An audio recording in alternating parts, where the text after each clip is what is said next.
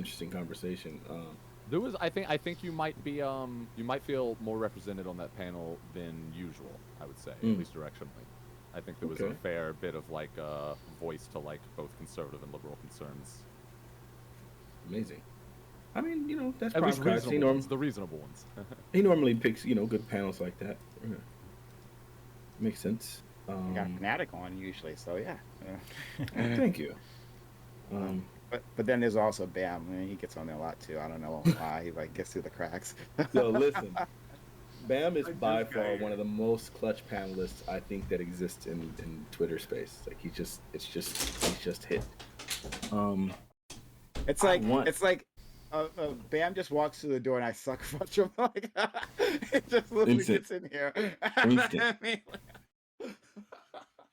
Right All before we right. start, he's waiting. So listen, you guys. Thank you guys so much. Is everyone here? Everyone ready? We're good. Yeah, I'm good to go. Absolutely. All right. Thank you. Thank you guys so much for being a part of today's Fanatic panel. I didn't do all of the work that I typically do in trying to make sure the conversation is like really sculpted and all of those things.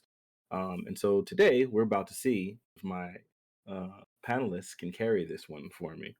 So the topic of discussion is basically about LGBTQ in media representation. And I think what inspired me to have this conversation was specifically, or to uh, moderate this conversation, whatever, host this conversation, is specifically because, with Disney recently kind of making the statement about increasing production of LGBTQ characters and people having a lot of backlash against Disney over the Don't Say Gay bill. And, I guess just kind of it just seems like there is a topic that's needed to be had about representation within LGBT media. I mean, within the media, and specifically, we recognize the benefits of positive representation from, with African American people. Even though we've obviously been poorly represented and underrepresented, we've seen the benefits of increasing that. And so, I think the idea that LGBT representation would mean something. Uh, I don't know. I feel like there's some conservative people who are on one side and so on and so forth. I just think it should be a good conversation, and we're hoping that these people can make it happen. So, I got 7 guests. Didn't really tell them what 6 guests. Didn't tell them what the conversation was going to be about. I just invited Bam less than 15 minutes ago. He had no idea what this conversation was going to be, and we're going to see if Twitch people. Yep, I said it. You people. We're going to see if you people can hold a conversation like we're sitting around a dinner table. It's Thanksgiving, everyone's eating, we're just having a good old time. We finished our food, and while we're just sitting around in the living room, and it's just you and a group of people, and we're just having a conversation, it just pops up. We're talking about LGBTQ representation in media and Disney. So we're going to go ahead and I'm going to go ahead and I'll just start it off by saying this. There was a talk about 50% representation. And I don't know if people read that properly or not, but I think the idea of having a 50% representation of your characters being LGBTQ sounds absolutely absurd. It sounds like a hyper overrepresentation. And for a medium that's kind of aimed at children, it seems like that's a bit much to me. I can understand why parents would be a little bit critical of something like that. And I don't think that requires you to be transphobic or any other alphabet phobia. Um, that's my opening. Anyone care to respond, and you guys take it from there. I'm already here, right? Don't worry. We can, as a Twitch person who regularly is unprepared for anything, right? I'm used to swimming in these waters, all right? It's not a problem.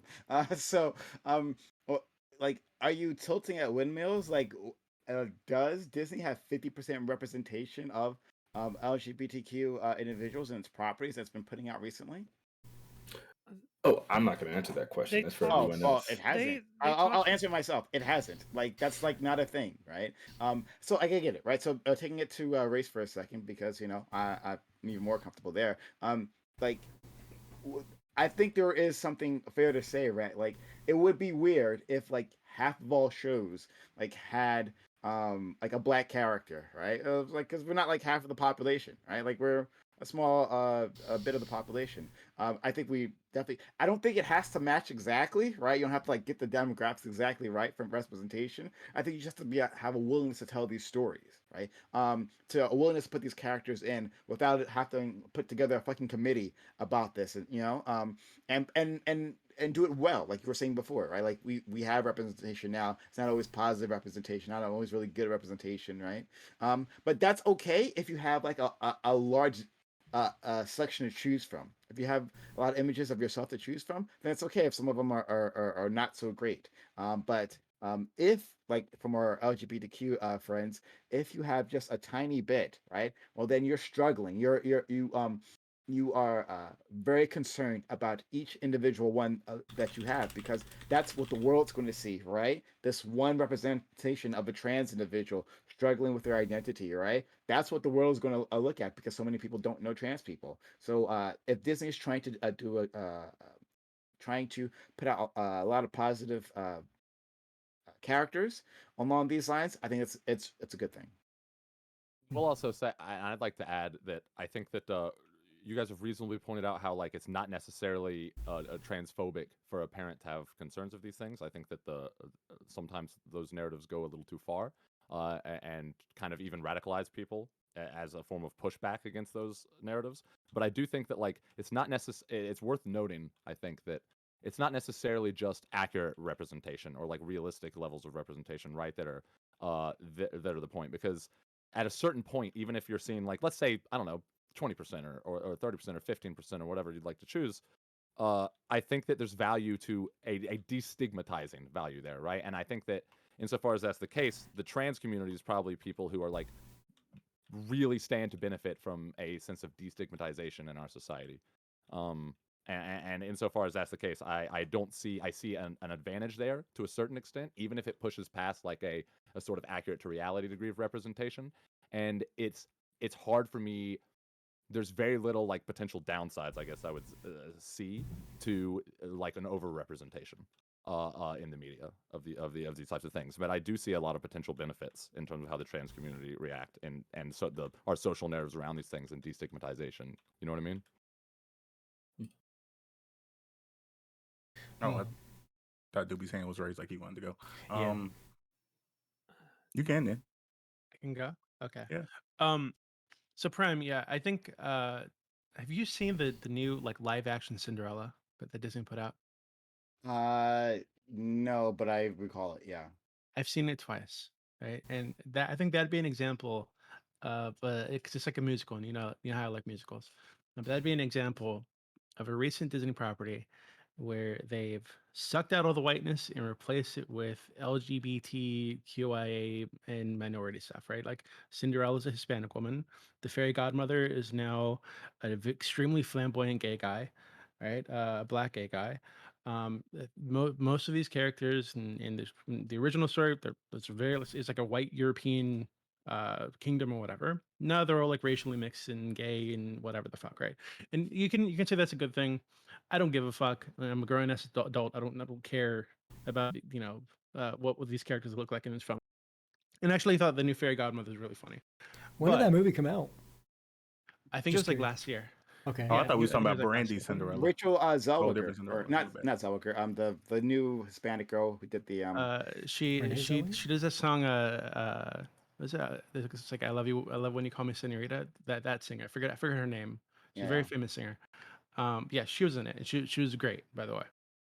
But it was very the agenda, quote unquote, was very on the nose. It's super obvious what the purpose was here, right? And I think we can. I mean, do any of you guys disagree that there is an agenda, that it exists, and that the agenda is to normalize LGBTQIA whatever lifestyles and gender expression like that? These You guys all agree that that exists, right? So I would actually say, loosely speaking, yes, but I would clarify just a little bit, which Yeah. is that I think there's two agendas at play.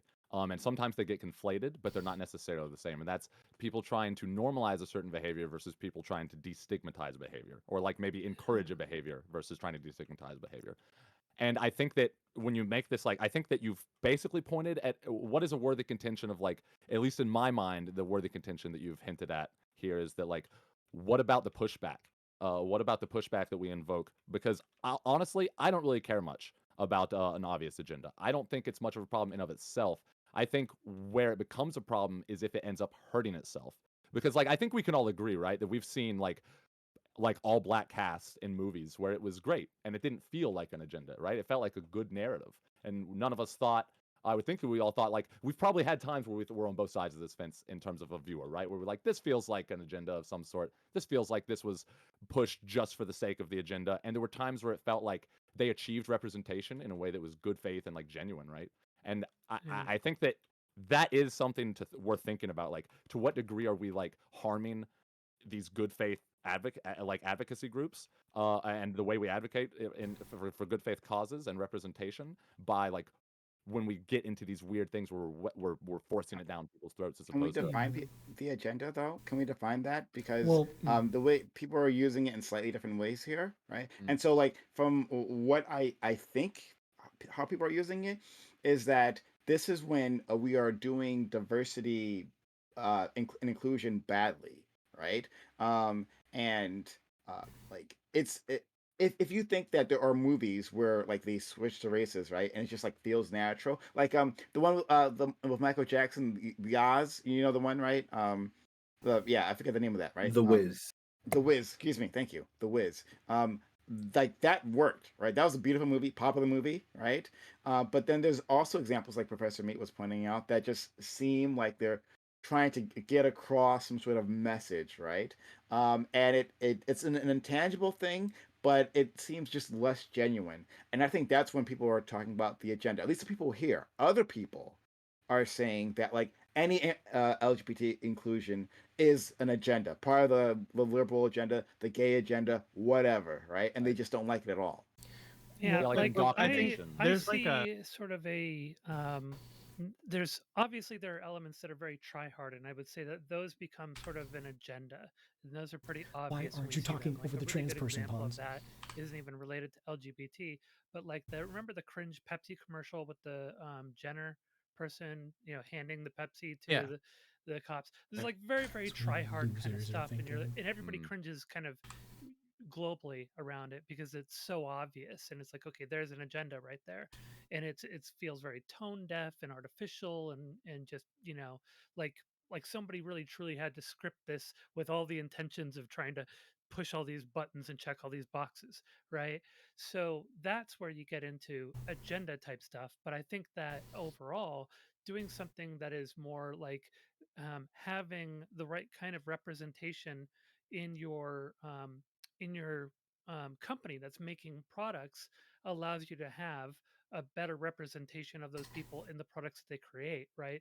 So if you have a diverse staff in your that you work with, you're probably going to come up with more diverse, like for instance Disney, more diverse movies. And so for the longest time they kind of suffered from having a very stale like traditionally white um catalog of movies and cartoons and such.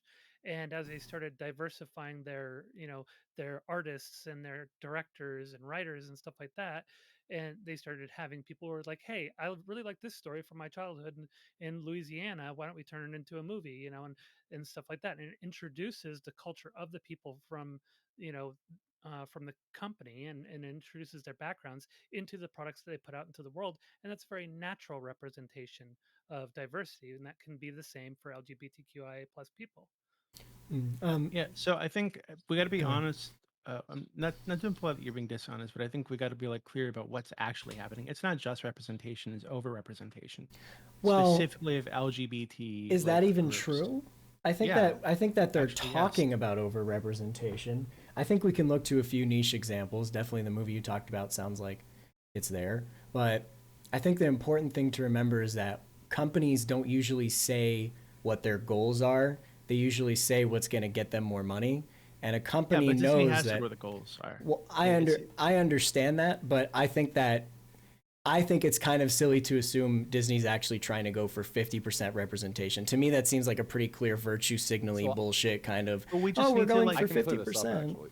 Wait, hold on. We So just I'm- need to look at what the films they've made recently, right? The Cinderella thing. Right. They have the Little Mermaid coming out, where the Little Mermaid is now going to be black, right? So like They're Right. actively pushing this agenda, But and I'm going to call it an agenda because, and when I say agenda, I think there's like a negative connotation, right? But what I just mean is that there's a goal in mind. They There's have a plan toward intentions. that goal. Yeah, they're yeah, intending to normalize, to make something that's viewed as like taboo or something that's like not normal. They're attempting to normalize that and make it like something like an everyday occurrence, right? Like Give me nothing. give me 1 second. I just want to jump in. I Sure. think that's a perfect definition to go with, specifically because someone was asking earlier for that, and I think that is what the gay agenda or the LGBTQ agenda has always been, even when it came from conservatives, specifically the intention of normalizing or destigmatizing like LGBTQ lifestyles and so on and so forth. Right. So that's probably the agenda that we can be focusing on. yeah. Professor Meat, I know that you were going to say Hmm. you had this. Go ahead.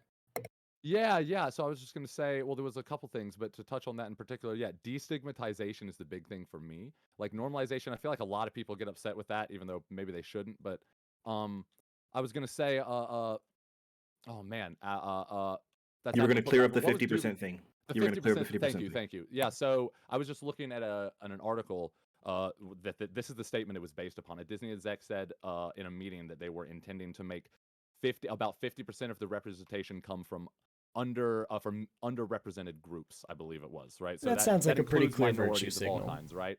Yes, that's a clear virtue signal, but it helps keep it in perspective because it's not necessarily this Right. massive, hugely disproportionate thing, And and yeah, it's an agenda that I don't see a problem with, right? We can start to do a cost benefit analysis based upon an agenda exactly. like that, right? But So then what's at that point, it's like, and I agree with you. We should do the cost benefit analysis. At that point, it feels like the conversation we're having right now is like, where is media in general going? Let's look at Disney an example and see how they're kind of slowly becoming more and more, woke in these regards. I think that's an entirely different conversation from like, is it okay for them to have an agenda like that, even if it's incredibly virtue signaling?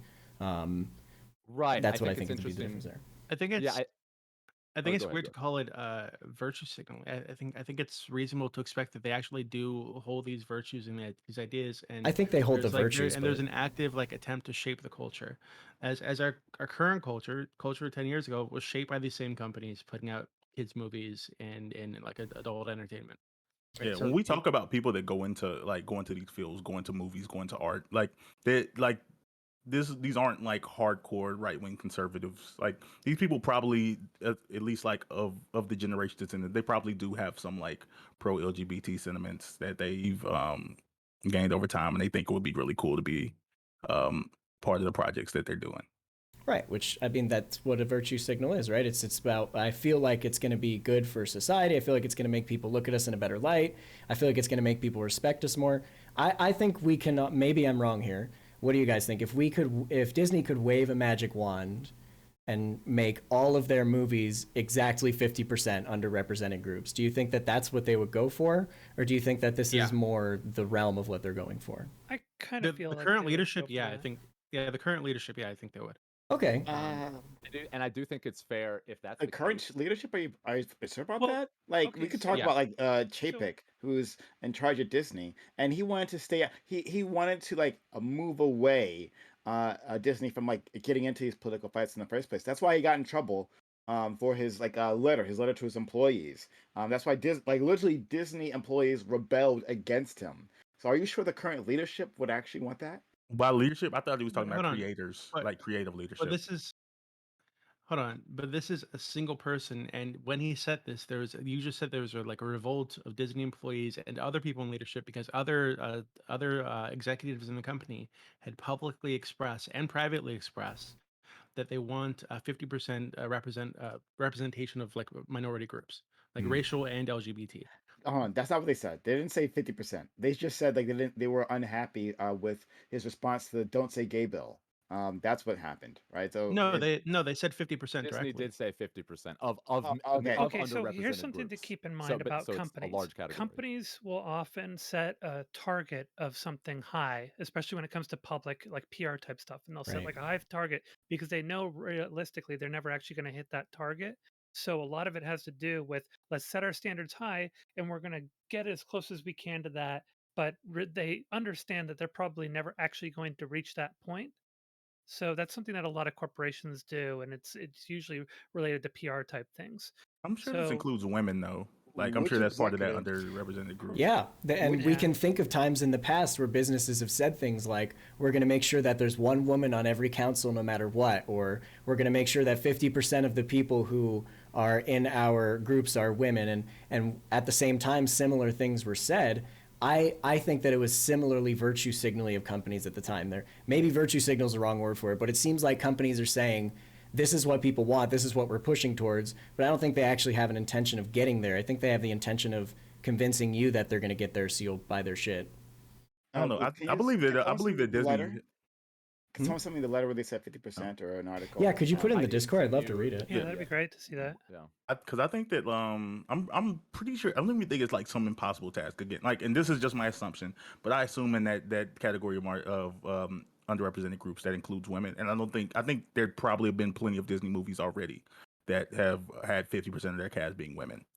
Just because there's if I had to guess the target audience, yes, it's all children, but probably little girls like have slightly over 50% of the representation. Just because one, there's more women in the world in general, and two, because they seem to have longer staying power with the movies. Like I know girls who are 28 who still love Disney movies, and I like Disney movies too, but it's different for some guys. Like some guys don't really do that. So Go ahead. Go ahead, mate. oh, and I think on my position, something somewhere in this conversation, I think the interesting part would be um wondering, is any type of agenda, is this, do we consider this to be a good thing, neutral thing, bad thing, um and where people stand on that. Just throwing my position out there first. um I think representation is generally good for any community, and with LGBT people, it's probably necessary for just for the destigmatization part to be overrepresented. Just because if you actually look at the percentage of openly LGBT people in the population, it's like that would be one out of what five out on the best case scenario, 5 out of every 100 shows would have one LGBT person, which is probably not good enough to actually destigmatize. So they're like overrepresentation there is probably a good thing. Um, I don't think you can have destigmatization, and this is something I can't necessarily prove. I believe that I don't think you can have destigmatization without some level of normalization, and I don't think that's necessarily a bad thing.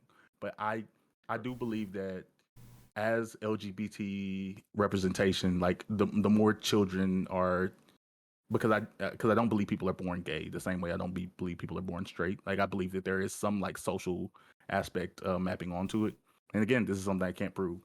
Um, I think that as children are more exposed to like LGBT content, there probably is going to be a growth, like generation over generation, of people who are LGBT, like who do come out as LGBT. And I don't believe, and I say this because I don't believe 100 years ago that there was the exact same percentage of the population that deep down was trans but just never came out. Like I believe there is some social factor of trans being a thing, and that knowing that that's an option that leads people to making that option. But again, y'all can push back. So there's So there's I'm looking a at lot I this. would like to push back. Yeah, I'm Well, looking at this.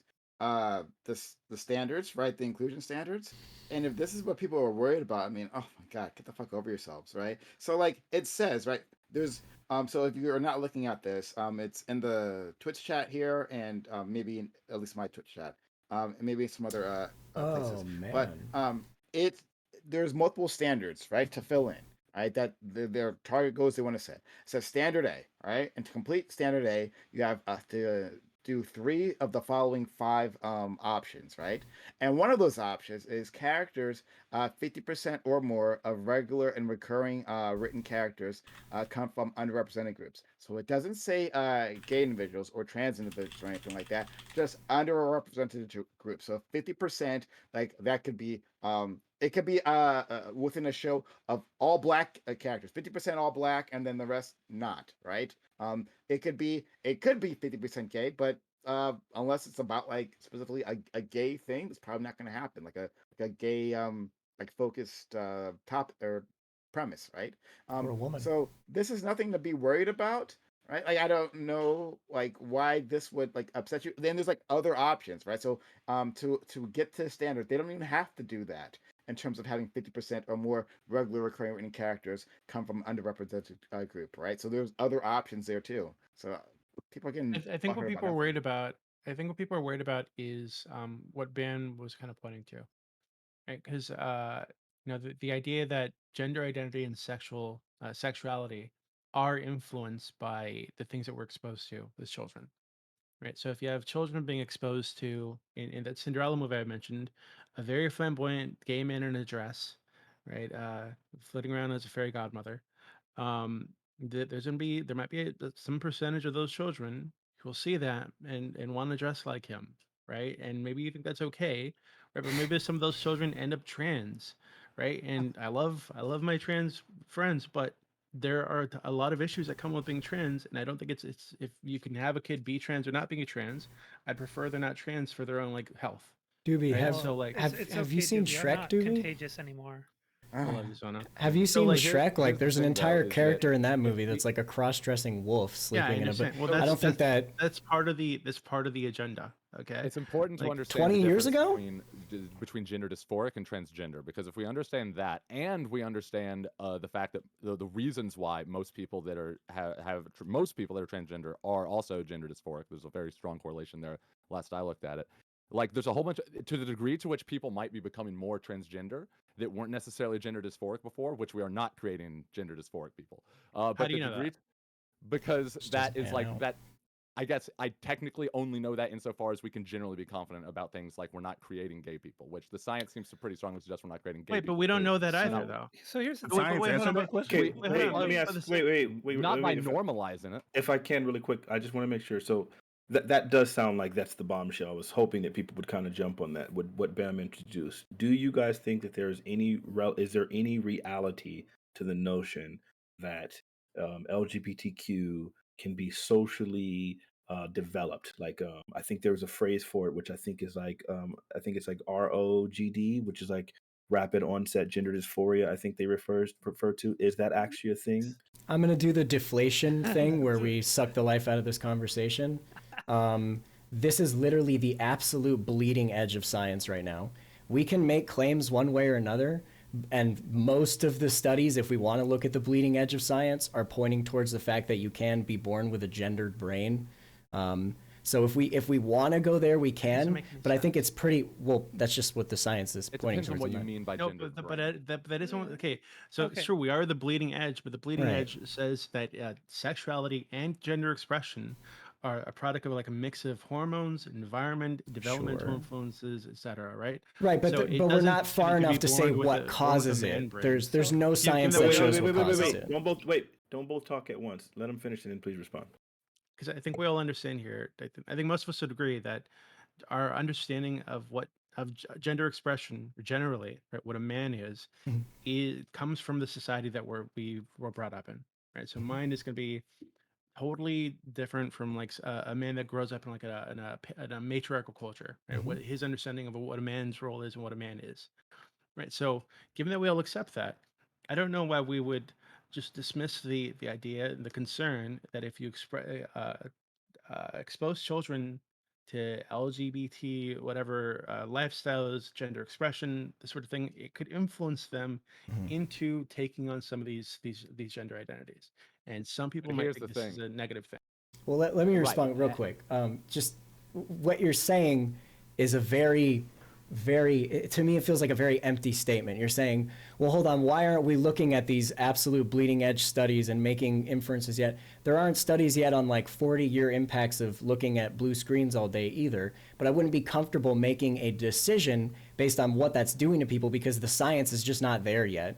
If you want to look at like individual niche studies, then to me that just seems like fairly nitpicky, right? Because for every study that you can find that says, well, actually, it's all social, there's some social, or there for every study that you can find, I can find one that says the other. We just don't have a generally agreed on scientific basis right now. So to me, it Well, feels shouldn't like that be it's what all we talk feels about over. then? Well, no, because we're not scientists, right? So right But now we're just talking about feels. why would we talk about something that was settled? Like if something was settled, it wouldn't be a conversation. It would like Well, bleeding edge well, things. hold are on, bleeding because edge. there's two Can I just- conversation. Yeah, go Can I ahead. just point out the fact that, like, so for example, if we're talking about trans people in particular, then there's like already a link between a link between people that report like most people who report gender dysphoria reported it at like really really really young ages.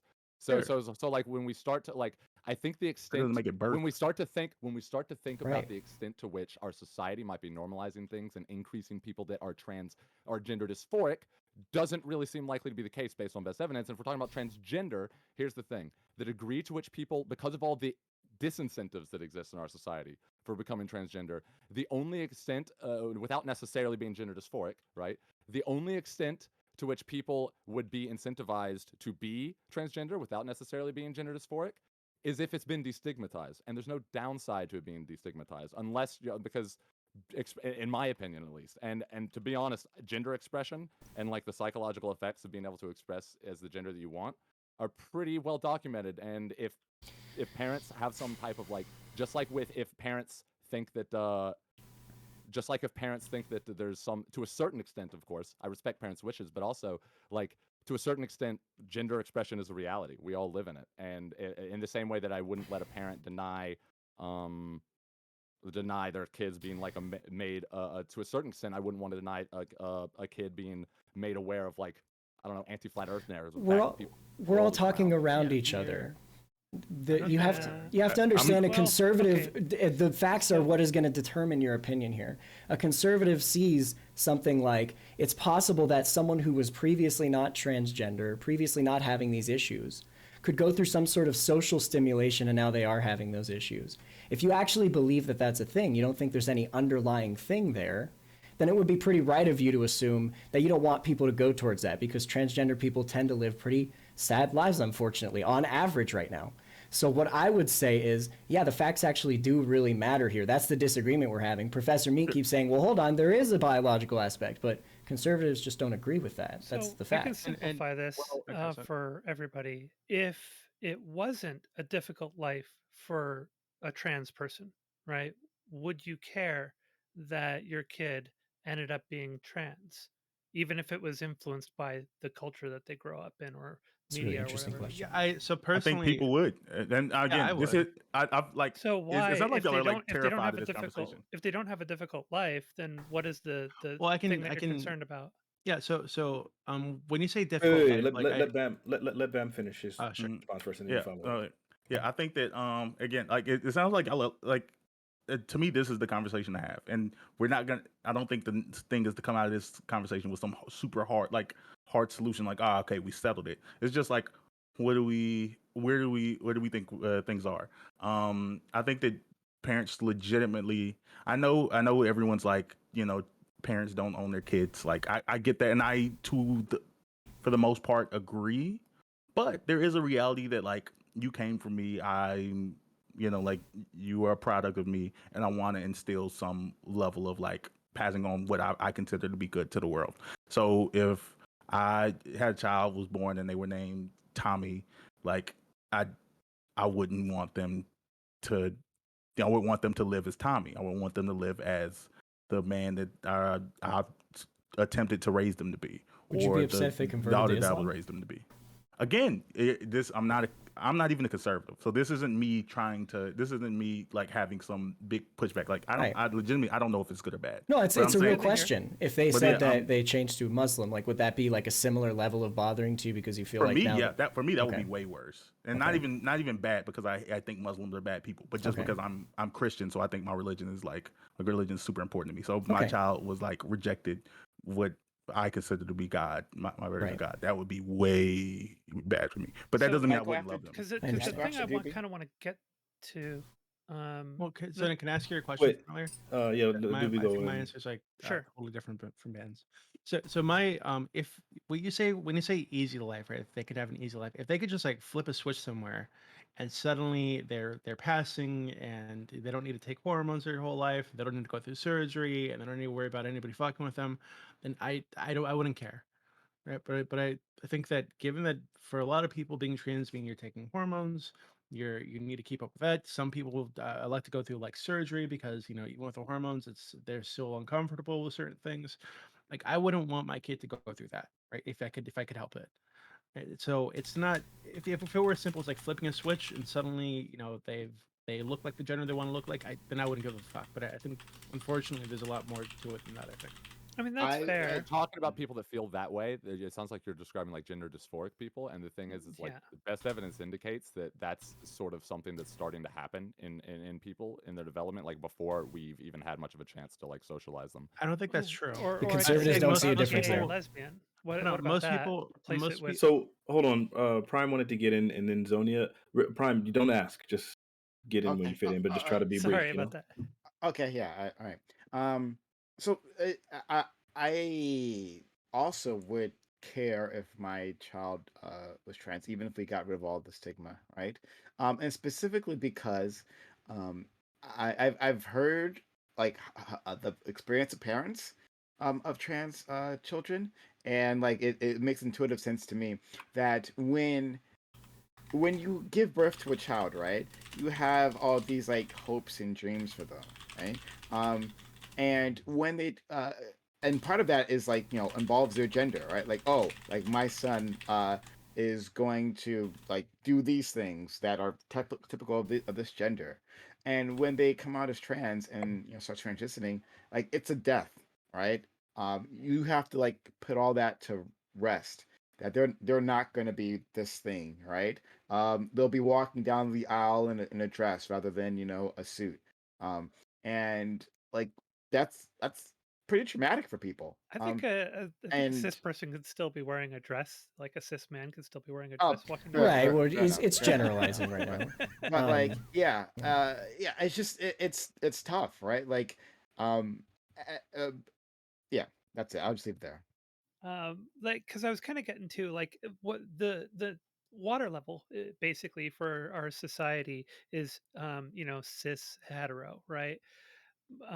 So that's sort of like what is understood to be the standard, the norm, and that's what everybody's exposed to. So the idea of kind of having the quote agenda to create a normalization of being gay or lesbian or trans, etc., is to basically say, um, look, these are these are things that are reality, and you don't get to see them in our common media so much because the norm is the cis hetero kind of, the way that most people develop.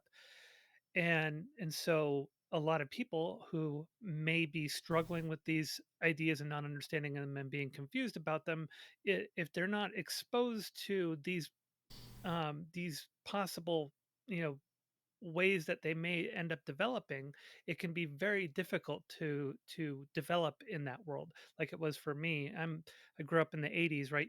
We'd never heard about trans people. I didn't really figure it out until 1998.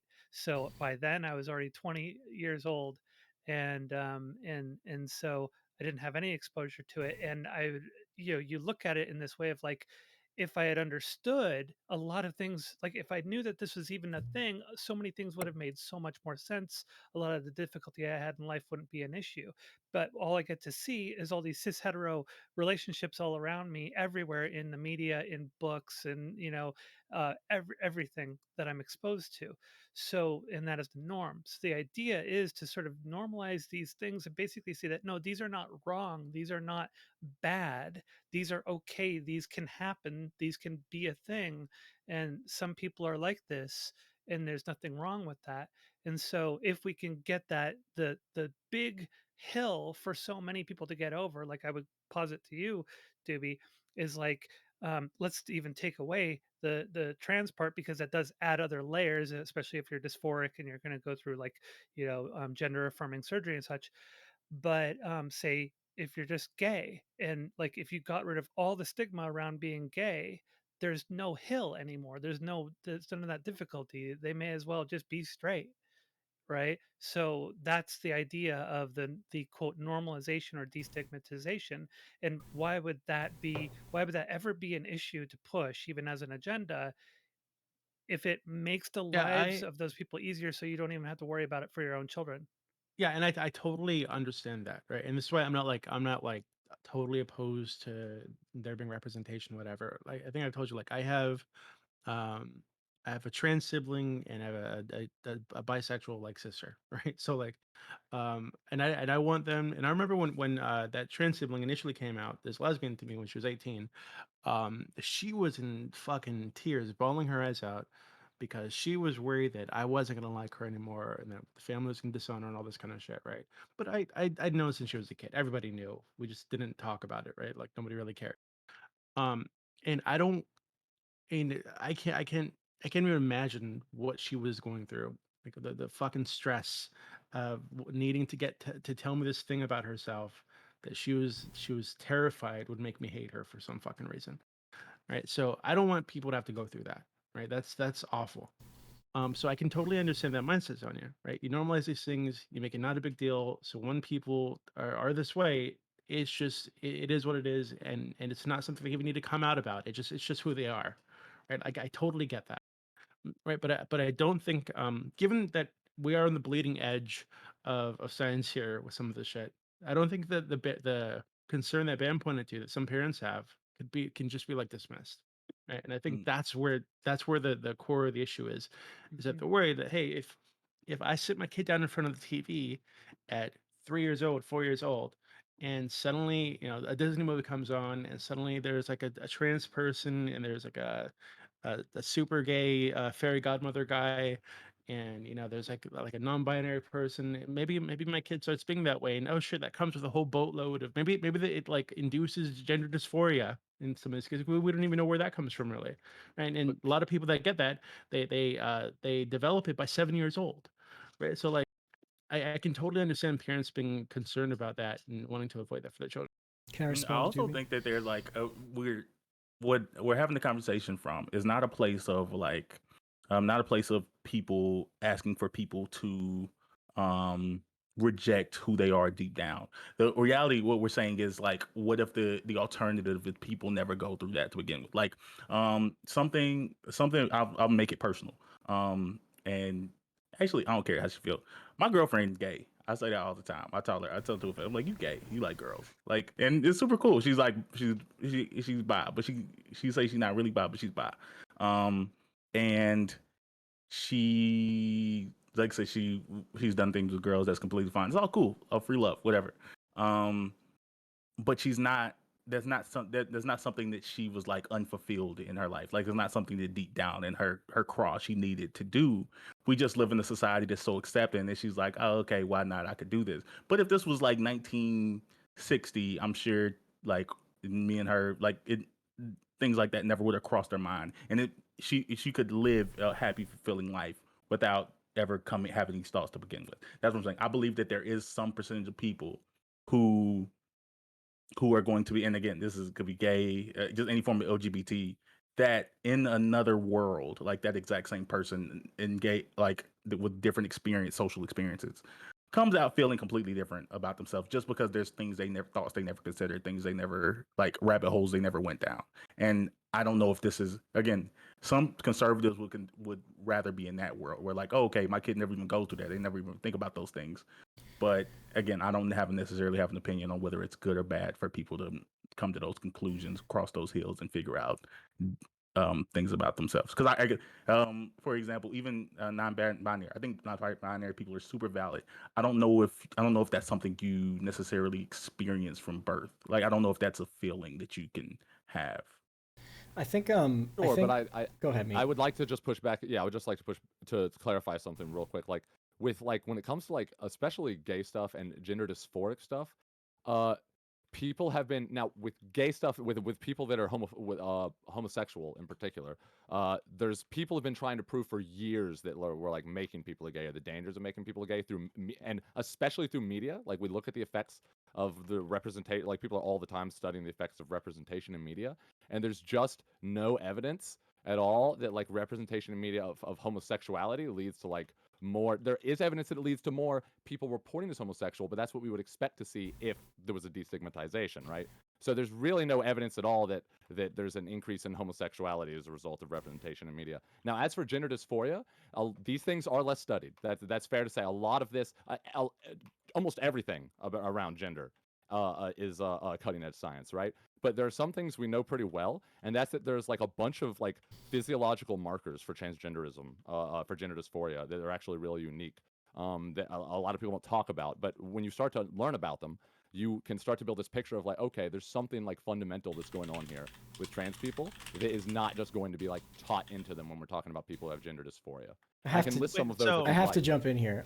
I feel like we're really, this is again the exact same thing we were doing 15 minutes ago.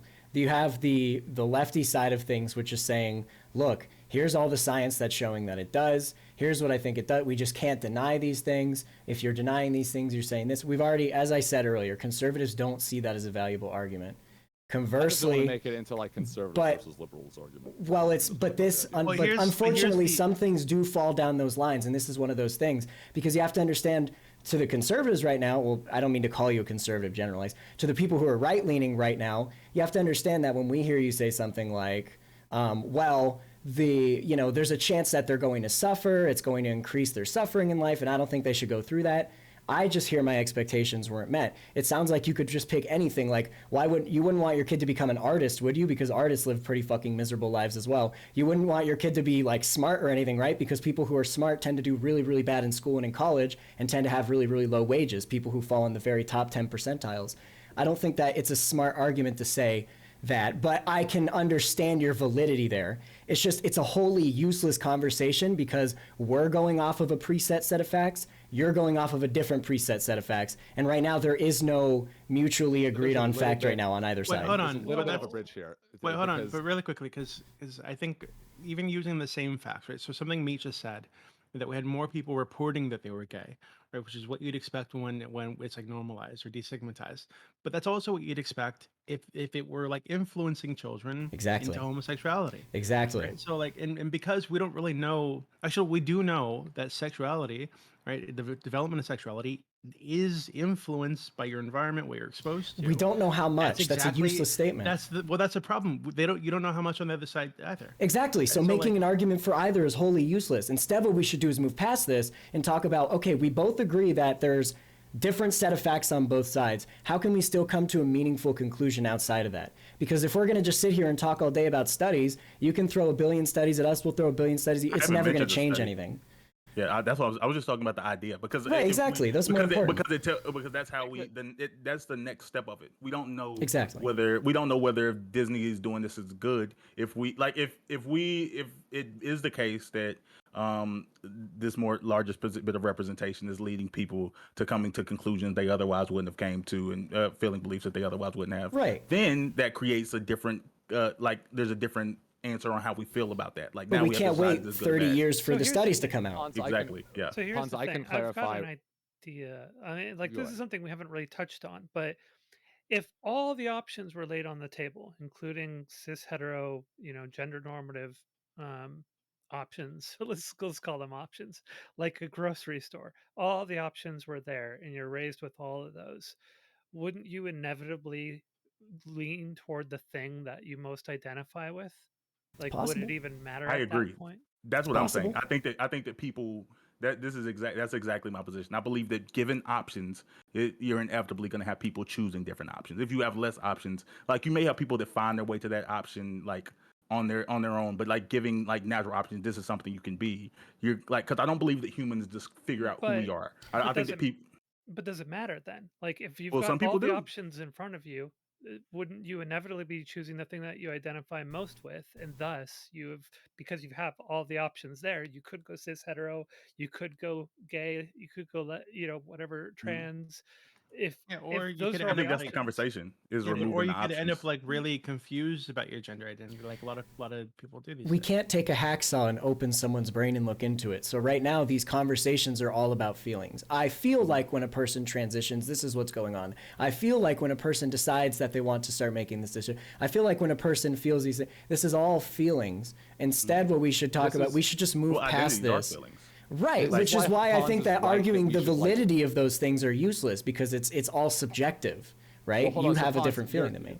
So the fact that it's valid, like you've pointed out validly, I think, why, like, and to a certain extent, like, we need to like push through to an extent, like, with the truth. Like at a certain point, like, this is not about with the truth. People's expectations. No, what I mean is, like, people's you've correctly pointed out that people's expectations are falling short, and that takes a back seat to like basically what is true or not, like what the reality that we live in, and like the benefits of these policies we're talking about. But that being said, I think the reason why it's worthwhile to give a little bit of extra credence to people who like to push back against these things, to parents who have pushed back against these things, it's not so much that you're trying to like it's more about the narratives that we submit and the way we talk about them, because I think it's worthwhile to extend them a Right. little charitability, considering how confusing gender is. Like gender is a complicated thing, and a lot of people Mhm. like the idea of what is transgender versus being gender dysphoric is a complicated thing that, like, honestly, most people I talk to do not have a very good understanding of. And this is coming Mhm. from a cis white male,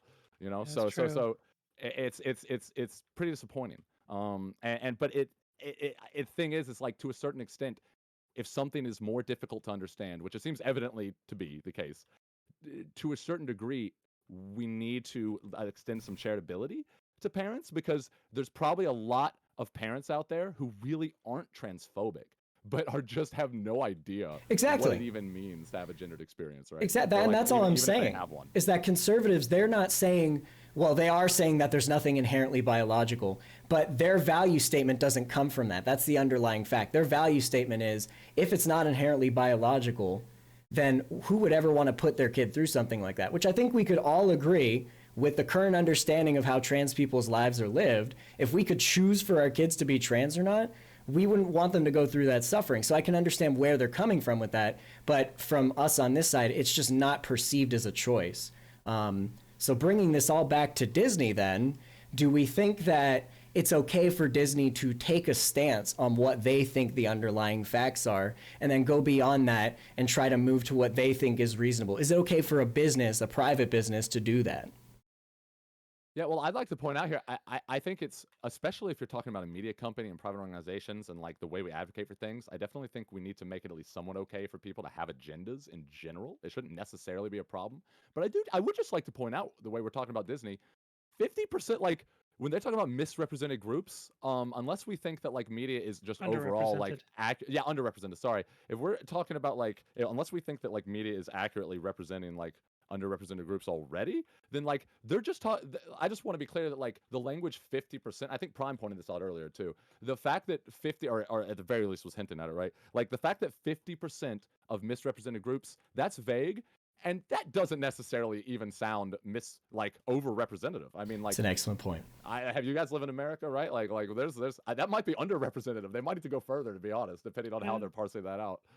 and I know Exactly. that like specifically with Disney, they're a major employer of the LGBTQ community overall. Like they're actually known to be one of the highest like percentiles of LGBTQ employees. And this is one of the things I always thought was really interesting about Disney. Like I go to Disneyland a few times a year, and there's just very strong representation there. And what happened was when Disney didn't take a stance against the bill in Florida, the employee base staged a walkout and said that we want our company to represent us and stand up for us. And so that actually prompted action. And then the CEO of Disney got in, got involved and did the whole thing where he said, "I talked to Ron DeSantis and all this, right?" So that's where some of this is coming from, is that they've got a massive employee base that's highly representative of the LGBTQ community, and that employee base staged a walkout to say, please do something about it. And now they're kind of overcompensating, right? And so what they're trying to do is with a lot of the stuff they've been doing with their movies over the last couple of years, this is particularly over the last like 3 years, has been to better represent their own employee base and their own company culture in their movies, because they hadn't been doing that for a while. Even 10 years ago, they had a very strongly LGBTQIA plus representative employee base, and that was one of the things that was talked about a lot, was that their movies don't reflect their actual internal company culture as much as it could, particularly with the LGBTQ community. And so they started changing that in the last several years, like the last 3 years or so. So that's where you're kind of seeing some of this come from, specifically with Disney. I don't know about other companies so much, but that explains a little bit of the background and what underneath how things are operating with Disney and why they're doing what they're doing. Yeah, I mean, I don't think. I mean, I don't think Bam thinks that there's like an evil agenda at play. I don't think there's an evil agenda at play. I think that it's just we need to acknowledge that there is an agenda, and maybe it's a good thing, maybe it's a bad thing, right? But I think, yeah, I think we'd agree that this they probably have good reasons for wanting to do that. Right. But we can all agree that whether we disagree with it or not, whether we think it's too far or too much, it's okay for a company to say, I want there to be 50% representation. Yeah, I mean, of if a course. company said, I want there to be 5% representation, we'd all be talking about that too, right? Like, it's at the end of the day, I think when a company makes a public statement, we can all agree that they're making a judgment there. There's going to be some gain off of making that statement versus just not saying anything at all, right? Because that's always the alternative as a company. You just say nothing, you continue to be Disney, you continue to make billions every day. But the reason they wanted to go beyond that was because they think that there's some value there, whether it be actual money or value for our society. It's okay for a company to do that. Ben Shapiro has a movie making thing, and he makes all sorts of movies about like tradcon women, like hunting down people who he disagree. That's okay. It's okay to have those things. He's got the school shooting one. Yeah, he's got the school shooting movie. Like that's So- okay. So it seems like I don't know if you guys, because it seemed like that conversation was being stifled a bit. Do you guys think that there is any social conditioning that can lead to any forms of LGBTQ? Like, in other words, do you think that environmental differences can lead to people being, like, for instance, I don't know, social conditions can lead to people being like to higher homosexuality or higher transgenderism or anything? Do you guys think that any of that is possible? So I I can. Oh, um, do you want to go first on yeah, your side? yeah. As the token trans on the panel. Stop. Actually, I don't know what other people's gender I identities are could here, be. You don't know. but the the okay, so I am definitely of the belief, or at least leaning toward the belief, based on what things that I've observed, that it is a combination of nature and nurture, right? So there are elements that are innate to a person that can lead them in that direction, and then environmentally things can lead people in that direction. Because I've seen people go through changes in their own sexuality over time, and even going back to a prior sexual orientation after changing and such. And I've seen people kind of evolve fluidly with gender identity and such. So I think that there are elements of This is environment actually a good that point. can contribute to it, and I don't think that's a bad thing necessarily. Something like dysphoria being environmentally influenced, I'm not really sure. I don't think that there's any evidence to say that that is the case right now. But again, this is such a newly studied thing that we would have to, it would probably be another decade before we truly begin to get data that explains Sure. or So contributes to dysphoria is that. something that's Oh, s- incredibly old. What about but the other ones like homosexuality and things? Yeah, I think there can be some environmental influence there just from what I have observed. And I know it's a little controversial to say that, but I think that overall you tend to have, there's something, um, you know, innate about your identity and your interests that is not easily explained just by environment.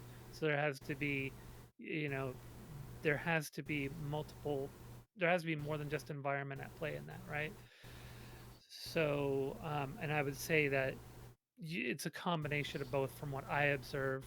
And this is something that's also being talked about a bit and trying to be studied, but it's kind of controversial because it goes against the born born gay, this way thing, yeah. born lesbian, etc. kind of thing. But I think it is okay for us to crack that thing open and ask questions about it. And according to research, there are a lot of things pointing to yes, environment can influence these things. Yeah, So there I are really, definitely like I really want to jump on this because I think it's a really interesting question. Um, One, I think it's plainly obvious, and I don't know one here would disagree with that environment can decrease levels of homosexuality just in terms of like how people like performing the act of being gay, right?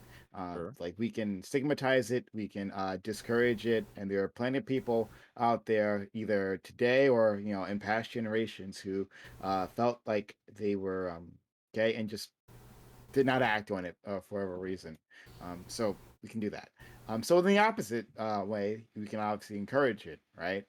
By us normalizing it and then allowing people to come out, right? And then at that point, if we got rid of all barriers, we'd be at base level, right? Like we know like the water level of like homosexuality, where that watermark is, and we don't actually really know where it is right now because of societal's influence. But beyond that, I think it's actually more complicated than like gay, not gay, right? Um, I People do gay acts, right? Like, uh, you can physically kiss a guy, right? If you're a guy, you can physically kiss a guy and have no desire about it, right? Now that's a homosexual act that has been done, but there was no desire for it, right? Like maybe, Well, it for depends on instance, the if you were, culture. In France, it, Nigga, kissing a you guy isn't gay. a big deal. no. I mean like a full on makeout thing, right? Uh, Like this could be like in terms of like acting, right? Like, and you guys were acting, you did the kiss, right? Neither of you were turned on. So but what does that mean, right? Um, I I think that people engage in sex for all kinds of reasons, and desire is only one of those reasons, right? People engage in sex because it makes their partner happy, right? Outside of the gay dynamic, right? People engage in sex. I don't really feel like it, but like my partner wants to do it, so I'll do it, right? I don't have the desire to do it, but I'll do it. People can, in prison, right? Yeah, that's People what I was gonna say. engage in Jail. gay, exactly, in gay sex acts, and are they necessarily attracted to the other person? No, they're just doing the whole biological need thing, you know? Can environment make it so? I think it's actually even more interesting in terms of when you're talking about women, how like there seems to be like higher levels of bisexuality in women. Is that like a brain thing for them? Like, is it just something inherent to women, or is it the fact that society is more accepting of like women relationships? I don't know, right? There's so many levels to this. So I think it's a much deeper question than it sounds like.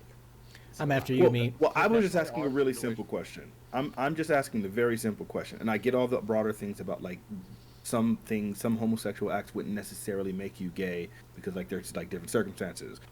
People in prison who might not identify as gay, even though whatever, or people doing something for like a screenplay or for like actors or something playing a gay role, so on and so forth. That's not the question. The question is, can environment or social and can you socially influence people to be homosexual?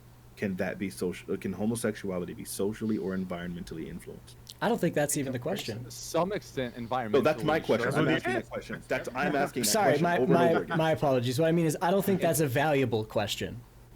Well, it's valuable to me. I'm asking it. Can Okay. people answer it? Yeah, after sure. me. So, like, I think that there are very certain ways, like, for example, like I've seen studies that show during like like there are very particular periods during people's like breaching into sexual maturity where certain sexual experiences seem to be able to influence their sexuality. But there's no evidence to suggest that this is like the cause of homosexuality at large. And there's enough like indicators of homosexuality from and correlates from younger ages that extrapolate to older ages. The best evidence, all best evidence points to the idea, and especially considering how people are constantly trying to prove as much of a link that they can, and they really, really struggle between like us causing homosexuality as opposed to being something innate.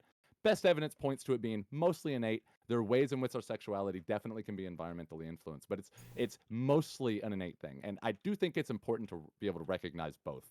But it is largely an innate thing that mostly exists. That we're mostly not in danger of like, and there's no evidence at all to suggest that we're in danger of creating it through like narratives and representation alone. no, Isn't it I like true that isn't it again like and I'll just one more thing and I'll promise to be done. Like again, like what if like there's a woman, right, who has been she heterosexual, but she's been abused by men, right? Like a series of men throughout her life, and she literally can't even trust men, right, anymore, right? Can't even trust to be intimate with them.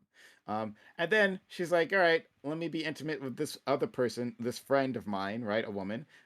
just cause, like I want intimacy in my life, then I'm gonna do that, right? And she finds intimacy and they have sex, right? But she doesn't have like desire for this other person. This other person can make her feel good because stimulation just feels good no matter who it comes from, right? And you can orgasm and all that, but there's still no desire. Is that woman gay? She is environmentally um uh pushed towards like homosexual acts, but is she even gay in the first place, right? So yes, maybe, or no, maybe. I don't know. And But and yeah. this is a scenario. I know multiple women who have had exactly what you described, and I know multiple women who have chosen life partners with other women after having been abused by a male partner. Uh, so yeah, If they're but attracted to them, wouldn't that just be being bi and swearing off men? Just to See, be clear. that's these questions are, you can't open someone's mind and never know that. If you want to make generalizations towards why, sure, but again, and going back to what Fanatic was saying earlier, you know, I think these questions they're not useless because I don't agree with them. I think they're useless because we need to go a level beyond that. I think we can all agree there's going to be some circumstances where perhaps there is a straight person who would have not prior had any LGBTQ affiliation that because of media representation then does. Sure. But the question I think which is more important. Wait, hold on. Wait. You're What? saying you think we can all agree with that. I Right, don't I'm think saying- that's true. Why don't you ask that first? That's the reason why I was asking that Well, question. what I'm saying is, I think we can all agree that there are going to be situations where a person is more likely to do something because of social influences. The differences that we have are that you may think that social influence is going to happen solely because of that, whereas I might think it might be a combination of environment and biology. But more Does than anybody that, think it was solely? Yeah, No, I think, that I think wasn't we're that acknowledging wasn't that the it's a conversation. combination. Because I do think you can absolutely influence a kid into like homosexuality, for example, or like a sure. certain gender expression. But the Right, only thing but I I'm not mean saying to it's go ahead. that. I'm not saying that's the only like thing. Like what they're watching on TV is the only thing. Like it's It could be everything 100% else in great. their life, right? So like, Mhm. yeah, I don't think anybody's making that claim. What I Because mean aren't to like say, LGBT parents? Oh my bad. This is like it's something I You're thought. fine. I think LGBT parents have like a higher likelihood of having LGBT children. It's Sure. not dramatic. It doesn't go up to like 75%. But like, yeah, your parents But are gay. Like, Yeah, it's so a perhaps I'm considerable phrasing number. it wrong. What I mean to say is that those things are there. We can agree. We disagree on what the reasons are, but those things are there. I think the more important question is to go beyond that, and we need to understand that gender expression isn't designed to be like this needle that hits everybody. It's more designed to be like a shotgun blast that affects people on average. If we decide to go to this absolute destigmatization where you can, address yourself as whatever you want, you can have that LGBTQIA representation. Sure, we can agree maybe there's people who would have never had these issues that could be the argument, but I don't think that matters because on average, I would rather have a world where some fake trans people exist than have a world where real trans people aren't allowed to exist. I'd rather have doesn't that make sense, shotgun though. blast. But that wasn't the So what if- question. The question was about homosexuality. We can shoe in homosexuality for everything that I just said. If we're And if we're talking gonna talk about about gender homosexuality, expression, there could be I some just people say who that- go ahead. I was just gonna say, if we're talking about homosexuality specifically, like any extent by all the science that we have, by any extent that you can like influence people to be homosexual, you could also influence them to be heterosexual. So it's sort of like painting it as Yeah. like a binary issue sort of becomes a moot point unless we're advocating for like parents actively trying to like not let their kids be homosexual. Yeah, at that's all. No, I exactly think- what I I think- think. Attracted, I'm, right? I'm not arguing that, but I believe that's actually the position. Like, I do believe that. You believe again, that's I the said that. underlying value. Yeah, I don't think that people are born straight, but I do think that there are people that do say, yes, we should make a necessary effort to make as many people heterosexual as possible. Well, people are Yeah. largely born straight. I mean, like we're born mostly. Wait, but that's not. gay. That's I not, didn't don't like think that's girls when I true. was 2. Like, I didn't have a sexual attraction Sure, to those 2. okay. I You don't, I don't don't think have there's any I indication see that what it's you mean, but innate, like at all. there I know is, that though. they've been looking for the gay gene forever, right? And they haven't found it. It doesn't exist. Well, right, but I we think can we still found do it studies- in your we hat, can still do Dooby. studies to Oh suss my out God. whether or not something seems, the degree to which something seems to be innate to an individual or it's socialized to the long run. We can still like do a best guess determination here without necessarily seeing the gene that causes a certain behavior. Yeah, but the best guess determination is that it's a combination of multiple things, and genetics is like 25% of it, right? So like I don't think it's fair to Are say you that. coming into Like, that determination? I can post if I did some reading on this previously, then I did some reading on it yesterday because it's actually sort of what the topic on Prime's panel was last night that we are Okay. kind of arguing about. And yeah, I just double checked again, and yeah, everything that I've been able to find says that it's a combination of genetics, like hormones, your environment, and things that you're like socially exposed to, right? So like, Hormones are um, largely going to be innate at a very young age, at the very least, right before we yeah, start to but intervene. I mean, that's that's pretty much like all biological. sure, right? But again, it's a combination. So I'm not saying that that doesn't influence it. Obviously, it does, right? But it's not the majority. It's I'm just like saying that a that smaller. 25% number, if that 25% was genes, and then we're lumping in hormones as well, like the hormones are still fair to lump at least largely into the like mostly innate category. Yeah, I understand what you're saying. Sure. I mean, Um, all those things could be like 90% of it. The thing is, and I think is like the question that Fanatic asked is like, is it a factor, and would that factor make some people otherwise not? Like how Pon said, fake trans people are fake gay people. I don't think that they would. I don't think that I'm not talking about fake. I'm saying that people are like legitimately, this is who I am. This is the way I am. But I don't know how I became this person. Just like and we do this not just with sexuality, but with like everything that makes us who we are. People who are angry, like who have like violent tendencies, like they didn't make themselves. It's not a decision they came to, but their environment, if like they grew up in an environment that led them to being like an angry person, so now they're hot headed to a degree. Like that, that's not all gene. They didn't have the hot head gene. They just grew up where like this is what I do now, and like I don't think they chose that. Like I think that's something that was ingrained in them from a really young age. Yeah, fake was hyperbolic. I apologize. I guess what I mean to say is that I understand where we can be coming from looking at these different issues. And then going back and answering Fanatic's question, I don't know. I think that there's a lot of science that points both ways. I don't mean to say that it's not an important question because we can't. To me, it's a question that I'm not sure we can even know the answer to with what we have. Oh, we definitely can't. In my That's- opinion, I don't think we can have the answer. I mean, like Wait, we have to wait, decide. Bam? We can Hold on, easily Bam. decide Wait, whether or not Bam. it's Wait one worth it to second. act as though it's the You case. say you definitely can. Yeah, I don't think that.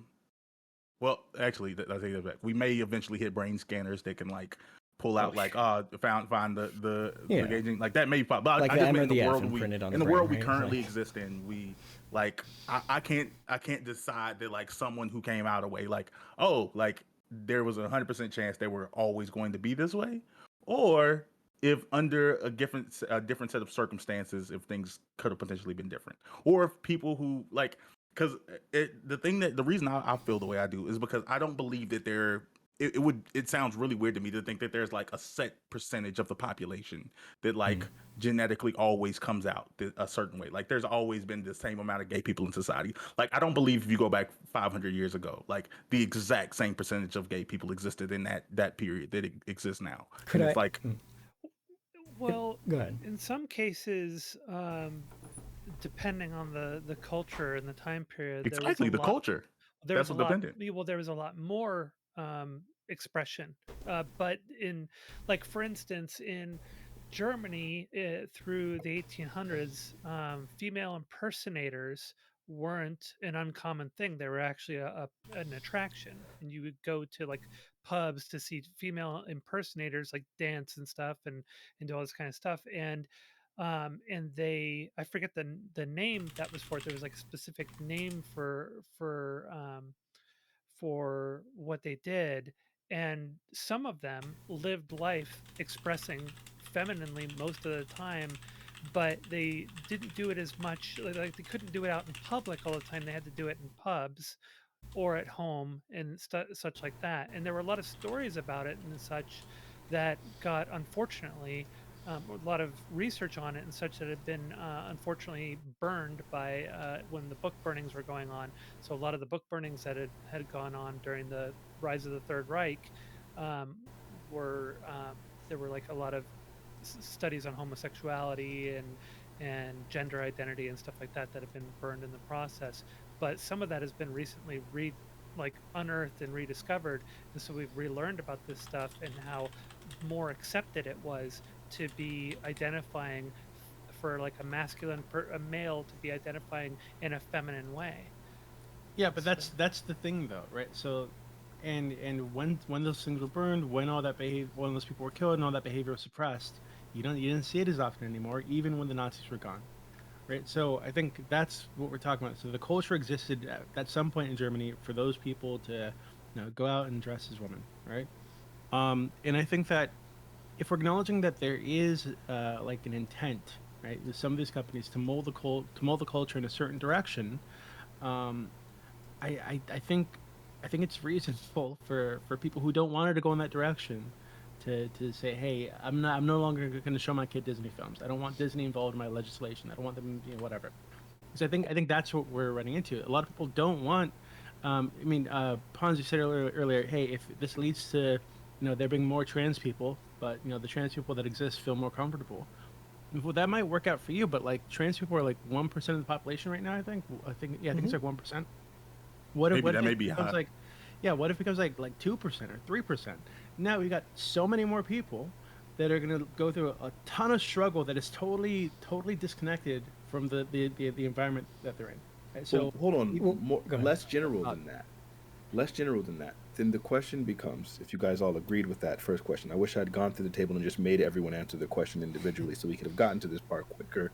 My But then bad. the next question becomes, if that's the case, if it is the case, and we do all accept, as Pons was suggesting, that there can be social or environmental influence towards more LGBTQ like participation or LGBTQ identity, then do you think that parents have license then, or do parents have license to then say, I don't want my children watching Disney, or to be outraged at the idea that Disney would be doing this with the idea that this could socially or environmentally influence them into becoming more alphabet? I'll quickly respond to That Dooby. First off, I think everything you said is completely legitimate. Of course, I don't agree with any of that. I'm on a completely different side. But when you say like, this is what I see. I don't want my kids theoretically to be taught that. Well, of course, right? That's why if I have kids, I'm not going to take them to church because I'm not a Christian. I think that it's fine to go with that and say, okay, well, I'm not going to show my kid this particular media. That's all completely reasonable. And I think saying that even going further than that, if you wanted to boycott them or even like, go outside their building with picket signs, I think that that's all completely legitimate as well. Because that creates the conversation that we're having right now, which is like, what the fuck is actually going on? I just think there's value in that.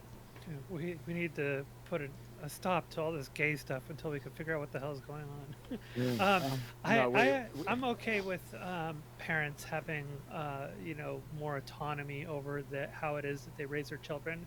Like that's one of the things I kind of want to push back on a little bit. Is I feel that there's a little bit too much hyperbolic and like aggressive attempt to shame parents into you know op- like opening a door against their will into a lot more exposure to these things. I think that parents should have a bit more autonomy in how it is that they raise their children, and there's like obviously you hear about like some of the language that's used. It's like, oh, they're killing their children because like in the case of dysphoric people, there are higher rates of suicide, and so they say, you not letting them be freely exposed to this and being able to do all these things, you're risking their lives. I think that gets to be a bit problematic.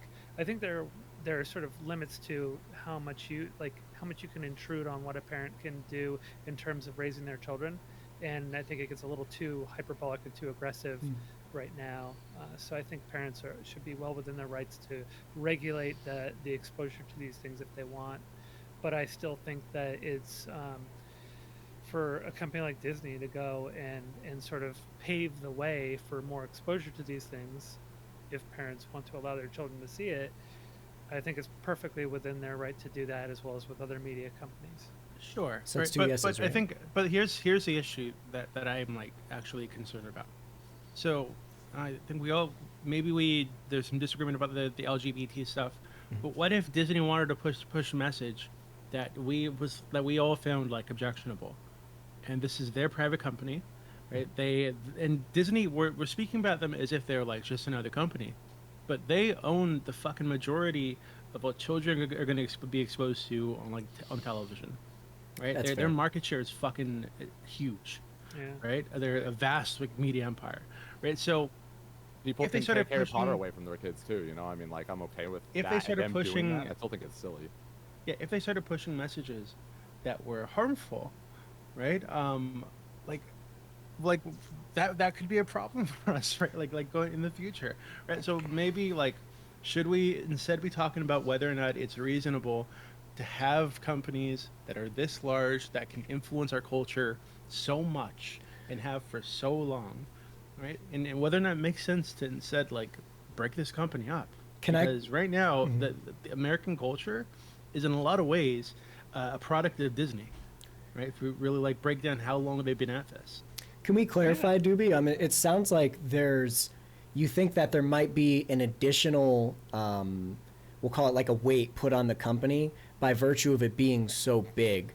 Do you think that we should have different standards for what a company is allowed to push based on how big it is? Is this specifically I a think Doobie, we or is that a question? That was kind of to what well, Doobie said, but it could Okay, be a general that's question. fine. Doobie can answer. I think I wouldn't allow them to get this large in the first place.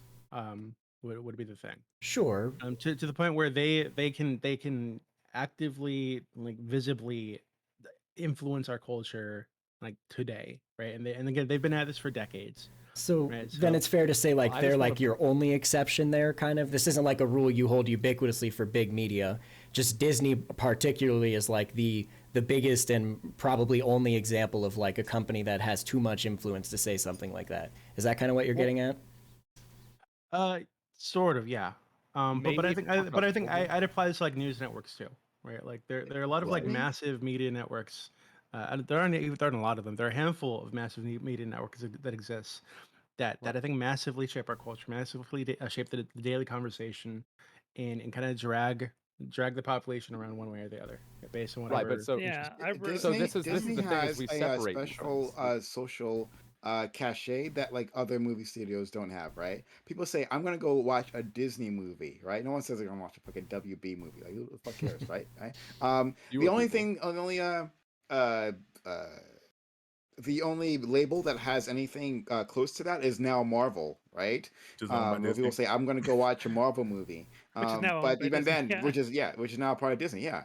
It swallowed that whole thing up. So I would and agree with Star Wars. I even think Star it's Wars, yeah. Don't even So talk I would about agree Star with Wars. I'm you gonna on get that triggered. level. But I wanted to answer Fanatic's question because he wanted us to get to somewhere.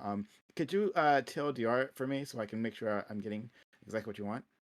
Oh, the question was basically if there is an environmental and social influence on like people being alphabet, then do parents have a justification, or is it reasonable that parents would then say, "I don't want this being represented to this degree," or "I don't want my children exposed to this, as this might increase their alphabet." So far, we have like 3 yeses, I think. Would I just sympathize with confused would parents, just but ultimately no.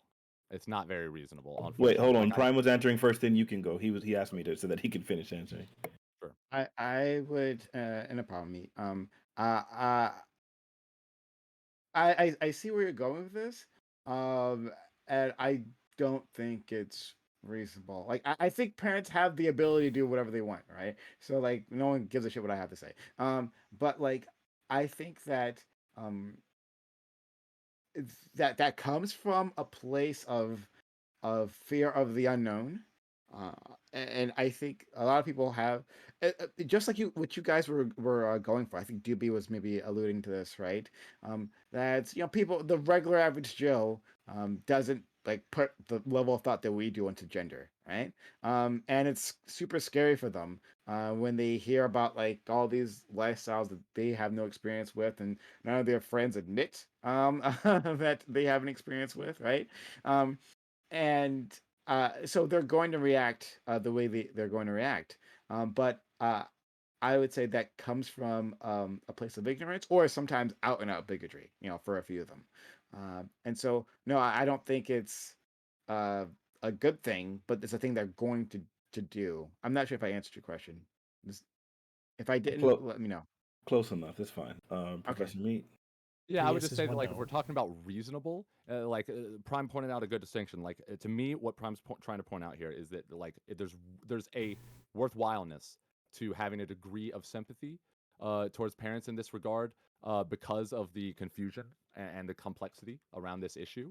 But at the same time, it's ultimately no more reasonable for a parent to try to deny the education of like a gendered experience to their children, in my mind, than it is for them to like teach their kid to be racist or teach their kid to be homophobic.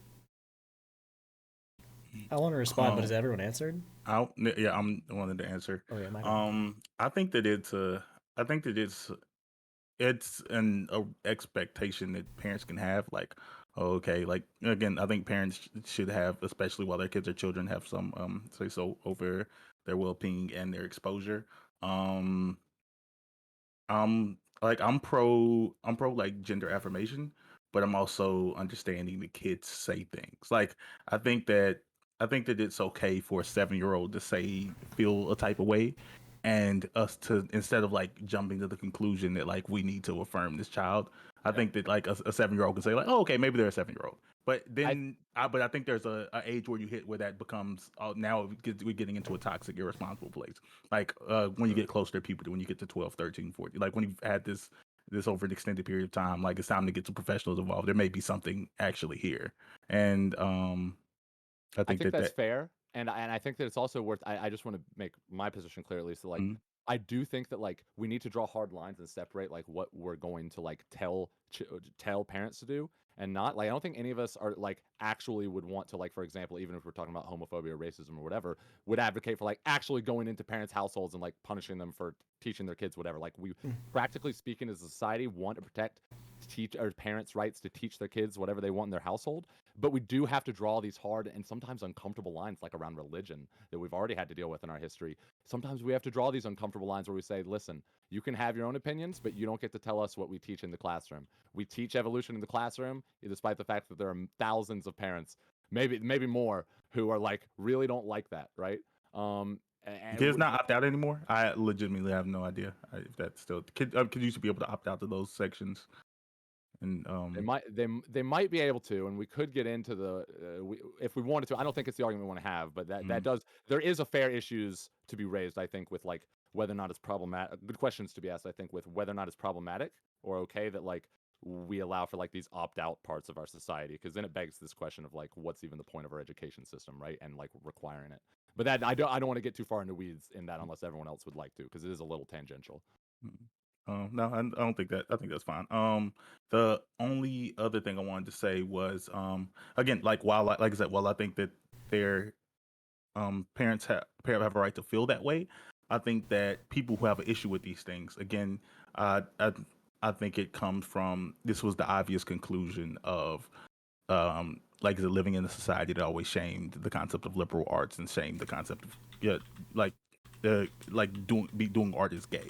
Like you're going to you're going to get the people who control your culture who are going to like overwhelmingly come from certain, like either they're going to be like members of the LGBT community, or they're just going to be like generally allies, more accepting of these people, because this is a lot of people you're going to be shaped around and shamed around.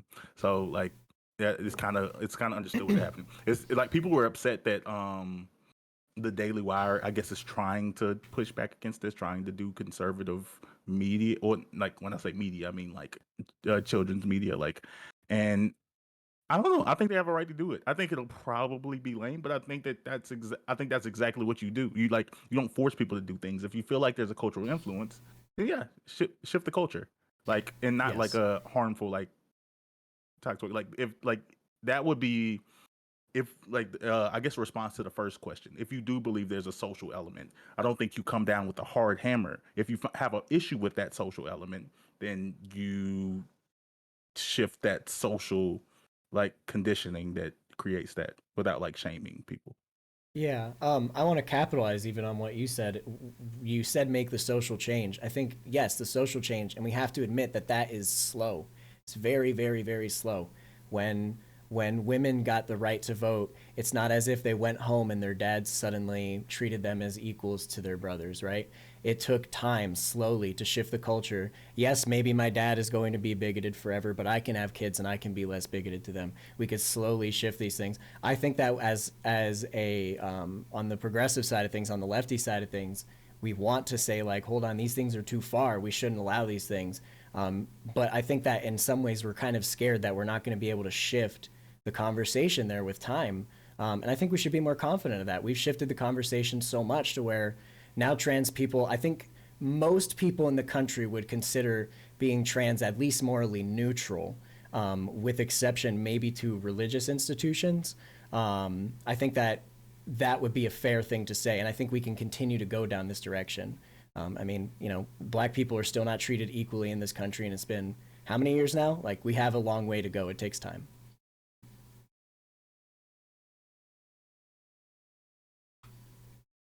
Dooby, can you answer it? Answer the question or what he just said? 'Cause Yeah, I the think what he question. just said was bad. Just the Okay, last portion. answer the question and then respond to what he says. You're the last person to answer it. Wait, I think Zoni, it's did you answer it? I already answered. Okay, yeah. Dooby, you answer the question The and then question is respond to what he basically, said. is it reasonable for parents to not want to expose their children? Yeah, I think it's totally reasonable. I think it's reasonable for the LGBT thing, but also if parents want to teach their children certain gender roles, right? Like men are supposed to be this way, women are supposed to be this way. I think it's totally Right. fine too. And I I think that agree. it's actually like, because I'm somebody that like I don't want to say I'm like traditional, right, when it comes to like gender shit, but I'm pretty traditional, right? I think I have grew up with three sisters. One of them's now trans, whatever, right? But I had three sisters as a kid, right? And we weren't treated the same. We were treated very, very different. In some ways that were pretty good for me, some ways that were fucking awful for me, right? But the way different roles in the family, like what was expected. And I think that's fine. I think that just because like the reality, the biological reality, the physical reality of being a man versus being a woman, there's certain things that I think it's fine to. There's certain like ways in which I think it's fine to like teach children to behave differently based on whatever gender or sex they happen to be. So I think there's a So difference if here parents want to like, so if what's parents want to reinforce it in their children and don't want their children to be tilted one way or the other by Disney or by Rupert Murdoch or whoever the fuck else, I think it's totally reasonable for them to not expose them to that. Was that in This is, I'm response to sure, me? this Because is, I I'm sure a agree lot with of all of like, that. because I'm sure a lot I of just push progressive parents wouldn't expose their children to like very Christian like films, right? That push like a certain narrative.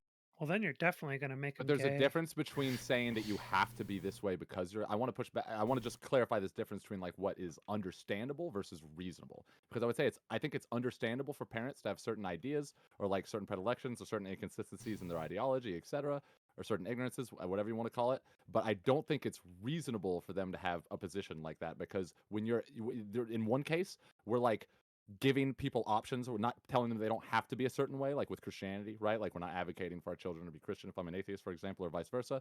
There's a difference between telling them they don't have to be a certain way versus telling them they do necessarily have to be a certain way. Because when you tell them they have to be a certain way because they're a boy or the girl, you're advocating for like there's an inherent value statement and stigma there that isn't really commensurate with reality. Like when it comes to human behaviors and values, men and women are far more alike than they are different. The differences arise at the margins, at the extremes, just because that's how bell curve distributions work.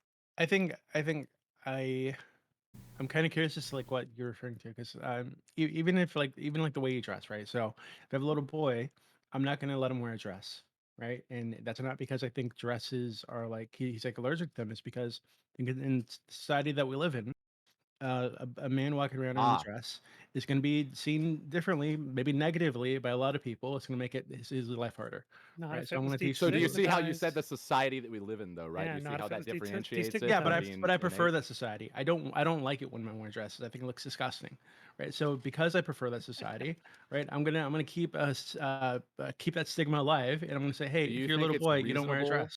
Do you think it's reasonable to dictate to your child what they should and shouldn't be just based upon whatever you just like as your personal Yeah, preferences, what I like think that's kind of what aesthetically parents disgusts do. you? Yeah, that's pretty Yeah, That much is it. actually, I think definitely that's being what a parents parent. do. I Yeah. think they do I that, and just I think to a degree it's understandable, but I don't think it's. I wouldn't call it reasonable by any I means. I I think it's think it's totally just reasonable. absurd So hearing this. if Do my you have kid anything you watched like instill in your kids? wait, hold on. So if my kid watched like Mad Max and he saw a character with a fucking crazy haircut, right? I'm not gonna let him get the haircut, like even if he But wants that's it. not hopefully, right? If you were being as reasonable as possible, it wouldn't be because of the ugly, because you just don't like it. It would be because of the ways that, like, the effects you think it's going to have on him as he tries to interface with society. You would think It'd that be, it's it would like be not going to because do him justice. I don't like it because it makes me look bad for allowing him to do that, and because it's going to hurt him socially, and the other kids are going to bully him, right? So And that's it's a why it combination would of make you things. look bad if you were being reasonable, right? No, No, But it that's makes the me look reasonable bad for allowing position. my kid to have a crazy fucking haircut and look like an idiot. Dude, No, I I In think was that you- so case, I would say influenced you by have a Mad Max mixture when I of was a kid. reasonable and unreasonable I'd look positions. I'd look like a fucking like a deadbeat dad or something. Allow my kid to have a crazy ass haircut, knowing because I'm the adult in the situation, and I should know that, hey, if you get this crazy ass haircut, things be a little harder. So I should teach my kid, hey, don't do shit that's gonna make your life harder for no fucking reason. That's the Right, so- reasonable position. I But mean- if you were doing it just because you didn't personally like it, I would call that But it's all relatively those unreasonable. things. It's Do you not think that just there's the one part thing. of it? Do you not think that that's good enough on his face for, like, again, we're not talking about a 17-year-old, like someone's taking their last step into adulthood. Like, do we like It can think be it's okay? it can be within a margin of acceptability, like with haircuts, for example, without it necessarily being reasonable. But I'm saying that, like, I'm just trying to differentiate between these two. Yeah, things. but that Now, value But- statement is made by the but- parent. yeah, that's what I'm saying. Yeah, but By like, I each think that individual it's one. okay to decide, like, for a parent to say, like, you know what, I want my child to be someone that I would like personally. Like, I want them to be, even though they're gonna grow up to be their own person, I want them to be an extension of me. I want them to be someone I can be proud of.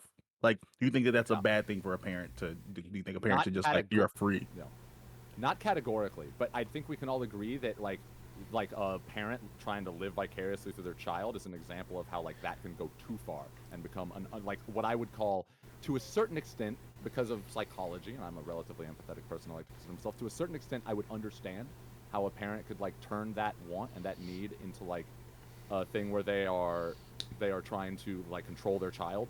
But even though I recognize that came from a somewhat understandable place, I still think it can get to a point where it's being unreasonable. Wait, me, can Sure, I but, ask? but that's like at the extremes, right? So like and I could come up with the extreme if my kid wanted a face tattoo. I say, hey, no, kid, don't get a face tattoo. You're a fucking idiot. Don't do that, right? And it'll be because it makes me look bad, but also because I know it's a bad life decision for him, and because I know other people are gonna look at him a certain way, right? So like it's all these things. It's not just the one. Can I ask me, if do you think that there should be like a universal set of values that parents should be responsible for instilling in their children? Because it kind of sounds like where you're getting at is that like there should be like parents can teach their children to be different in different ways, but there's some set of rules that every parent should be expected to teach their child. And I'm not talking about morally, like don't kill. I'm saying like their own personal values, like being a Christian or being agnostic. Do you think that there should be like a universal set of rules that parents should be raising their kids by to kind of make Oh, it you're more asking me? inclusive? Yeah. Oh, certainly not. But the thing is these a part of how these things get parsed out, like our values as a society, is through a discourse about these things. And part of that is shaming. Now it can go too far. Sure. And it can get toxic.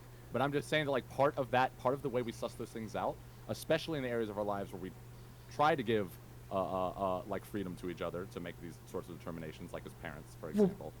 We try when we leave those parts, when sussing out those things to society, those values, it becomes a conversation among one each other, where it's okay to be like, that's bad, even if this is the differentiation between acceptable versus reasonable, right? To a certain Sure. extent, a certain degree of unreasonably becomes unacceptable, but it even. But what's your prescription? I know we're having the conversation right now. What do you think we should do about it? Like, do you think there should be like a law made? Do you think it should just stay in conversations? What's your limit? I don't think we should start like legislating the conversations that parents have with their children, unless it literally somehow maybe could get into a point of like psychological abuse, which of course you'd have to prove legally, right? So that's not really necessarily what we're going to be talking about most of the time. What I think that like talking about having conversations like this, where we can say, hey, I get it, but also parents, you're wrong. I think that that's basically the prescription. We need to be able to explain this. We need to be able to have conversations like that where we explain why you're not necessarily transphobic for having these positions. And that's how we get them in. And then once they're in, you say, ideally, right? That's how you get them in, at least the ones that will hear you out more easily, right? The more good faith people. That's how you get them in. And then you say, even though I get it, you're still wrong and unreasonable. Okay, I understand what you're Quick saying. question. Like, would you be like, just what I'm saying, like, we're not talking even legislate. We're just talking about socially. Do you believe that like it would be good if parents decided, you know what, like the kid pops out and then they become who they become? Like, do you think that we shouldn't, like, parents shouldn't have any influence on their children? Like, do you No, think that because would be a well, better? no, because here's the thing: is that like parental influence like has well we overestimate the degree of which parental influence has on the children as long as they're like abstaining from certain abusive behaviors, but generally speaking like there's a whole bunch of a lot, a huge degree demonstrably of child's like personalities are societally influenced and are up to us to shape into a healthy way, because we can show that like to a certain extent like having an involved parent, having a parent that like cares about you and that doesn't abuse you to an extent, having like healthy peer groups, like these things do adjust your perspectives, and it is better to engage in these things than to not engage in these things. So we get better outcomes when we allow for parents to have overall on average, right? When we allow for parents to have freedoms on how they govern their children's behaviors. But that's why we try for practical reasons. That's why we have to, for the practical reasons of living in the society we all want to, separate that and allow them to have that while not necessarily letting the values of the parents contradict like or determine like of some parents, I guess, determine what we necessarily like the conversation that we have about or gatekeep us from like again being sympathetic while still saying that people are wrong or unreasonable. Well, the thing is, Yeah. I'm not even talking about, maybe you're thinking about a super, like a super important metric value. I'm saying I want my child to have good taste in movies. I want my child to know how to dress well. Like, Uh, and by what I determine, like what I consider to I be see. dress well. So I'm saying like this is something that, like, yeah, does it really matter in the Like scheme of where's things? the No, but unreasonable versus reasonable version of that, right? I think that's yeah. a good question. So and I think there's actually a parallel to be drawn here, a worthwhile parallel. So the way I would answer that and the way that's relevant is that there's probably a good way and a bad way to do that. And the way you differentiate between the two is that with the good way, you're basically giving your child an option. You're showing what you like, you're giving them options to movies. But when you start to judge them for not liking the movies, when you start to apply like a leave room for negative value statements, and you're like making them feel like they have to be a certain way, that's when you're potentially starting to like influence your child in a weird way that I would consider like relatively unreasonable, probably going to get worse results, probably not going to have the results that you're looking for, unless you're trying to make the kid resent you or hate the kinds of movies that you like. You might get the kinds of results that you want, but I mean, you can see where I'm going with this, right? Like, Okay, I got you. That was just Bam, clarifying. Bam. I like where your head's at. I'm for feral children. Like, More, just throw more some Mad meat at Max them, references there too. throw some meat at them every so often, and then hope for the best. Um, no, I think that um, like I stand by what I said previously in that um, parents are going to do what they're going to do. I think it shouldn't be encouraged that like this idea that you need to protect your kid from these influences, from the influences of LGBTQ community, or what their representation or whatever the fuck, right? I think that um, it's a bad impulse, right? There's lots of bad parenting impulses, things that parents want to do, right, that are disastrous for their children. I think trying to protect your kids from these things, uh, even if they're cishet, right, in the end, like actually just cishet kids, that'll make them worse people, right? Like not understanding that the LGBTQ um, um, uh, community is there, right? And what it looks like and how they interact with each other, and that it's just okay for them to exist out there in the world, I think you're going to raise a worse kid. Now, you have the ability to do that, right? Just like you have the ability, and I think Professor Meat said it well previously, just like you have the ability to teach your kids uh, bigotry, or if not teach them bigotry, simply like not talk at all about race, right? And not really like have an honest discussion about these things. You can choose to do that if you're a child, but you're probably raising a worse kid. So it's not an impulse that I would encourage. Or you're significantly limiting their experience in a way that can be deleterious, right? So I wouldn't even say worst child. I'd say that you are I'd say worse child. limiting you're limiting their options to a point where it can be both deleterious for their own experience in the world and their own, mental health and well-being, as well as for that of others, like in the case of not understanding um, race and things like that. So I kind of, yeah, agree with you there, but at the same time, parents still need their autonomy. I think this is something where it's kind of like the gradual exposure that is happening, which obviously there's a lot of fear mongering about, but the gradual increases in exposure of you know diversity in our world, in our broader culture, is little by little giving um, more avenues for that exposure for kids should their parents choose to access that and grant them access to that, right? And the more that we can do uh, to destigmatize like the LGBTQ community, the more likely it is that parents are going to feel more comfortable about allowing their children to observe and understand that those aspects of life Yeah. Ooh, without forcing anybody's hand or anything, right? Yeah. So okay. I think you're touching on something that's really interesting. Um, but I think most people, even like very conservative people, I think wouldn't care if this was just in movies, right? But I think where it becomes uncomfortable for people is when it seems to be targeted at children, right? So they're trying to expose specifically children to these things. Because when most people hear Disney, they associate it with children's films and children's cartoons, right? And this is why I think linking it back to the Don't Say Gay bill. Um, I wish I'd known this when I was on the panel Fanatic, but there was actually an incident in Florida that I don't know if it directly set off the Don't Say Gay bill thing. I hate calling it the Don't Say Gay bill, the parents' rights bill thing, whatever the fuck the actual name is. That I don't even know because everybody calls it the Don't Say Gay bill.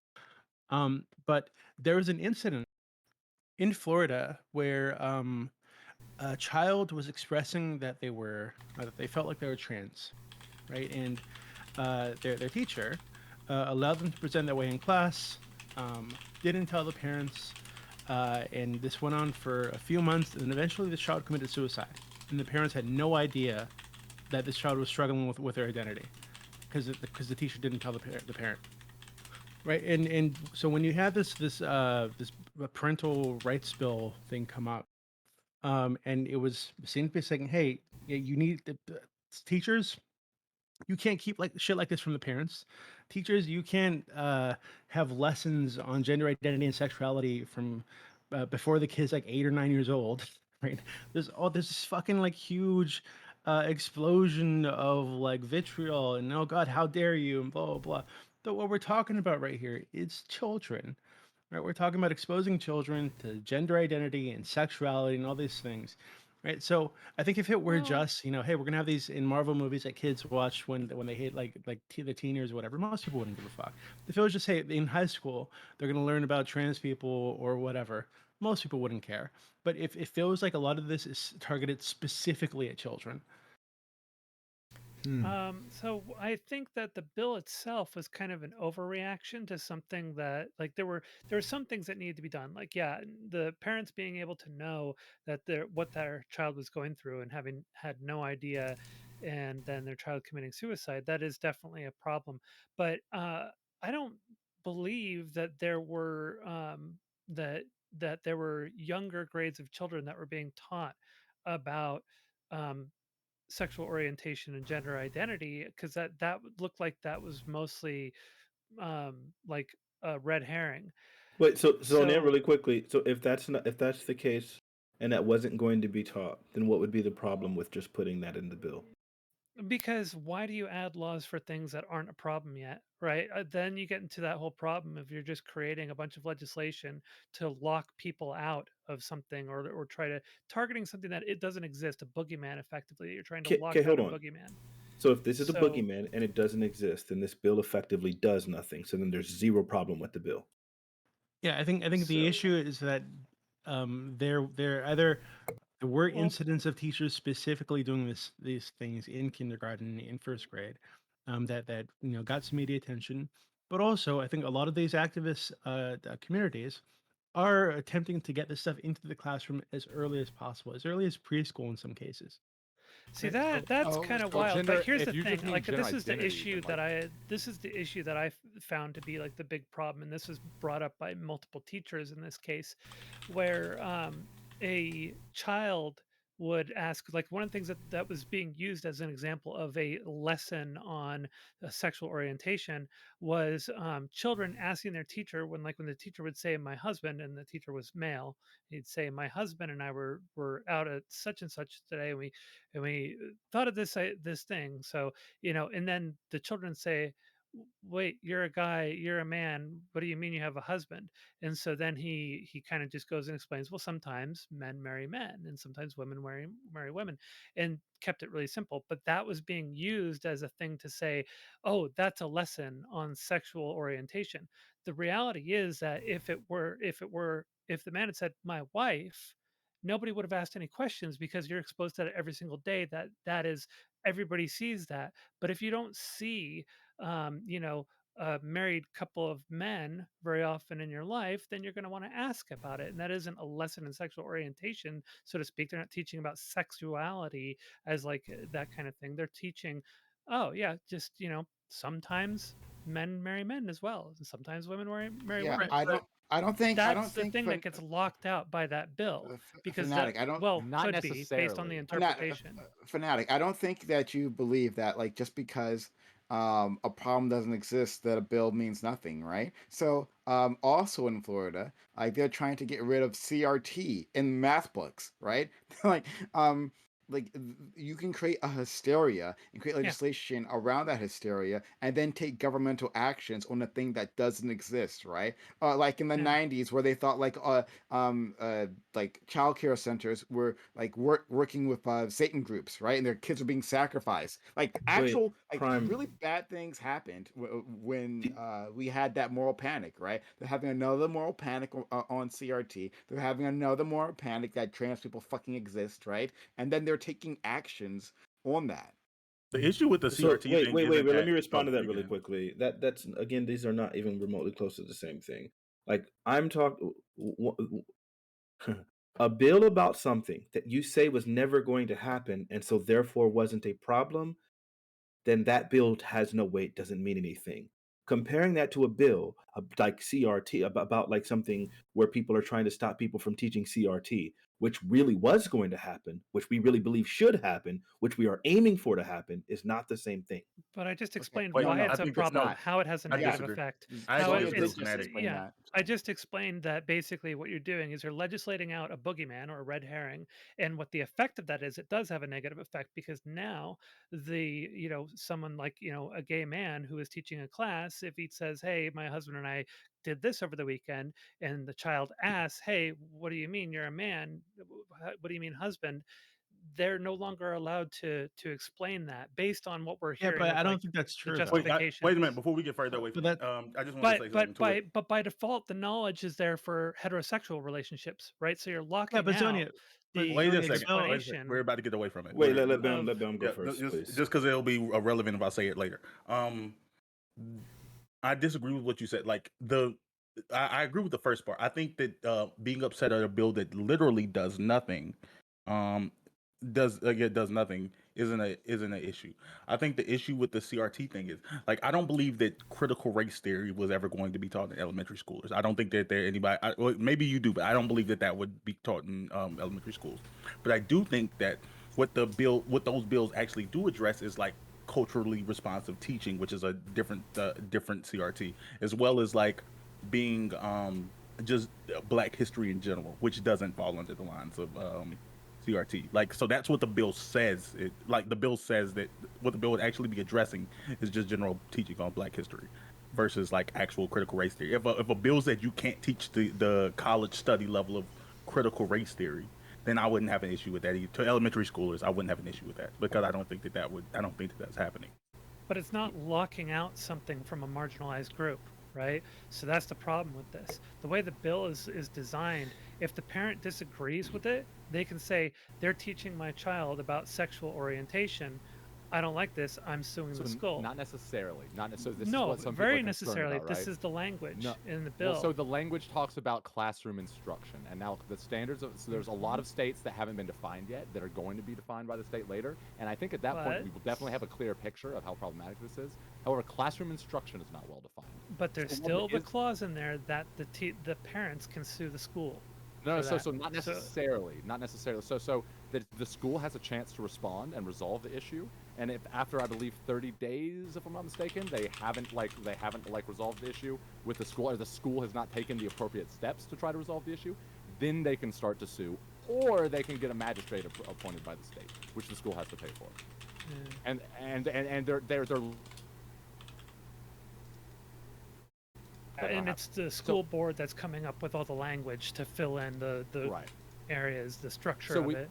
Right, so we will see, and I think the problematic nature of the bill, I think, unfortunately, like, this is a thing that might be problematic, isn't necessarily, and it's largely been blown up. I will blame the GOP for making it, because, honestly, there's nothing explicitly about gender in the bill. The GOP, I think, honestly weaponized it being about gender ideology just to get votes, in my opinion.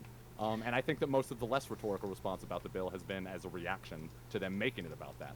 I think that this happens in politics a lot.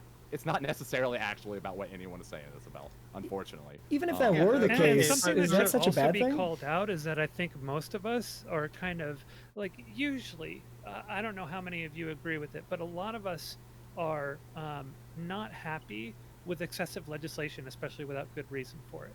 You know, there's always legislative overreach, and you know, there's something that as a culture we should be prepared to push back on. We should be prepared to push back on our legislators when they're legislating something that we feel is unnecessary. If they're legislating a boogeyman or something, we shouldn't allow them to just run free with it. But I think the issue is that it's not a boogeyman, right? There are activists currently trying to get this into preschools, right? But wait, hold on. And with CRT, for example, through things like the 1619 Project, there were activists that attempted to get that in school, right? They developed whole school curriculums for elementary school classes.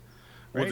Was it critical race theory, or was it just general? There's so much prerequisite knowledge for CRT. I don't know how they do that. Hold on. Well, I want to post the curriculum in the group chat. Okay. Like, this is just one of them. It's from the Pulitzer Center. This is like an example, and it has like, hey, here's how to get the students engaged. Here's the lesson plan. Here's a listening guide. Like, is anyone planning to implement it? Well, hold on. That's the thing. There are activists attempting to implement this for elementary, because there's so much prerequisite knowledge for CRT. No, it's not like saying calculus. I'm sorry. If I can just jump in really quickly, because it seems like this is such a banal point. If we don't understand that you can like make something age appropriate, so something like critical race theory, if you don't think that there can be an age appropriate kindergarten or first grade level of critical race theory that delves into some of the differences between different classes or races of people, or even at the third grade level, that you can like literally go into the historical laws influence on the different outcomes between black people. We did social science. We talked about the cause of the Civil War. We do all of these things. If you don't think you can make critical race theory age appropriate, which is just a study of how law intersects with race in this country, I don't know how we're even having a conversation at all. Well, because I don't even think you're watching I'm Just a Bill yet. Because you're delving in so much into law, that becomes a high school curriculum type level of thing, right? No, but hold on, but it's not. But that's not the bill. What CRT is, right? And that's not what the 1619. It is what CRT is. It is. That's no, exactly it's not. Don't say the CRT thing. is just about law. That's what CRT is. Now we're getting into a CRT it's just, discussion. hold on, but it's just not. This is going to spiral out of control. Again, I posted the curriculum. If you think the 1619 Project, which features CRT, right, aspects of CRT heavily, right, is all about the law. I just don't. How many classrooms have inculcated the 1619 Project? That doesn't matter. The point is that there are activists attempting to have classrooms implement this, right? And because that's true, right, there was a reaction from conservatives. You can say it's good or bad, I don't care, to stop this from happening because it was a foreseeable thing that they wanted to get in front of. Just as with this gender identity stuff and sexuality stuff, there are plenty of activists attempting to get the stuff in as early as preschool, so people react and say, "Hey, we're going to make this illegal before it happens." Dooby, you have to understand that looks like a boogeyman. You're not being unreasonable. It's not a boogeyman. I think Dooby it's sort of a being unreasonable in saying that. Just look, like CRT was is it was strictly defined as something like it's a framework dealing with legal matters, right? It's supposed to how do we look at how race interacts with the legal system. However, right, that doesn't mean that there isn't a broader conversation that uses a CRT-like framework, right? That activists aren't trying to put within schools, right? Like, hey, we should look at race critically, right? How does it interact in your life in ways that you may not Totally understand? responsive teaching. And I think that Fanatiq is right to say that you can have a not dumbed down, a simplistic version of this, right? That a lens that you can teach to kindergartners, first graders, and the whatnot, which would be a good thing. Yeah, go ahead. And one that could be a bad thing, right? And but that's what isn't that kind of what the bill's for? Now we have a bill that says, Yeah. well, I mean, like, doesn't the bill? So I People could be murdering wrong. each other in the back. I could be misunderstanding. What my understanding of what we're saying the bill is that the parents can sue for this particular thing if they think that their teacher went too far, not that they're going to, but rather that they can, and that Or so the they can sue for language the school not taking the appropriate steps to conciliate with them. right to me No, that that's sounds not like true, a though. to I me don't that think that's what the bill says. well The- the- there's it's after- more after than the that, third but that day, is a the part of suing it. thing, hold on. The lawsuits come into play when the schools don't inform parents about situations like I explained earlier that happened in Florida, but before this bill was a thing, right? Where a kid So was it said gives that them the right. that they were It gives them the right trans. to bring Hold it on, to that the they were school. trans, and the school never told the parents. The teacher never told the parents that that their child was Right. struggling with their gender identity, and that child ended up killing themselves. What I'm So saying if is I don't so think if it's so found that the school bad. doesn't do something like that, doesn't tell the parents that their child is struggling with a severe mental health problem, then yeah, the school should be sued, right? But it has nothing to do Exactly. with a teacher saying, "Hey, yeah, I've got a husband." Like, Right, that's teachers what can I'm say they have a saying. husband. Is that's what I'm saying is towards that is that if we're talking about going to court for this thing, well then we're not talking about what we think. It's going to be decided in court. So I think people having the option to say like I want to sue this teacher for teaching my kid this thing, I think that that's okay if we go to court and we decide okay, all he said was that he was married to another man, that's not a problem, or actually he told all the kids that being gay was awesome, I highly recommend it. Like we can look at those things and iron it out in court. I feel like there's nothing a wrong real with that problem option. there. Well, there's a real problem there because it creates an element of fear, particularly for LGBTQ teachers, right? So Fair. there's a constant worry. Like if you even let on to the fact to even say my husband, right? If you're a man, But we've all decided that the bill that- really doesn't I've say got that. the bill right Well, here, well, by the way. I can thing clear is, this up. I'm inevitably, literally looking at it right well, now. it doesn't matter I what can the read bill the relevant part. But it doesn't does. That's what the really matter. conversation's about is the Well, bill. because imagine, put yourself in the shoes of a gay man teaching a class and thinking about how if I let on to the fact that I have a relationship with a man in this class, is somebody going to interpret that as me trying to teach them about my sexuality? Is that and a am I legitimate gonna fear? get sued? So can I just be clear because we're like It's- almost doing no. this information right Yeah, now. yeah, go ahead, Like, wait, Like, it doesn't matter what the like. I agree with Zonia. It doesn't actually matter what the bill says. Like I mean, it's fine if you want to talk about it, right? But like, I just it don't want it to be creates a level of basically fear. sending But it creates a misinformation out level there. of fear, right? That this For people who don't exists, understand it. and like people are going to second against themselves. It's going to censor themselves. It's just like someone brought this up last night on my stream. It's like the don't ask, don't tell, right? Like it's effectively the same thing for so many people. Like I literally can't express the fact that they are gay, and there will be consequences for it. Now the bill could say That's not there true. are no consequences. Maybe you'll get a raise. I don't know, but like the fear is out there, and the Sure. rhetoric is out there, and the governor is out there Yeah, but saying these Prime, things. the fear Yeah, comes but the bill from just doesn't- I don't people know. who are opposed to the bill spreading misinformation about it. No, there isn't No, any It comes from misinformation both. about It the comes from Because both. It tons of comes from the left misinformation. and the right. Calling it This is calling the It the does don't come say from gay both. bill is Wait, misinformation. we're talking No, like it's not. four people at once. We're talking four people at once. So I'm just gonna say really quickly. I think it's a little bit ridiculous to say we're discussing a bill and for someone to say it doesn't matter what the actual bill says. All that matters is the fear that's been built up against the bill. That'd be like the equivalent of someone saying it doesn't matter what Black Lives Matter means. All that matters is, or it doesn't matter what like whatever slogan is. All that matters is people's opinion of it. Even when we're talking about a legal framework, that sounds crazy. No, may I paint a scenario for you? So, the if you're straight, Wait, really you know, quickly, let me just ask this. Is the scenario that you're going to paint for me, is it going to be something that falls under the jurisprudence or the framework of the bill? Because if you're going to, because again, you can literally just bring up any fear that has anything to do with that, and if it's completely extraneous from the bill, then it doesn't matter. it's going to be specific to the bill, To but the bill itself, contained within the text of the bill and the interpretation and the framework well, of the right, bill. no, because right now it's not done, right? The bill is there, but it's basically completely open ended, and they're waiting for the Board of Education to actually Right, that's how fill a bill in is. all Yeah. the the regulations. So there's no way for us to actually discuss the bill right now. Well, that's but- not entirely fair. Come on, we can still No. discuss the underlying issues that are in the bill. Well, Look, this is what I'm going toward, really- because basically what the idea is that depending on what the Board of Education says, what curriculum is, right?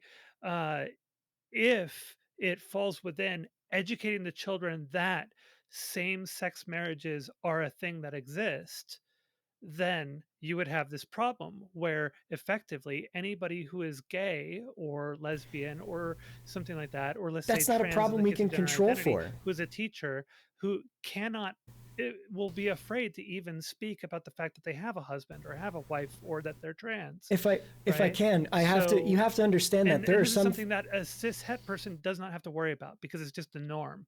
Agreed, 100%. But you have to understand that these are not things that are a problem of the bill. This comes from people not understanding the bill. And yes, that's still bad. Yes, that still has negative effects. But that's a far cry from saying the bill is written wrong. I think that there are people who look at the bills written that happened after 2001, after 9/11, right? And they see that the government can spy on us, right? They misunderstand the bill. They think there's cameras in our toilets and that, the government's constantly looking at our buttholes. I don't think that that's a valuable thing for them. I don't think it's a legitimate fear of them to have, because then once you read the bill, you find out that that's not actually what's happening. Well, it comes down to Right, what so the this Board is- of Education decides what the regulations are. Right, now, but the we're bill talking about a basically bill defers right to- now. No, Right, we're so- not talking so about what when- the Board of when we Education start to decided. when we start to when liberals and Republicans start to talk about, on both sides, starts to talk about what the bill necessarily means in ways that the bill doesn't necessarily reflect.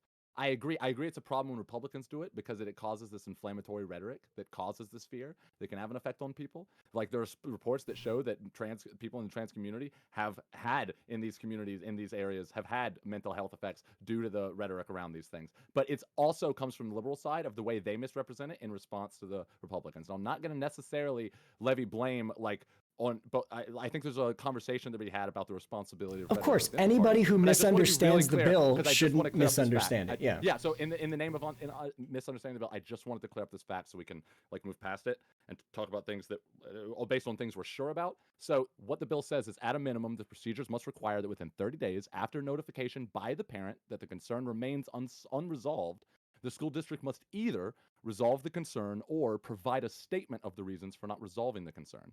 If a concern is not resolved by the school I have to district, go the after parent this. may, and at that point, it says that they can get a magistrate or bring action against the school. I have district. to go after I this. just wanted to be clear. Okay, you understand you understand what that's mirroring, right?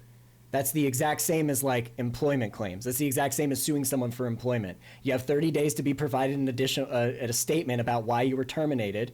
If that statement isn't provided, then you have the right to sue. That's not saying that you can just go sue any company willy-nilly for firing you. It's that we always have the option based on the circumstances that are provided.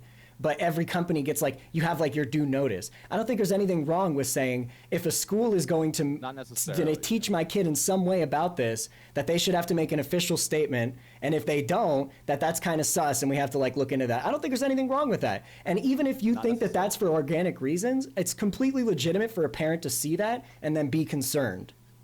Well, it's also there's also I think to pivot to sort of be charitable to what she's saying. I think there is a reality of there's words in the bill, and then we understand that people are humans, and we create people create what is an intention, what is the thing trying to do, what is the heart of the law. Yeah, that's American law, garbage. whatever. Yeah, but I don't think that's garbage. I think that's something that that's an actual legal precedent. Like that, whenever we look at things, we say, what were they intending? What was the goal of this? And No, also, that's what what lawyers is- are not for, the to Supreme interpret the law for Not- us. not- Well, but and I'm saying when also- people go to local level courts, and this is something. Wait, something you taken can't to mind. civilly sue the school, right? That's not what we're talking about. Yeah, Because this civil court this is when it's a civil suit with so you could just go me versus the school. That's what you're saying. There's no lawyers. Well, they have to. Wait, a civil suit can still involve a lawyer. They have. It can, but it doesn't necessarily have to. And the lawyer's have to- not there to interpret the law. They're there to bolster your case. Whereas with a criminal suit or with any official suit above civil, at that point a lawyer's there to interpret the law for you, right? And the We're school talking has to about a pay for the wrongdoing. litigation costs, right? So In both cases, that's- the lawyer's there to bolster your case. I know they're there to bolster your case, but in one of them they're there to interpret the law. Lawyers don't typically interpret the law really in a civil case. It's just they're just Wait, there to bolster your they evidence. literally approach them well, they identically. argue for Okay, it, I and the just judge as makes the final call. No, absolutely not. A lawyer in a civil case is not making any legal arguments. not really. not for a civil case. Right. It has Sorry. nothing to do with interpreting the law. If we're talking a civil suit, I work in this area. But they do. I don't have work to there do, anymore. Sorry. Yeah, I don't know all the language for it, but they do have to first define whether or not there is standing, and that'll be argued for, and that's where the interpretation. But yeah, but of the law that's comes down to before the judge. civil suit starts. But Yes, and by the way, you don't have to have a standing for a civil suit. It's not how a civil suit works. I could sue you civilly for $500 for stealing one of my Pringles. There never has to be. That's what civil suits are for. It's the public's chance to sue for whatever the hell they want. Yeah, that's why I'm asking if it's a civil suit or not. But I'm saying that, like, there's already been cases involved this, like, with similar things. Like, wasn't there a lawsuit about related to one of the trans athlete bills in a state that had, like, I think one trans athlete. Again, I have a different opinion on that, but sure. But like, whenever, like, when you go to court, we're not dealing with robots who are like. Who are like we can pretend people depends are impartial, on where you are, but there are narratives. Like there are, like, okay, this is, we think, like, there are people who are judges who have came out on their feelings on legislation and why they think things are good or bad for society. Like, yeah, but not during a case, right? Yeah. No, that's they can't make a statement personally on how they feel the case is going during the case. It's against the law.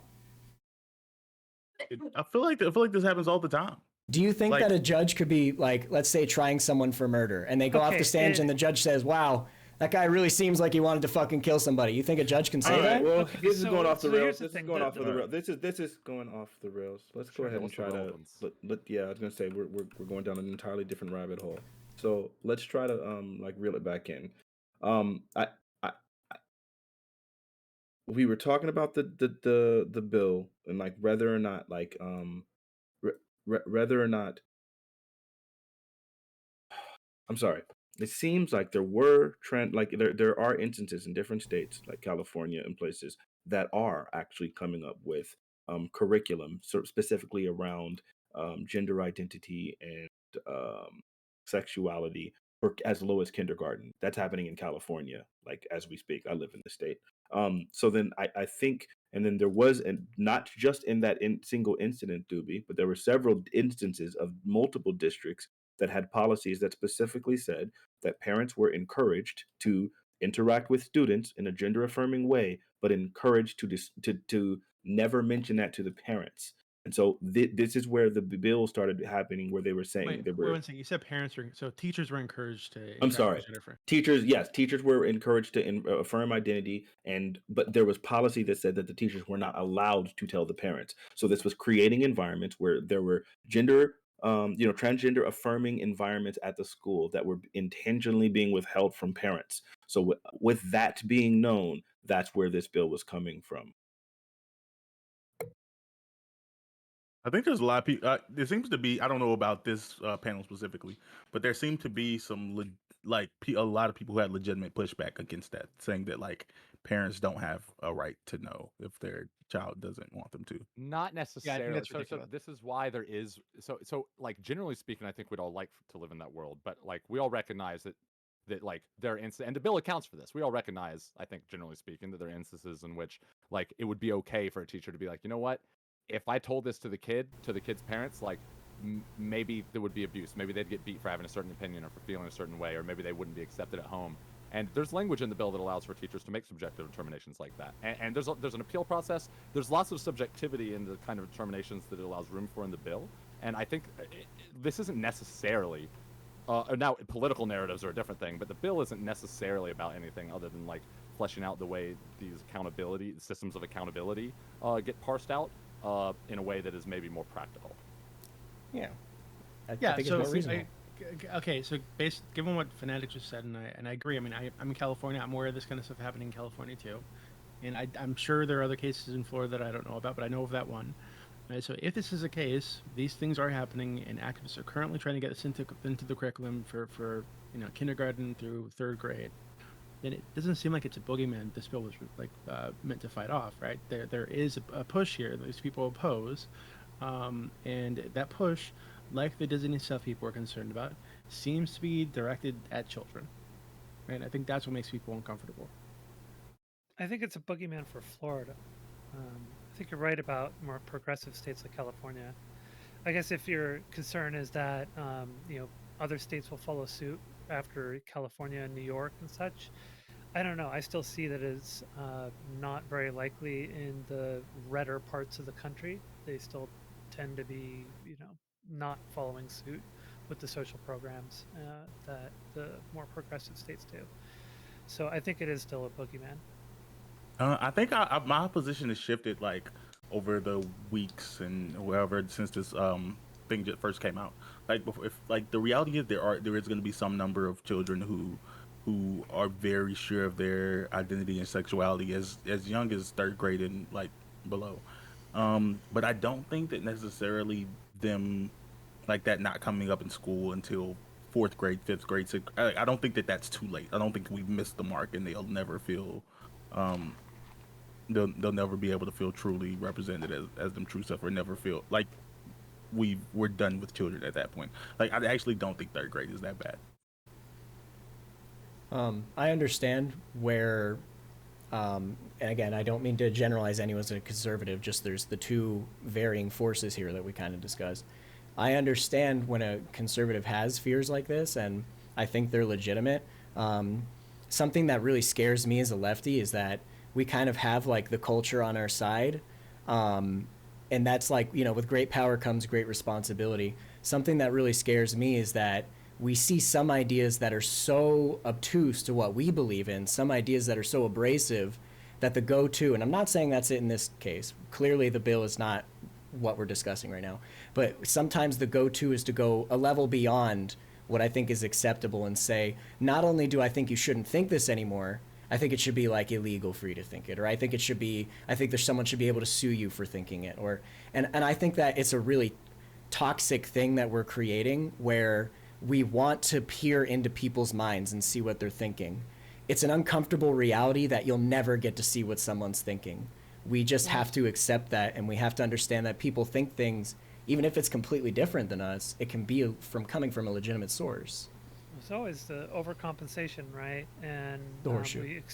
we were talking about that earlier on with like Disney kind of overcompensating in response to the backlash, and it's I think that this kind of is part of the whole like pendulum swing, right? Like somebody pushes really hard to overcompensate, and then the other side is like, oh my gosh, they're changing everything. They're gonna have our kids marrying dogs, and then they're pushing back, and it becomes this big pendulum swing, and there's never really there's too much reaction and fear and propaganda that just causes more aggressive pushes from one direction to the other.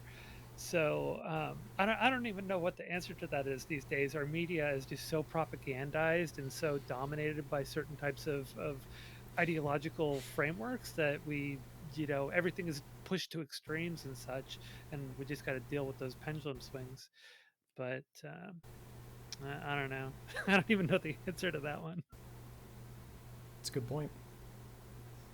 Well, listen, I think that's a good note to end it on. I think, man, I got to do a better job at booking more conservatives, but it's really hard to find conservatives in this space. I was ready to I argue can play a against the conservatives, conservative man, for but you if you want. I honestly, No, I don't want think this was anybody to I think this was very productive. I think it's good to see sure. that people on both sides, we can actually still find so much that we agree on. There really is just one or two things that make us want to shit on each other. Who is the other sure. side here?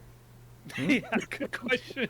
Well, I don't think the there other is side one is, fully, but Doobie, I love feel is like, love, and human dog love is valid. Okay. Well, I'll say that Doobie about human has some frog love? positions that seem like they contrasted with you guys, and I have a billion ideas that contrast with you guys.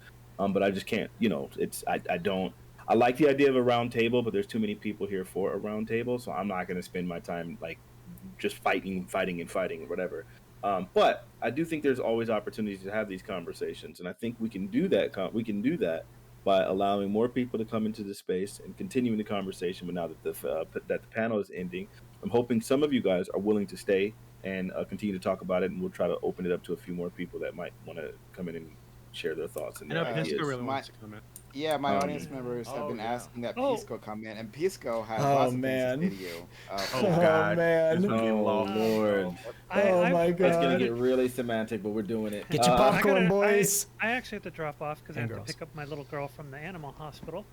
For But sure. I do want to give a couple shout outs before I go, if that's Well, okay yeah, with we you were going to get guys. to that, obviously. So we're going to start with first off, I always like to say thank you guys for participating in the conversation. I think every time I have one of these conversations, to me, it's just proof that, like, that people can be adults if you prompt them to.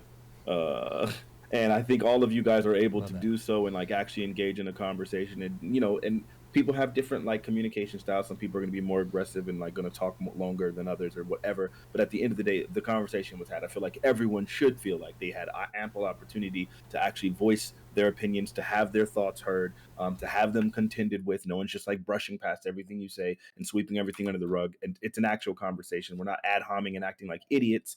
And I'm hoping that when we bring on, because I do plan on bringing on some more very contentious people, that when we have those conversations, you guys can be in just as good of faith, and that Chud Logic? we can actually.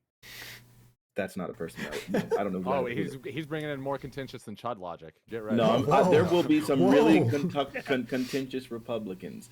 There's a person that I would love you guys to talk to named Just a Kanisha constant Tachu. ringing noise. I think, Yeah. yeah, Kanisha Tachi is going to be a great person for you guys to talk to. But I'm hoping you guys can be civil. Although I don't even know if she can be civil. We'll see. Yeah, Bring it's Hake not on. I gonna be want to talk Twitch to T Hake. West, I'm telling you. Only one way to Yeah, find out. We'll figure it out. That might be on YouTube. But in any case, thank you guys for like coming by and being part of these conversations. I hope you guys Thank you. enjoyed yourselves.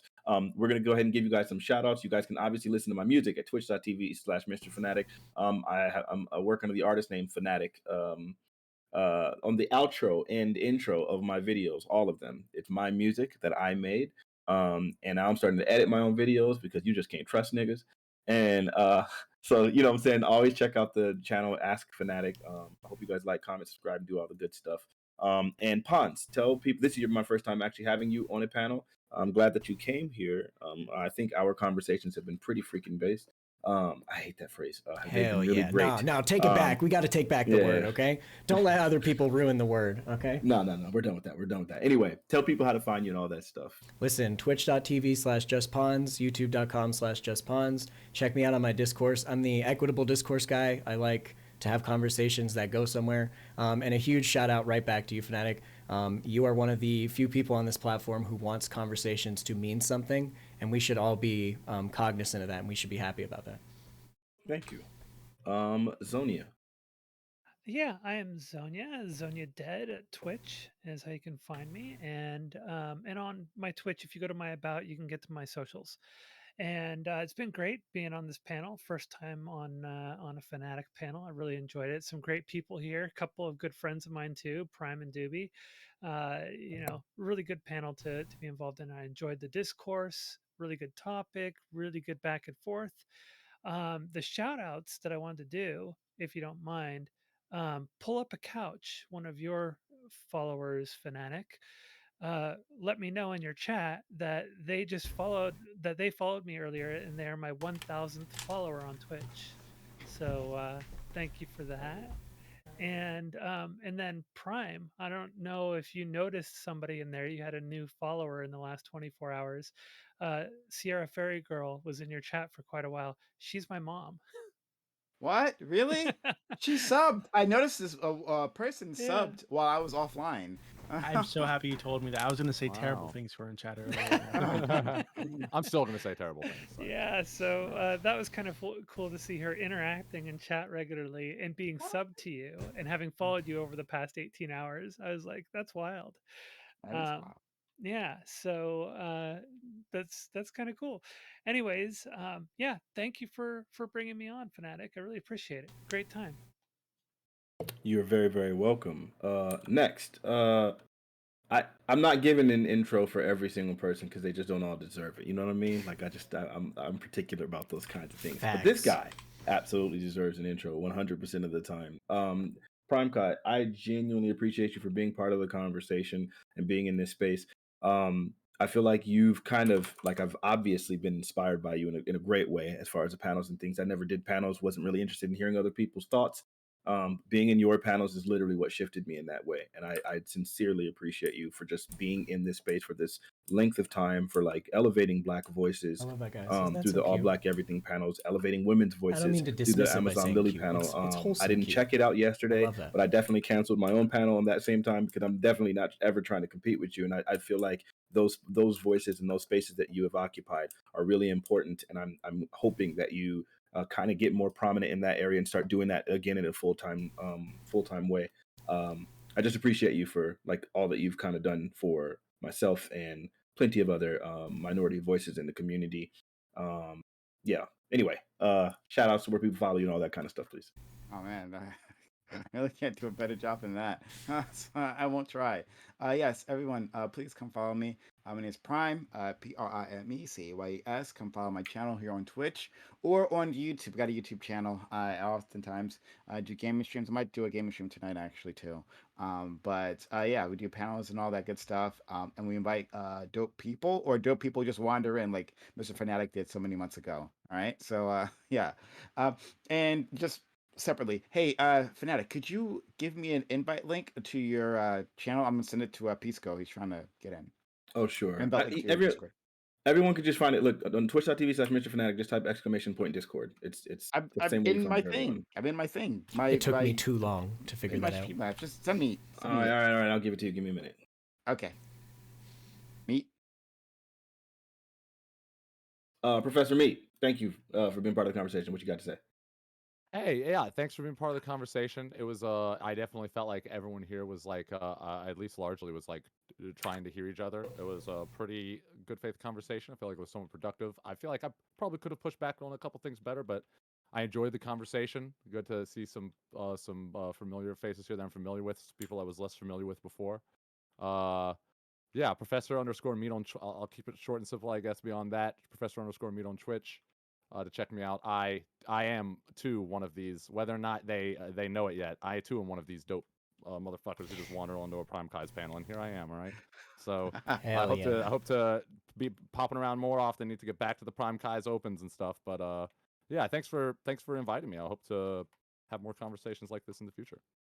Absolutely, thank you so much. Oh, like I'm not the host here. Hey, thanks for Freudian slip there. Whoops. Look forward to let's all just thank each other for all the cooperation. I'm gonna meet myself. All right. You're good, yo. I get it. You've been in the space for a billion years. That was really funny. Man who needs no introduction. Oh shit. Yeah, you do. I'm gonna just say one quick thing. You are one of the most clutch niggas. I swear to you, I was like wondering, like, who do I get? Like, who could be here? And then I literally said out loud, I was like, oh, Pam always comes through. And then like I invited you, and you were like, yep, I could be here. And there was no time, and you've always been that nigga. I appreciate you. And it's so crazy to hear you like consider yourself to be on the left, because I've always viewed you as like so reasonable, you know. So I don't know, maybe. Most people weren't going to catch that. Yeah, but I sincerely appreciate you, man. I always appreciate your Rip. stuff. The prime, the fucking bridge with Fanatiq is burned, like I boys. said, I always was like, man, I want to do this. Burn the bridge. But I was like, how do I get in? And like Prime let me in, met you. I was always a big fan of Fanatiq. And kind of like I said, I love every opportunity to get to argue, because it honestly, y'all make my relationship stable. The thing is, I am an avid arguer. I love it. It makes me happy in life, and I can't do that with people who don't. Like, you can't do that with your loved ones. They don't want to argue with you all the time. So I just needed. This is where I vent. This is my playground. So yeah, I love any opportunity I get to argue. I didn't even know the topic. I was just with it. It didn't matter. Like, all right, I get to fight. I'm for it. But no, great topic. Absolutely. And I appreciate you guys for even being able to have a conversation where there's no crazy disagreement, instead of like jumping immediately to, hey, no, oh my God, why don't we have a dissenter? Like, that's not, you can, I don't know if y'all niggas actually live in real life, but around the dinner table, sometimes you're having conversations and it's just talking and venting about things that are important to you and just kind of riffing on the topic. That's what real life is like. I just know some niggas just aren't used to that. They eat dinner in Monster Hunter or like world, in the okay? work world, you work in an office, you all gotta get along despite your varying backgrounds and different opinions. Right. That's just real life. More fun, I don't know. They're pretty crazy. Yeah, from my like family argues, but I mean, but then there's sometimes where we're all just riffing on things that we agree about, and we can yeah. have a 2 hour long conversation. That's if the entire conversation, if the only thing you know how to do is debate, like you're failing in life. Dooby, True. another amazing person who comes through for me all the freaking time, very dependable, reliable, and not just to show up, but also to give the takes that I need and so on and so forth. I sincerely appreciate you, bro. Now I'm starting to realize this is really gross because I gave everyone else a big intro, and now the only person I didn't give a big intro to is Zonia. I'm so Yo, sorry. bridge Look, burned. And me. It's all right. yo, that's fail. Well, I'm Zonia, I double do forgotten. appreciate you. Okay. Oh yeah, I didn't give Professor. You did just no, end okay, the it's audio okay. me. What you got to say, bro? It's All right, cool. never No, mind. no, Go it's ahead, okay, Dooby. it's okay. Dooby, you good? You good? Random What's good, mystery. Dooby? Yeah, thanks for inviting me. Had a good time. Always have a good time. Pons, I think this is the first time I've spoken to you. I hope you come around more. You seem like a really intelligent, reasonable person. Everybody else here is great. Love all of you. Now I'd really like to get to the open so Pisco can yell at me and call me names. So I love you, Doobie. Yeah, I want to find Love out you why I too. was wrong about the bill too. yeah, I y'all really all- want Pisco y'all to all like really scream cool, at though. me. Like, Pisco, if I you're in love chat, I Doobie's guy. totally support the Florida bill. I love okay, fuck Doobie. you. He's so cool. So do I. No, please come yell at me. 100%. Dang. Yo, Ponce. Man, I feel like you should moderate. You know what I'm saying? The open panel so I can go in. What's good? I got it. Next panel, let's go. All right, No, we're no, gonna next figure that out. panel. All right, I'm Um, gonna drop off, y'all. Okay, Zonia, we So- sincerely appreciate you. Listen, Yeah. we're gonna go ahead and drop Take out care. of the StreamYard, and then we're going to go to the open panel. We're gonna invite everybody else in here, but I'm gonna need like a 5 minute break. You guys can continue to talk. We'll be in the same exact place. Just not on there. I gotta get water and just get a quick bite to eat. But I'm gonna leave my stream up. Yeah, And I'm I need to drain trusting. my BBC, so I'll be right back to it. Oh my! I hate this nigga with all my being. I hate him with all my being. I think like every good thing I said about this. Fanatic, nigga, you bro. can't keep a good frog down, okay? I am very upset. Yeah. We'll be back in about 5 minutes, and then we'll go ahead and continue. Yeah. I'll be sticking around. So And I appreciate that. Thank you so much, Prime. You're Same. the best. What are we doing? yeah. So yeah. All right. do we Well, close this? I mean, we can, or we just keep Yeah, we're talking gonna till be he in the comes back. Discord, but y'all can keep talking. Do whatever you want. Yeah, one way or the other. But yeah, this has been really exciting. I hope my audience has been liking this too, because we've been having a really good time. But DB, I think you're so valuable because like I mean, is he still here? I'm not sure. He actually might not be still here. I think He's getting his he might- food, his frog food. He's going, all right, never mind. I was gonna say nice things about him, but Nah, fuck him. does fuck Doobie him. believe anything? I have no idea. Like, I have no he idea. believes plenty of things. Does he? Most of the things he says he believes, right? Yep. Like I had this trouble when Doobie first Yeah. showed up too. I had no fucking clue what this man believed. Like nothing. But he actually does. It seems like like, he, I think he like loves because that's what my thought was like. Oh, okay, he enjoys interesting conversations. So wherever the conversation is not like an actual reactionary, in a sense, but just for the sake No, of no. conversation, Everything you know? Doobie Maybe says not. comes from the soul. He really does believe wholeheartedly what he says. Okay, it's all It from the seems soul. super contradictory. Well, yeah, but humans are inherently contradictory. Okay, Doobie's not afraid to feel things out on the spot, and it's uncanny and off-putting. Brave. People shouldn't be trans, but trans women should be in women's prisons. But I don't know. It Hey, was you like know it's what? just Nick Fuentes is married to a Jewish person. Okay, we live in a world where people don't know what the fuck they believe. People don't care. Okay, that's just the Seriously, reality. is he married to a Jewish person? Yes. Oh wow, I didn't know that. I feel like that feels really for the clout. But who Oops. knows? Actually, let me not say that. Speaking He probably of loves Dooby, Dooby, could you send me unironically actually, could you And send about- me that study you were looking at? About you Wait, were talking which about the yeah, the Oh, one the about gender? Yeah. No, Well, no, it- sorry, the homosexuality, the 25% or whatever. yeah. That's Well, yeah, I guess so too. I'm glad I got to appreciate give my opinion on it because I feel like that's what I said was a really uncomfortable thing to say, and I'm glad we got to go through a little bit of a dialogue on it of like, is there some truth to like, is there some element of I don't like choice. Choice is a terrible word to describe the phenomenon, but like, is there some sort of social phenomenon with sexuality? And like I said, we didn't come to a hard answer. We don't know the truth, but like. Well, there is definitely socialization is weird. I feel like that's almost a loaded term. I would say environmental. Like if we load it to that, and I'll be honest, I'm a little embarrassed that I didn't research this specifically more beforehand. I definitely meant to, and as soon as Doobie started talking about it, I was like, oh shit, wait.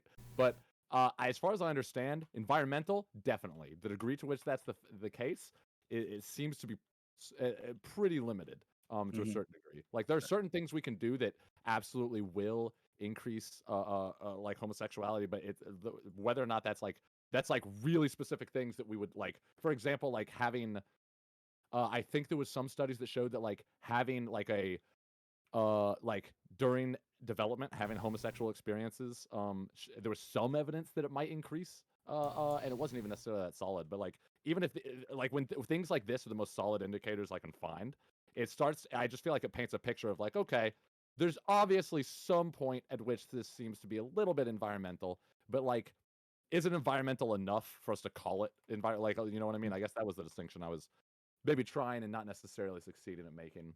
Yeah, I had a friend. The reason I came because it was actually my friend who brought this to me because I was like because we used to always say like, oh, you're born this way, you're born this way, you're born this way. And I had a friend who back in elementary school, like this is obviously like late elementary school, but we used to talk about girls, things like that you know kids do. Like you're around that age, these things come up. And then later he came out as gay, and I was like, oh, okay. So like, were you like hiding? Were you lying the whole time? Like, and not like in a way that was like trying to press him, but like actually curious. Like, oh, did you really feel this way? You didn't, like feel like you were gay. You felt like you had to do it to fit in. And he was like, maybe that was some of the element, but he said he actually like at the time he actually thought like girls were kind of cool, but then he got older. He did some deeper dive, and They he realized girls realized. are not cool. No. Well, yeah, he just he was like, found the truth. but he was legit. He was like, oh yeah, I that like he was like I was like, so you weren't born that way? He was like, were you born straight? And I was like, maybe not. I mean, I don't. There was a time I thought actually it was a long period of childhood where like it's He-Man woman hater, girls are gross, it's the boys for life. And then like you go out there, so like that's why I'm saying like I don't think that sexuality is necessarily something like. I just realized that I think Society Pisco's gonna grill me, you were guys. right I the think he's first gonna time. grill me about what I said about civil suits. I think I can feel it coming back for me. I might have to take a pre-L here, but I don't know. Oh, I I don't think think I he's said was going even to. wrong. So are we using I'm streamers not sure. Fanatic or are we Yeah, using? No, Discord. Discord. Yeah. Okay, so add a Okay. streamer. I can drop out. All right, I'll drop. You don't out. gotta drop out, nigga. You can still be in. No, I'm here, but just- I'm just so talking we about can like turn on the Just go to the camera. Discord cam. Yeah. Oh yeah. Yeah. Turn on your cameras and Discord. Okay, Meat. So I can't find, because I originally read this like years ago, but so I can't find the original thing. But I did find a PBS article that basically says the same thing. There is a specific study that they're talking about in this article. I can't read studies that are this complex, to be honest with you. You can't read. All right. No, hold on. Oh, no, to be clear, shit. right, hold on. So that I can't read it, right? So find your studies I've never taken like a stats course. I've never taken like I just don't know any of that shit, right? So I look for what I do as I look for reliable sources. What's the word I'm looking for? You know what I mean? Credible sources. There we go. I look for credible sources and read their interpretation of this thing. All right. So PBS seems pretty credible. So I'm gonna post it in the group chat. Okay. Hey, what's good, Pisco? How you guys doing? Oh, and here's Hey, what's the up, Pisco? other thing. Basically, Can you hear me all right?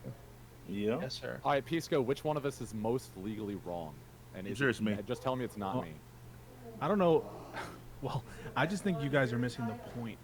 And I think anyone who agrees with this law is generally wrong, as well as maybe I can't prove that you guys are being like actively malicious, but definitely misleading people about why it is this law is bad. In a little bit. Okay. Can you Or explain you mean why it's Yeah. good? misleading people on what the issue is, I should say. Oh, okay. And so you might frame it as a particular issue. We want to prevent people from doing X thing, but I just disagree with your framing of the issue.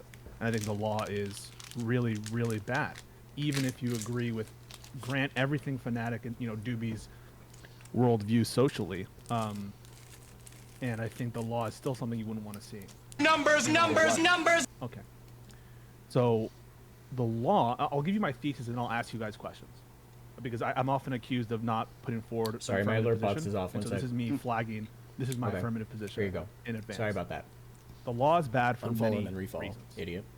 The Just kidding, I first love you. and most principal reason why this law is horrible and evil is because it is vague and unclear. In other words, it's as though you're having a law that says it's illegal to be a bad person, or it's a crime to do anything I don't like. That's how vague, and I would say unconstitutionally vague, this law is, and unclear. And it's not unclear and vague by accident. It's unclear and vague on purpose. And it's unclear and vague with respect to an area that everyone cares about, which is speech. Believe it or not, speech doesn't just go away. First Amendment doesn't just go away in school. It is correct that your rights with respect to speech are lower in school, but they don't just go away. And the reason why we are more fearful of vague and unclear laws with respect to speech is the same reason you guys are always pissed at Twitch whenever they have vague and unclear guidelines, is that we think that speech is special, and if you don't give us operating principles under which to guide our conduct, then you're going to chill a lot of potentially within the rules speech, be that in TOS in the Twitch context or be it in the legal context here. And we don't want to have a prior restraint that chills speech in a manner, you know, that could accumulate and get in a lot of protected speech by this law because it's so unclear. That's number one. Number two is people lie about the law. The law doesn't just extend to third grade. That's a lie. The law that was put in there as a way to protect the bill and protect the bill from criticism, so that anytime someone critiques the law, you can say, "Oh, come on, you want to teach kids about anal sex in kindergarten?" That's why that's there. But is that what age appropriate? My bad. Along the many terms in this bill, key terms that are undefined, and you would expect in a law, you know, that is trying to have some teeth and is trying to be clear, some definitions on what classroom instruction is, definitions on what it means to have instruction on sexual orientation or gender identity, and you would hope that there's some clear statutory definition for what appropriate or, you know, developmentally appropriate or age appropriate standards are that they're referencing. It's the law extends past third grade with reference to yet another unclear and vague standard that no one knows how to apply. And we know that the reason that it's doing this isn't to protect children from some evil from California or what have you. It's to chill speech generally about issues related to LGBTQ. That's why it's called "Don't Say Gay," not because those words are literally. It's not called "Don't Say Gay," by the way. It's not because those words are literally in the law. It is because the effect of the law is to make school districts unclear, and they're liable, by the way, in private suits by parents, provided there's like one procedural threshold, which is like you have 30 days essentially to notify them. But beyond that, I mean, there's, you know, if you're a parent, you can sue, and there's fee shifting provisions to incentivize you to sue. That means they pay for your lawyers, and schools aren't gonna be risky. Schools aren't gonna be risky. They're going to avoid those topics, even when they're quote unquote age appropriate. And then so that's number two. And then finally, let's let you guys talk. It's just me making my affirmative case. Finally. The law doesn't protect what you think it protects. Do you think that this law, if I were to say, you know, having sex is good, kids, to kindergartners, or anal sex feels really good, kindergartners, would that be banned by this law? Not by my reading. Is that classroom instruction on sexual orientation or gender identity? No. Well, no. I mean, that's just talking about. It's not a law. It's a bill. And that is just. Do we all remember the "I'm just a bill" song? To show you how unclear, a bill isn't and how a law. vague, and how this doesn't protect what you think it protects. And for that reason, it's both, I think, unlawful and evil. Pisco, you realize that I might be wrong. It's a bill, not a law, right? So no, it is a law by definition. It's enacted. General. It goes into effect in July. Okay, and it was so signed it by has the been governor. signed I don't into know law? what you're talking about. It was a question. That's what I was talking about. I was asking a question. Did you realize? Oh, I said, I said, is it? Oh, my bad. Sorry. Yeah. Can I ask a few questions? So yeah, sure. So I guess part of my thinking is like, I guess it is a law. When we talk, you reference Twitch terms of service, and I think that's a fair comparison to make. However, my problem with Twitch terms of service is more. I agree, Hans. Given but that my problem with Twitch I don't terms think of service is Pisco's more like full of shit here. I think he does really believe about the inconsistent enforcement rather than necessarily the vague standard. Boom. There you Now go. that makes it more difficult, right? That does make it more difficult, but you can have a vague standard for a reason that you have pretty consistent enforcement of. So I guess what I'm asking is, it seems like a lot of the details of It's the bill are both yet to those be things. parsed No, out, right? it's both those things. I mean, it's the vague standards themselves are problematic. As I think everyone on this panel would have a problem if there was just a law that says it's a crime to do bad things. Just let the courts figure it out. Let the courts, develop doctrines, or let some agency interpret and give some implementing guideline in 2 years' time, and we'll find out Well, we what it do. really means by having agency Sure. interpretations for this kind of thing. No, that's Yeah. facially But to not a certain okay. Pisco, But to a certain listen. extent, we already have like language like reasonable standards and like a reasonable You person. no and no things you like do, that but in those the law, those are right? Where you, grounds that are well trodden, and they're Mhm. extra careful in the domain of speech, because there's Well a chilling trodden. effect on speech that we want to protect, and so we're right. So very that's what I wanted to ask concerned you about. about That's right. about vague law, and your point about unequal application is totally on point. Does anyone think that there are going to be any legitimate suits about straight sexual identity, or straight or cis Eh, gender identity, or straight It's a sexual fair point. orientation? No, maybe we there know should that this be. law is Is going to what be Bill's applied, not in the sort of people will say this law is not homophobic. It doesn't by its terms call out gay people. And you're right, it doesn't by its terms call out gay people. But everybody knows, given what the intention of the law is that it's meant to classify and be targeted towards minorities, sexual minorities. And you might think that that's a good idea, um, but don't But at least be honest about what it is. Sure. So I guess what I'd ask is like I don't think that would be a good idea, but I'm just trying to I'm trying to parse out, like you say, chilling effect. So is that necessarily something that's happening if, because what was the language of the bill?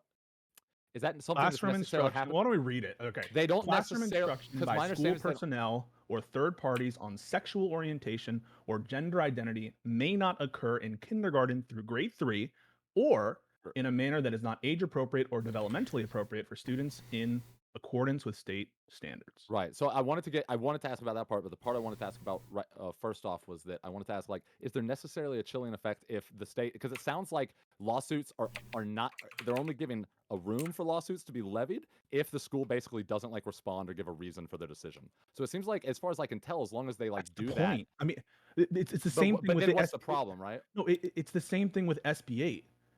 That's the abortion ban, right? The abortion Okay. ban in Texas. The point isn't to have all these lawsuits actually be taking place against people who assist in the procurement of abortion. The point isn't to like fill the courtrooms with all these suits. That's not their aim. Their aim is not to fill lawsuits with these suits. The aim is to scare people into just having very, very, very high standards Isn't it and the to same thing? not have lawsuits. That's not the goal. Like, you guys are reading the four corners of this law and being like, this is what the law means. Like, no, you have to read past, like, what is the purpose? Like, think like a legislator. Think like someone who has like rational sense and who sees the law being like applied and manifested in the real world. That's what you have to think like, and take off these blinders glasses. This So is how would exactly what I was you trying to say explain- before, and that like the exact text of the bill doesn't dictate how people will react to it, right? Sure. The people will be scared. Pisco said it better than I could. The chilling effect on speech. Like, it's not going to be. It will not be the straight individual talking about their honeymoon with their wife. Oh yeah, we went to the Bahamas and stuff, right? And here's me. Oh, here's a picture of me and my wife. I know it'll be the gay man, teacher, and he will not. He'll keep that stuff to himself. He will be afraid that someone somewhere is going to interpret it. Some kid's going to tell their parent that this happened in classroom innocently, right? And then their parent going to freak the fuck out. And then there's going to be a call to the principal, and then they're going to be dragged in. And what will the principal do? That's a lot of things that can go wrong in your career, and it's easier just not to say anything. Okay, but So I I think guess the issue, I think that the issue is that could be true, right? This chilling effect could happen, but I think a lot of that would be the result of misinformation pushed by people like you, Pisco, pushed by other people in the Yup. media, pushed by the people calling it the "Don't Say Gay" bill, quote unquote, because a lot of people literally think this means that they cannot say gay in school. Right? They think You that tell that me, is literally Dooby. what the bill means. So that chilling effect, that's a result of the misinformation pushed by people on your side of the aisle, is All right, the Dooby. reason that gay men might not talk about Dooby, his side of the you tell me this. You It's have the also terms of the the rhetoric laws. of conservatives, to be fair. No, No, No. well, let's just be No, it clear. is. isn't? Let's not Let's see. be partial. It is okay. You said it's also the rhetoric of the conservatives that's Yeah, confusing because they're things. like just because that but can conflate it. It's like, not confusing things in the way that's it's confusing It's things confusing in a them way in a different way, right? to like They're both push away confusing. from the don't say gay. But the don't say gay law moniker is absolutely on point and it's totally No, it's correct. not. So let me ask you, Dooby. You have the words in front of you. We just read them. If I literally say, gay people I exist. feel like in the Pisco's United saying States, it's so general that we could never Is point at that the gays, but it's so classroom specific that instruction it will affect all gay people. on Am sexual I crazy? orientation or gender identity. I'm a teacher, so The I'm. answer is no. Why not? So they yeah, haven't wait, defined hold that on, yet, wait one right? second. Wait, hold on. It is defined in other places, right? So it Sure. also doesn't define what a classroom is. It doesn't define what a third party is. It doesn't define what school personnel are in this bill. But there are other existing statutes that do Great. define all Wait, of wait, these wait. things. Just you Right? understand So that you in can't those just existing transplant. statutes. Hold on, but those hold on. This bill points to the existing statutes in the day This when it's talking provision about. doesn't. Wait, hold on. But okay, so you think that when they wrote out this provision and they used the term school personnel, that there isn't an existing statute that we can point to figure out exactly what school personnel Those are the means? kinds of measures that lawyers will take in the absence of statutory language to the contrary. This If is you're a telling me, like, this is a statutes niche exist. thing. The absence judges will look exists. judges will look to dictionaries. Judges will look to like case law on what, if the lawmakers doesn't give them assistance, you're correct that like lawmakers might take the opportunity and look to other statutes, but it's not a necessary as a Wait, matter of law. Let me finish. As a matter of law, you are not required to transplant a definition, which I'm guessing the definition you're using isn't classroom instruction. It's probably it probably is a little different than classroom instruction. It's probably some like modification and you're like combining two things. That is not, as a matter of law, supposed to transplant between statutes or between different areas of the code. And so you're wrong as a matter of law, and it might be true that judges will use those sources to interpret the law, but that just goes to show you that the law is ambiguous. The fact that you have to point out those sources and you have to think about those sources and see how they conflict and how they contrast with other case law is demonstrative that it's unclear and vague.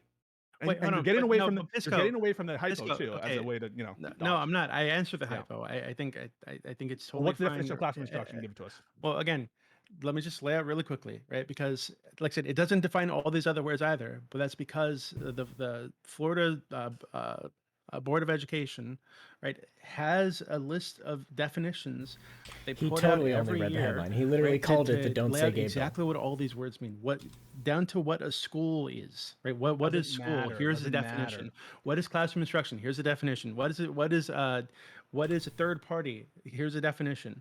It right? doesn't So, like, matter. They're not I- required to how do can it. you the say it doesn't matter if that's the way they bill's use pointing it? No, to it the existing doesn't- statutes. So first But of all, what you're talking about is bill lets what you you're talking about sue is an people. agency. What you're talking about is an agency regulation, some kind of implementing regulation, or some kind of advisory from some executive agency or It's a from the school Board of or something, Education of Florida. or from the Board of Education. That is not statute. That's not the law, right? Pisco, I feel like you're talking out of both sides of your mouth, because on one side No, you're I'm not. saying, well, if you could even let me just describe what I'm talking about. On one side you're saying that, well, actually there's no enforcement of this law. There's no way they could enforce it. What you're saying is meaningless. All of these are very ambiguous terms that can't be enforced. And on the other hand, you're saying, well, the judges do enforce it by, so lost. even though it's ambiguous, by looking You're at so lost. dictionaries, by You don't looking. even understand what I'm saying. Can you relax? We're just having a conversation, bro. Wait. Okay, Pisco. Look, coming in kind of hot. No need for all that. Trying to have a real conversation. You saw the way we all discussed things before. Go ahead and put on your decorum hat and conduct yourself with some decency and continue the conversation.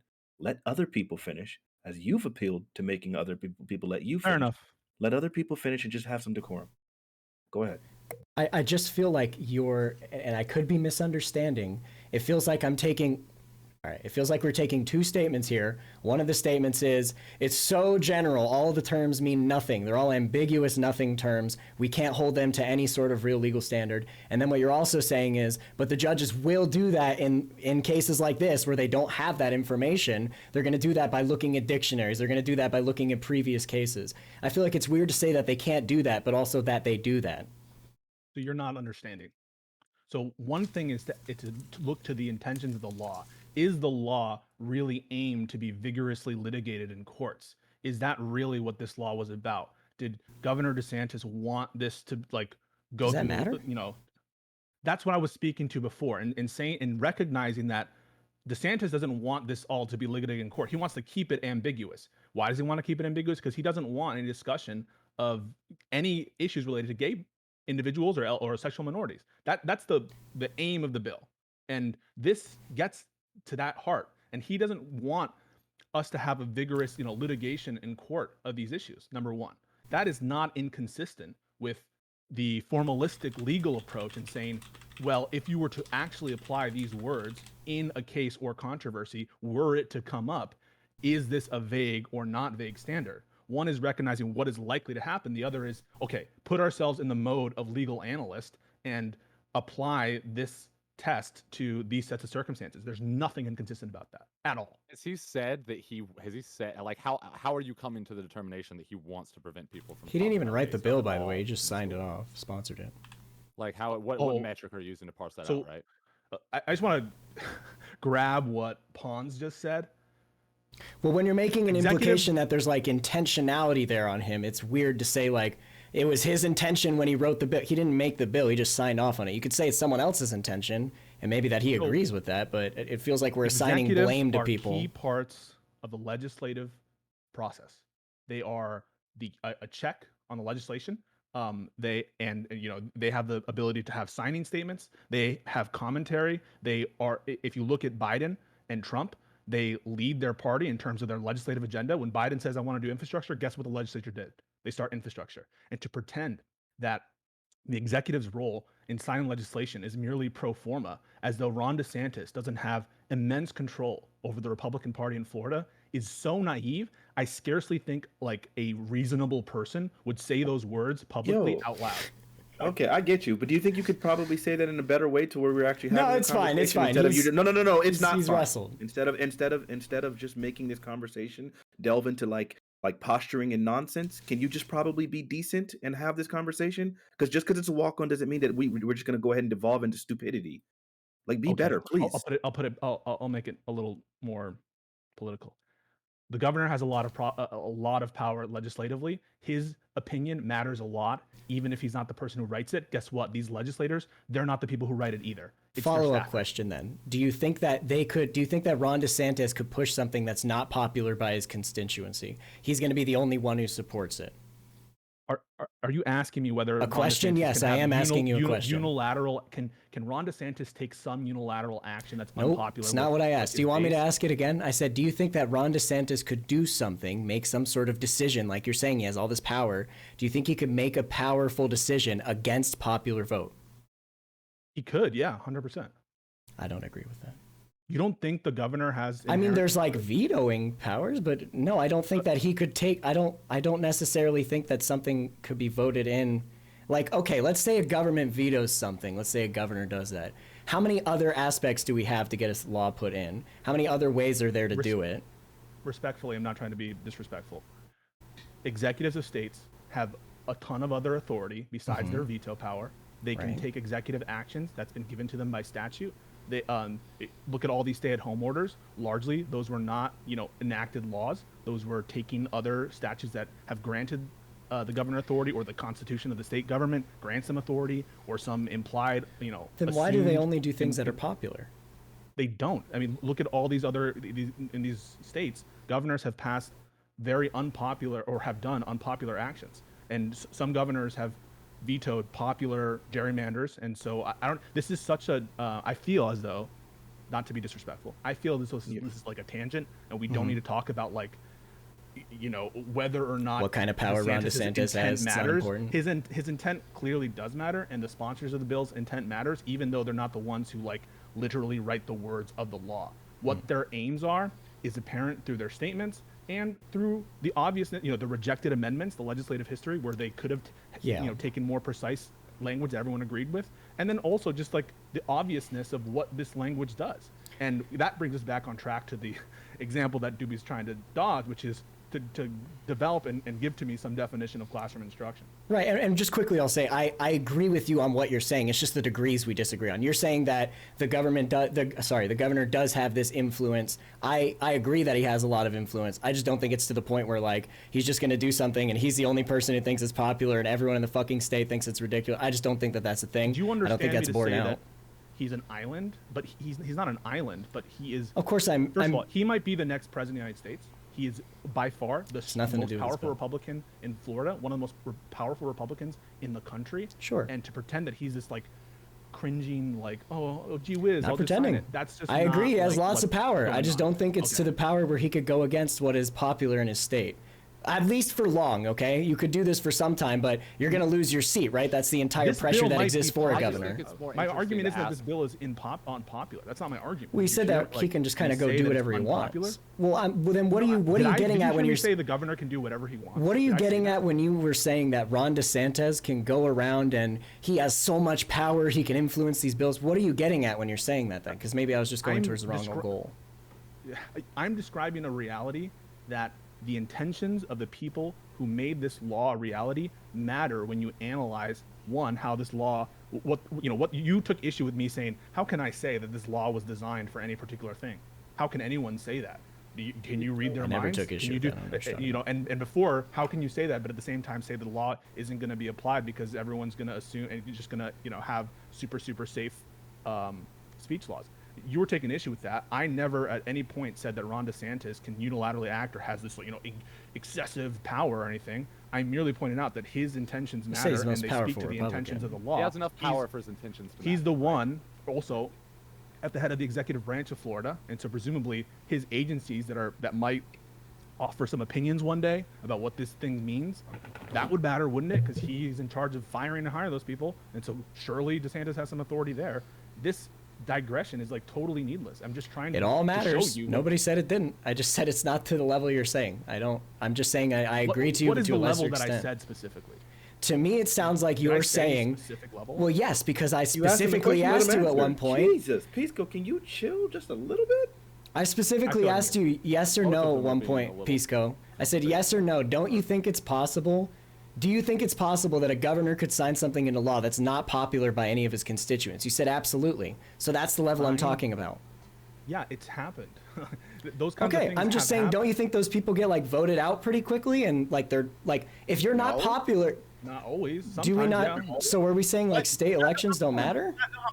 Work. I've been listening this entire time, right?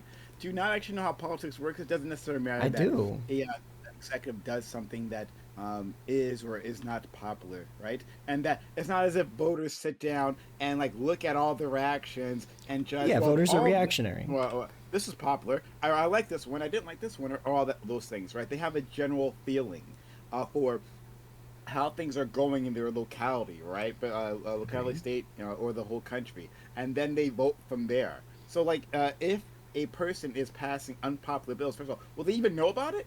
Most of the times these things are passed, voters have no goddamn clue. So yes, you can actually pass a whole series of things that are unpopular if you polled them, but people don't know, and people aren't actually voting on that. That's what I mean when I say unpopular is like actively unpopular. I see what you're saying. I'll take that away from my statement.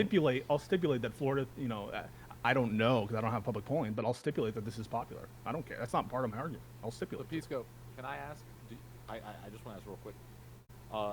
Do you like, for example, do you think it's possible that like, and I imagine I know the answer, I'm just asking rhetorically, like, do you think it's possible that that frequently like politicians will like basically talk about the effects of a bill in a way that is not really commensurate with what the effects of the bill actually will be, because they're like trying to like politicize the bill in a way that will let them appeal to their base?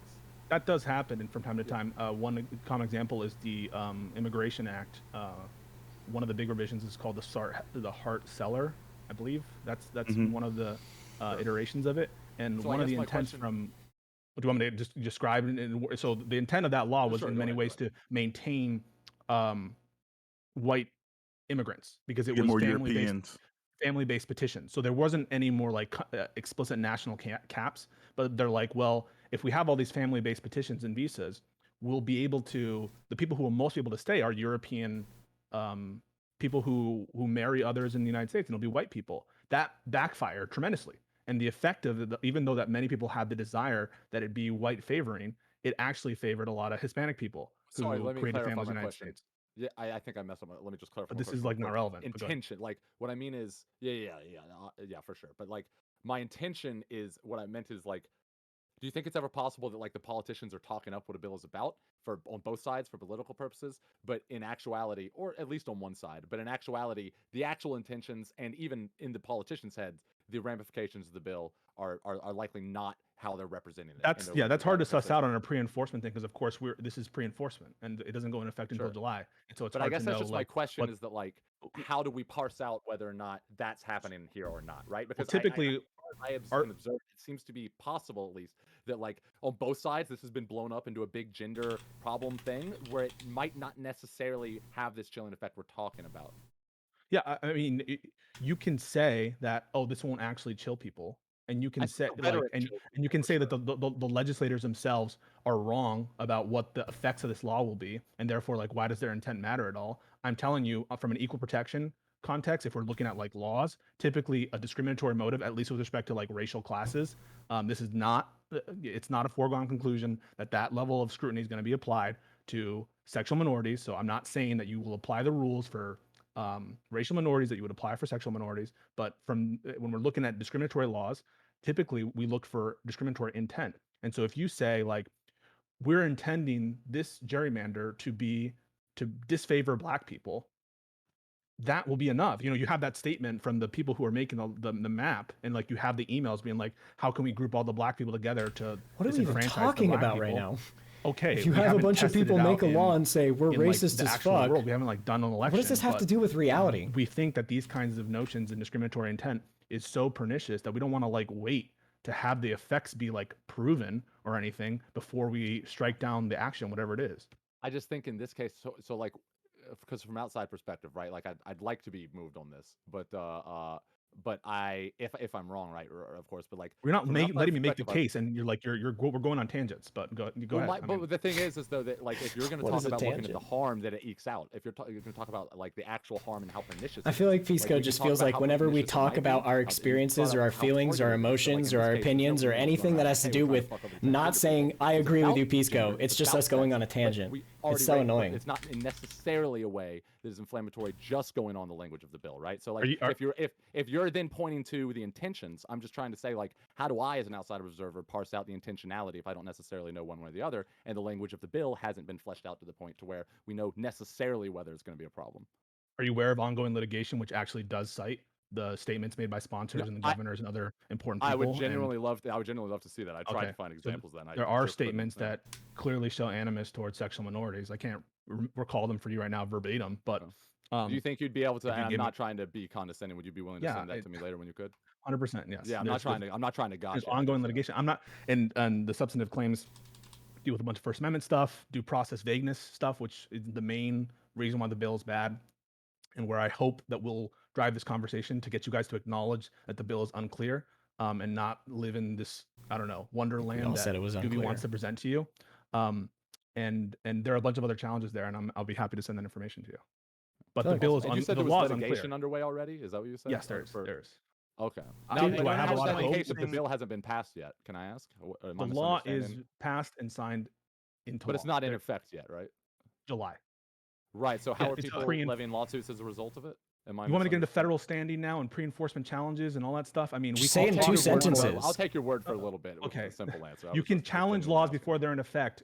If there's standing doctrine about that, whether or not that that's why they have a bunch of plaintiffs. There's like teachers suing. There's a bunch of different litigants because standing actually might be an issue. And so yeah, it might be an issue. The pre-enforcement stuff, it's a big deal right now. It was a big deal in the abortion case, and it's a big deal now. And so yeah, it's a thing. But that shouldn't let us be in the First Amendment context, right? You wouldn't want to wait for a law to go into effect that said like you can't criticize. This is the other law that said like you can't. I'm actually honestly happy today. Okay, I got Peace Code to mold. That law clearly there's a bunch of stuff there that is protected speech.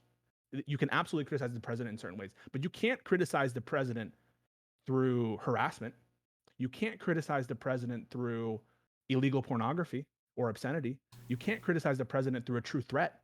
And so that law would actually like cover it would be enforceable to apply that law to certain stuff.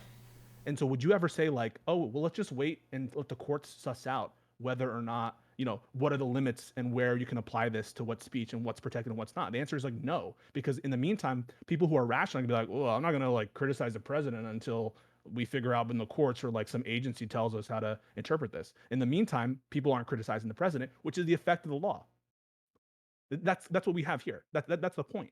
And if you fail to recognize that point, like you're just I think you're either missing it or you're being dishonest actively. I'm recognizing that point. It's just not entirely clear to me that it applies here, because you're talking. I mean, like we're talking about a perceived potential harm versus not, and you're talking about the potential harm and the intentionality. I can't prove to you scientifically that it's going to chill speech. I can't do that to you because why? It's a pre-enforcement decision. I can't show you evidence. But just the of fact anything that there's some kind of like.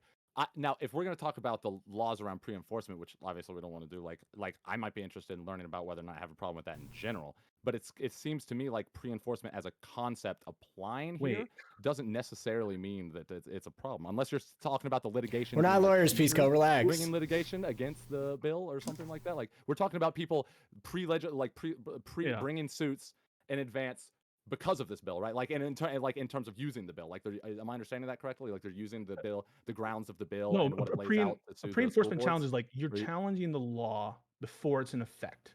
And so this is challenges of the law. Okay, I misunderstood. It's a challenge of the law, saying this law is unconstitutional.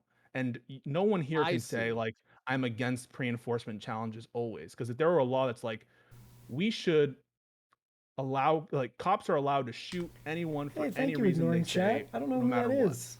And you'd be like, numbers. Thanks for the raid, my friend. None of you would be like, wait, like I don't have a problem with the law yet because it's not in effect. Like that's not how we think about these things. So in that case, do the statements in these suits, like what are they? Because they don't necessarily mean anything, right? That's a different issue. That's the issue of like whether or not we can glean discriminatory intent from. Well, it was your position earlier that was relevant. That's just why I'm asking. It is relevant. Both of these things are relevant. They're relevant. If you ask me to, they're relevant. Like the pre-enforcement thing is relevant because I cannot show you instances of this law being applied to someone unfairly because this law is not applied at all. So I can't show you. If you were like, show me how this law is affecting people badly, I can't do that to you because this law is not in effect. And so like I can't produce that evidence for you because no one can produce that evidence for you because it's not in effect logically. So then that doesn't mean I can't criticize. I guess. Why should you believe that a law will chill speech? Well, yeah, if you can't prove that it's going to chill speech, or at least not a law, that law. No, I can't provide you like sign. It's common sense. It's common sense. I mean, people are going to be. It would be like, how can I prove to you that abortion clinics are going to shut down with SB 8? And like when SB 8 was considered, right? What does SB 8 do? SB 8 provides a private right of action. Not to sue mothers, to sue abortion. Now we're people just who talking facilitate about abortions, something entirely else, man. Providers of abortion. Oh my god. With statutory damages. Somebody get a net. $10,000 or at a minimum $10,000, something like that.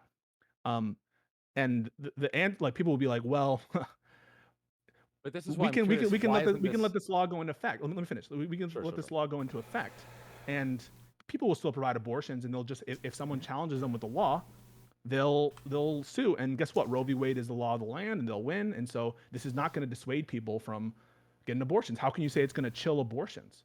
But the answer is like people don't want to be sued. People behave rationally, and the second SBA went into effect, guess what? Almost all abortion is effectively done in Texas to this day, right?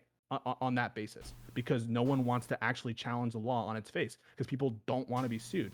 And if you tell me like, how do we know that people will respond rationally to lawsuits? The answer is they will, because guess what? This has a lot of credibility. School districts know that there are people who will sue on behalf of this law if you don't do what they tell you to do. And so they are 100% going to behave rationally and respond. And you being like, we can't prove it. I'm like, just wait. Probably use president. There's one piece that I'm curious about. So I guess I'm curious, why isn't this accounted for necessarily, or why isn't this accounted for at all by the phrasing that allows like the lawsuit to basically be avoided as long as the school gives a good reason in written form?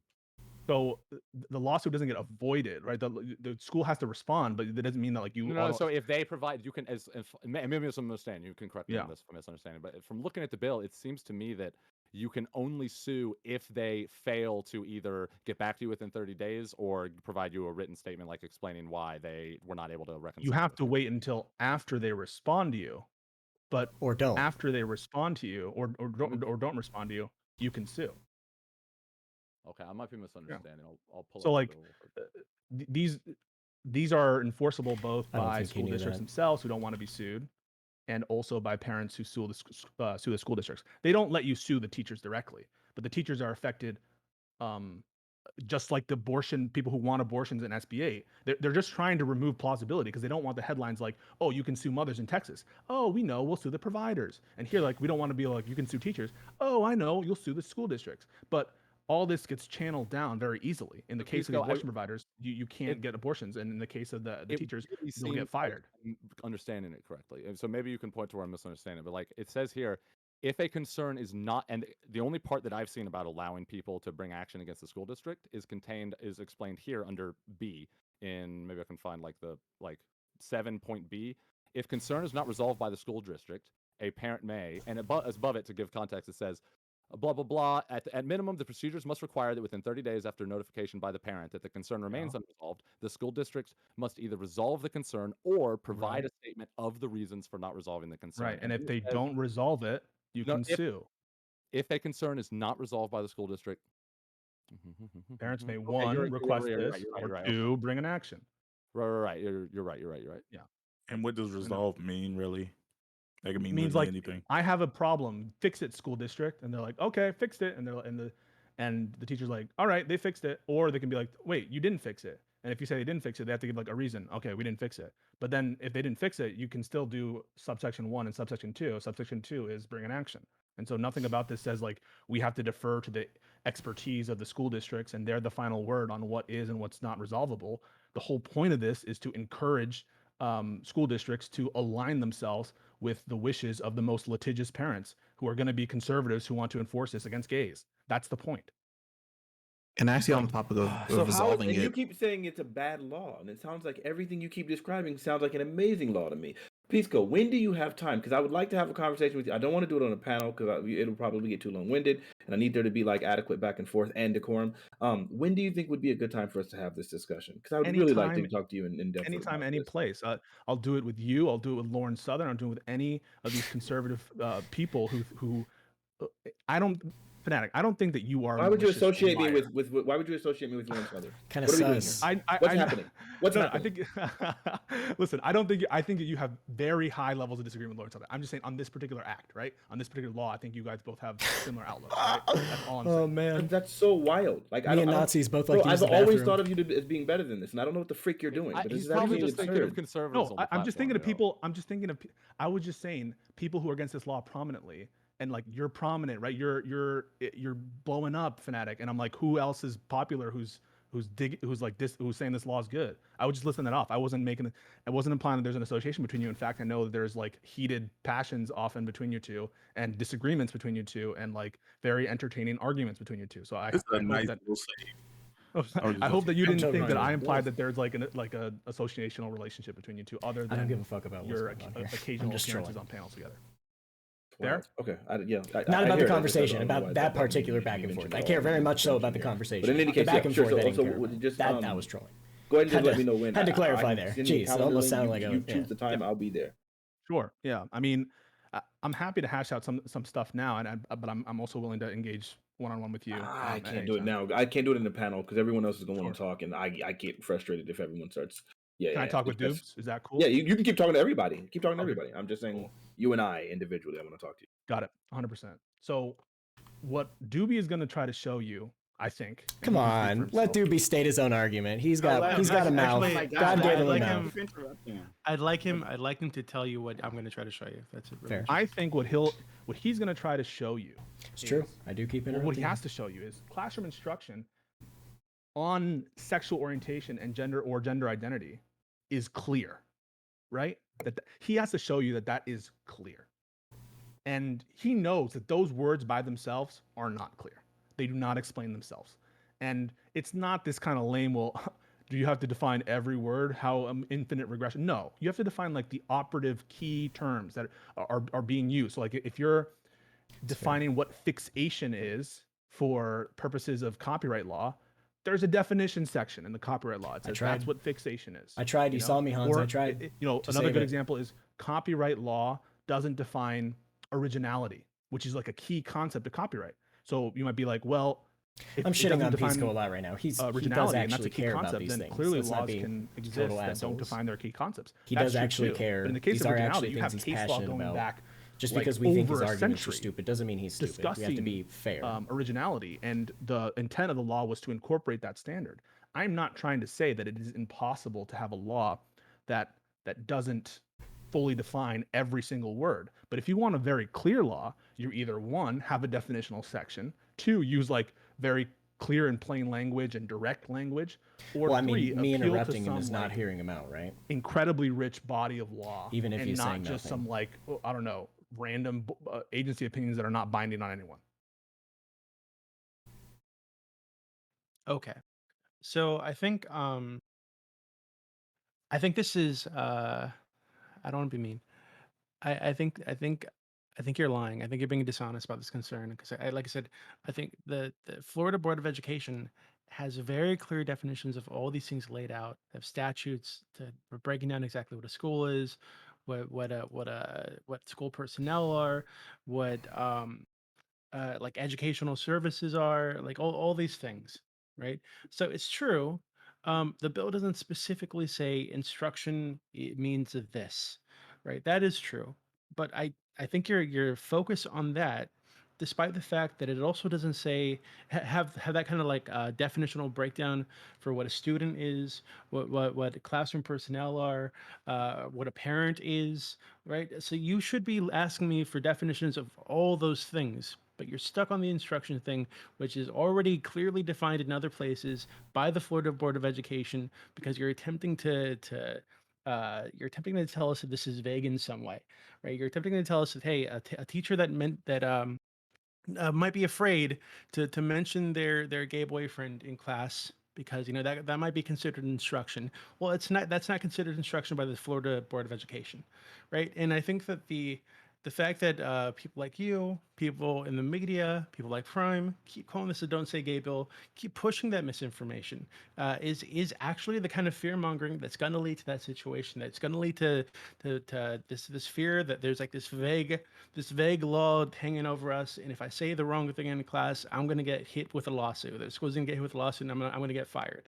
right? So I don't. I think you're holding this specific word to the standard that you are, despite it being clearly laid out in other places by the Florida Board of Education, because you're creating doubt that isn't real. It's not actually there. I think just as we know what support means in the bill, we know what instruction means, right? And in the terms of like when we're speaking in the context of like a classroom. Okay, is that it? Yeah, that's it. I Okay. don't. I think this is a fake concern.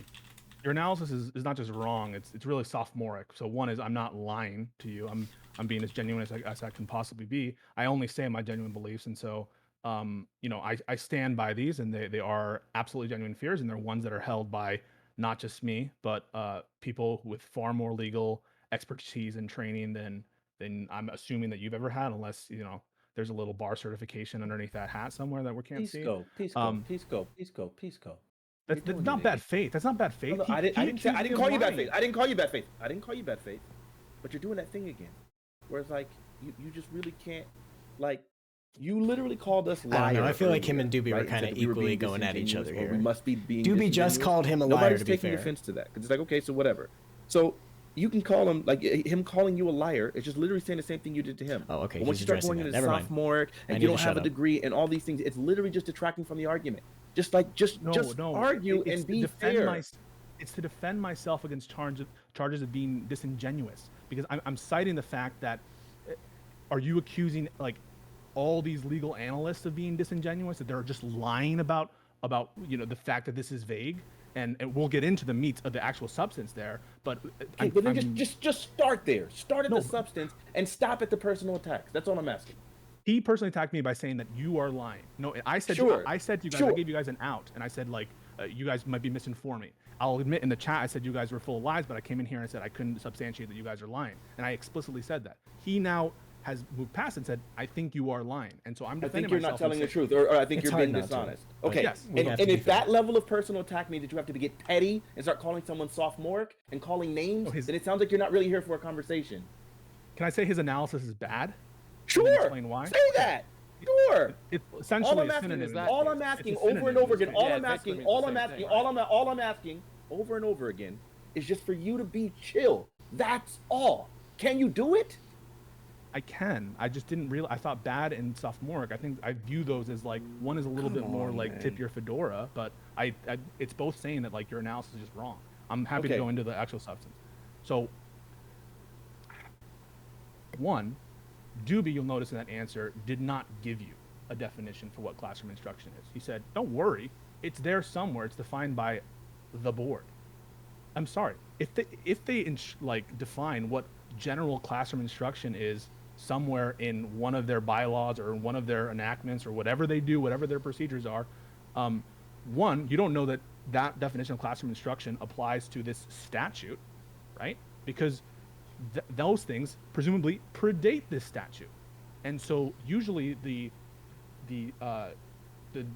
typical rule of construction is the later in time guys ain't ready for enactment, this certainly response, the okay? law trumps any kind of agency interpretation, or and in this law it seems to assume that there will be future interpretations or there will be future guidance given by boards of school boards and all the like.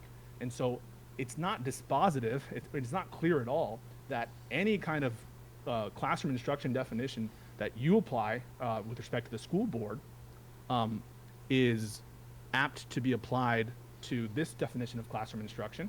And what's more is, we know the school boards aren't the last word. Who else gets to enforce this law?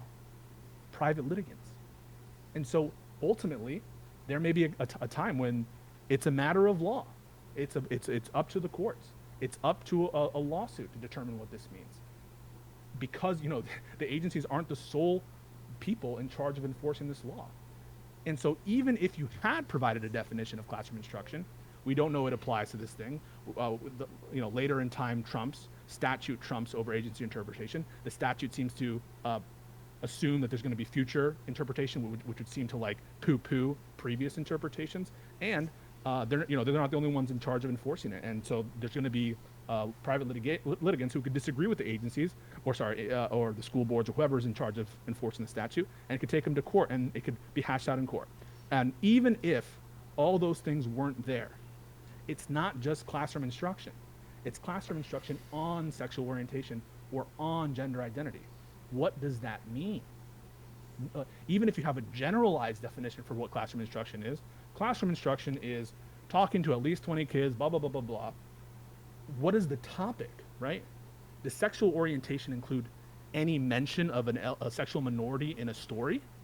Does it include any guided discussion in the class where the teacher is, calling on people? Does it include student participation with the implicit endorsement of the teacher? All right, we're going on like 20 And minutes so now. even if all those 5 things I just laid out to you were solved with respect to this definition, even if you could provide a definition that the school board could have, you can't give a definition that applies to these specific topics. And so for that reason, your analysis is bad. Okay, real quick. Let Dooby respond, but I just want to quickly say, Pisco, that just to kind of restore good faith in this, regardless of what we're talking about, I do think that you actually believe these things, and I think that your assessment is like valid, like it does logically follow. I don't think you're like making some mistake or something. So I just wanted to say that, like, I understand where you're coming from, and I can see the things that you're saying. I guess I just don't really see the same effects, but that's all I want to say. Yeah, I think so. The reason I don't think this is as big an issue as you're attempting to make it out to be isn't Pisco's because not I'm bad relying faith. He's a on very my, passionate guy. You have to understand legal, that. Education. He Like, may I'm say relying things that are on the legal hyperbolic, education and he's saying things that are bad faith, but that doesn't mean he internally is analysis bad put faith. forward You by have to people understand who that. have an education. We have to be fair to Pisco here. Who study these bills for a living, who deal in law for a living, right? There's in the Judiciary Committee, the Education and Employment Committee in Florida have looked over this bill, and they've laid out a summary of what this bill is intended to do and what it in actuality does. And in nowhere in that summary is there this problem with the word instruction, right? No, because it's very clearly laid out what instruction means, and that is laid out by the Florida Board of Education, Tell us right? what it is. So Well, then tell us sure, what it is, yeah, sure. and So who said it and when. so the statutes are updated, I think, every See, that's year. a fair It question. is, You understand? Pisco's asking a no, fair Florida. question here. No, well, Is this a Doobie statute now, or is this, well, first Doobie's of all, now what is it? Is it a alluded to this statute, or twice, is maybe it some 3 sort of times agency now. guidance? So Is it some Pisco sort didn't of jump down his throat the statement first made by time he said someone? that. Like, what He didn't is jump the down his throat. thing He waited until he that said it the I'm third supposed time, to and be, now he's like, saying, I'm gonna saying, post it for okay, you. please Okay, show me. Right, so you can That is understand what fair. I'm talking about. It's the early learning. Yes, I understand education that, code. Hans, but I think is you what it's understand called. that it's, Let me I'm post going to it use for a you. lefty I'm term also here, gonna kind post of like the a little analysis that I was talking ableist to about. say, is this like, a government Pisco's too document? stupid to be able to have Yes. the conversation. Okay. I think we can all It's from recognize the, that that's like I how said, from Pisco the, is, and Florida just Board kind of of like Education. work to kind of get past that, because I think that if you work with Pisco on that, you can reach productive ends. I don't think that Pisco never has productive In the in chats or him. where? Sorry. I think we can get to productive things with with Pisco, and I'm willing to look past him making some hyperbolic statements to get there. You may not be willing to do that, and that's fine, but that's a character evaluation. It's unfair for you to say, well, he's too stupid, so he shouldn't be here. There's lots of stupid people who Discord, have right? platforms. There we Yeah. Hasanabi's the biggest streamer on Twitch, okay? Even though that guy's a shitter, So- it's still okay that This he is an has the analysis of platform, bill. right? This is not.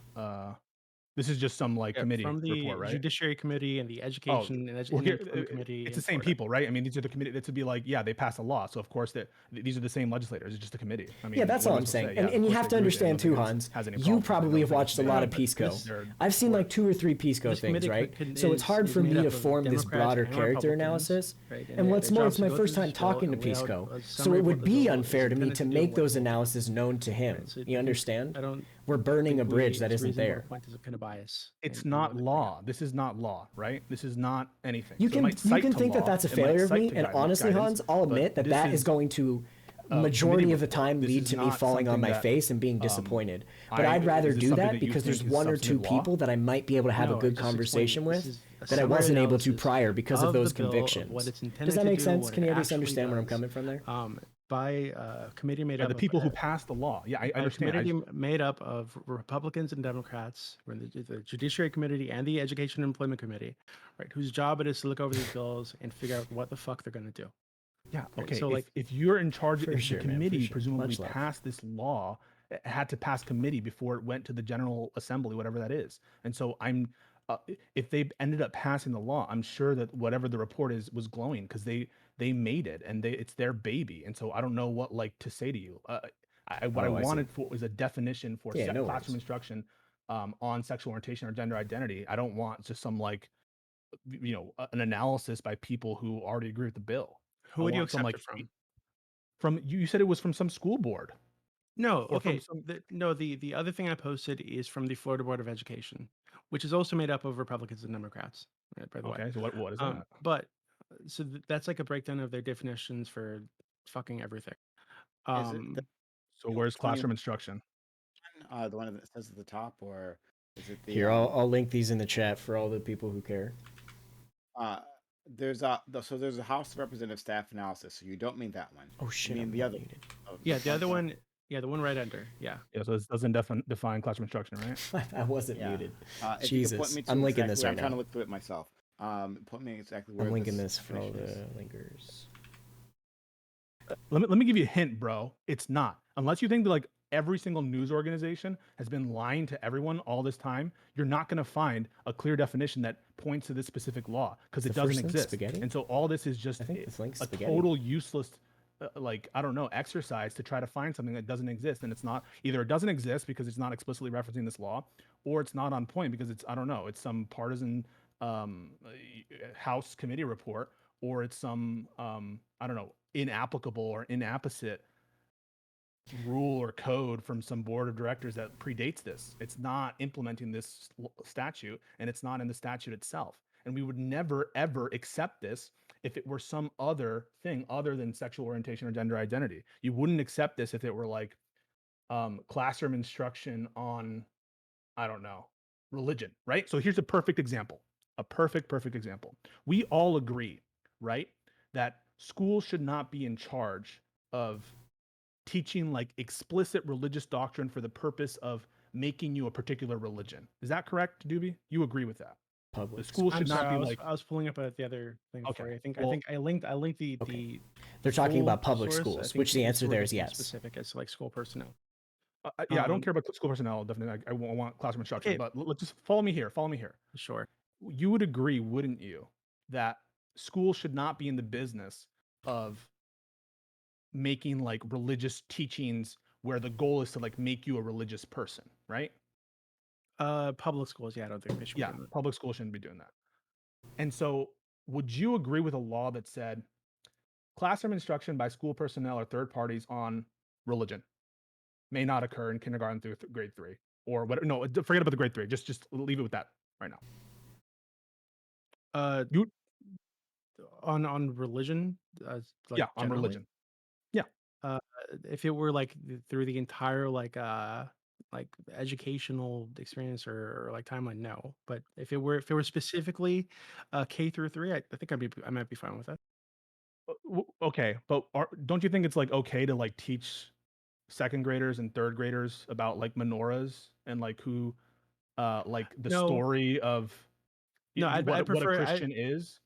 I'd prefer it if we didn't teach that to children. Actually, when K through 3, when they're very young, because I feel like that influences them toward those religions. I think feel Dooby that. might I have just just want to made be it clear. clear. So you don't think Where? third grade? If they're like in high school, right, or like middle school, and they maybe wanna I'm learn lost about on the world religions, conversation. like, Did that's Dooby fine, just but I made don't think we himself? should be making menorahs Hans? and shit in class. So like Didn't you say this about you literally shouldn't be able any to teach what opinion Christmas or is, culture right? or ideology or any group of people with any opinions on anything? I want to Or be what? clear, Dooby. You think that kids shouldn't be allowed to be taught what Christmas is up to third grade? Okay, I'm just lost then. That's a different thing. I think that, Why? that Christmas, Why? It's Christmas. not. Well, hold on. Christmas is like a secular holiday in the United States primarily, right? So, like, if they were teaching about Santa Plasky. Claus and this tradition we have where we pretend a big fat man comes and pushes it down our chimney, sure, they're talking about Hanukkah. Christmas. Teach what Hanukkah is. Christmas is the resurrection of Christ. I'd say no. Teach Right? what So Hanukkah theoretically, is. so just to be clear, if there were enough Jewish people in America, then you would be fine with it. But No. Because that's it not would be the, normative stop enough, right?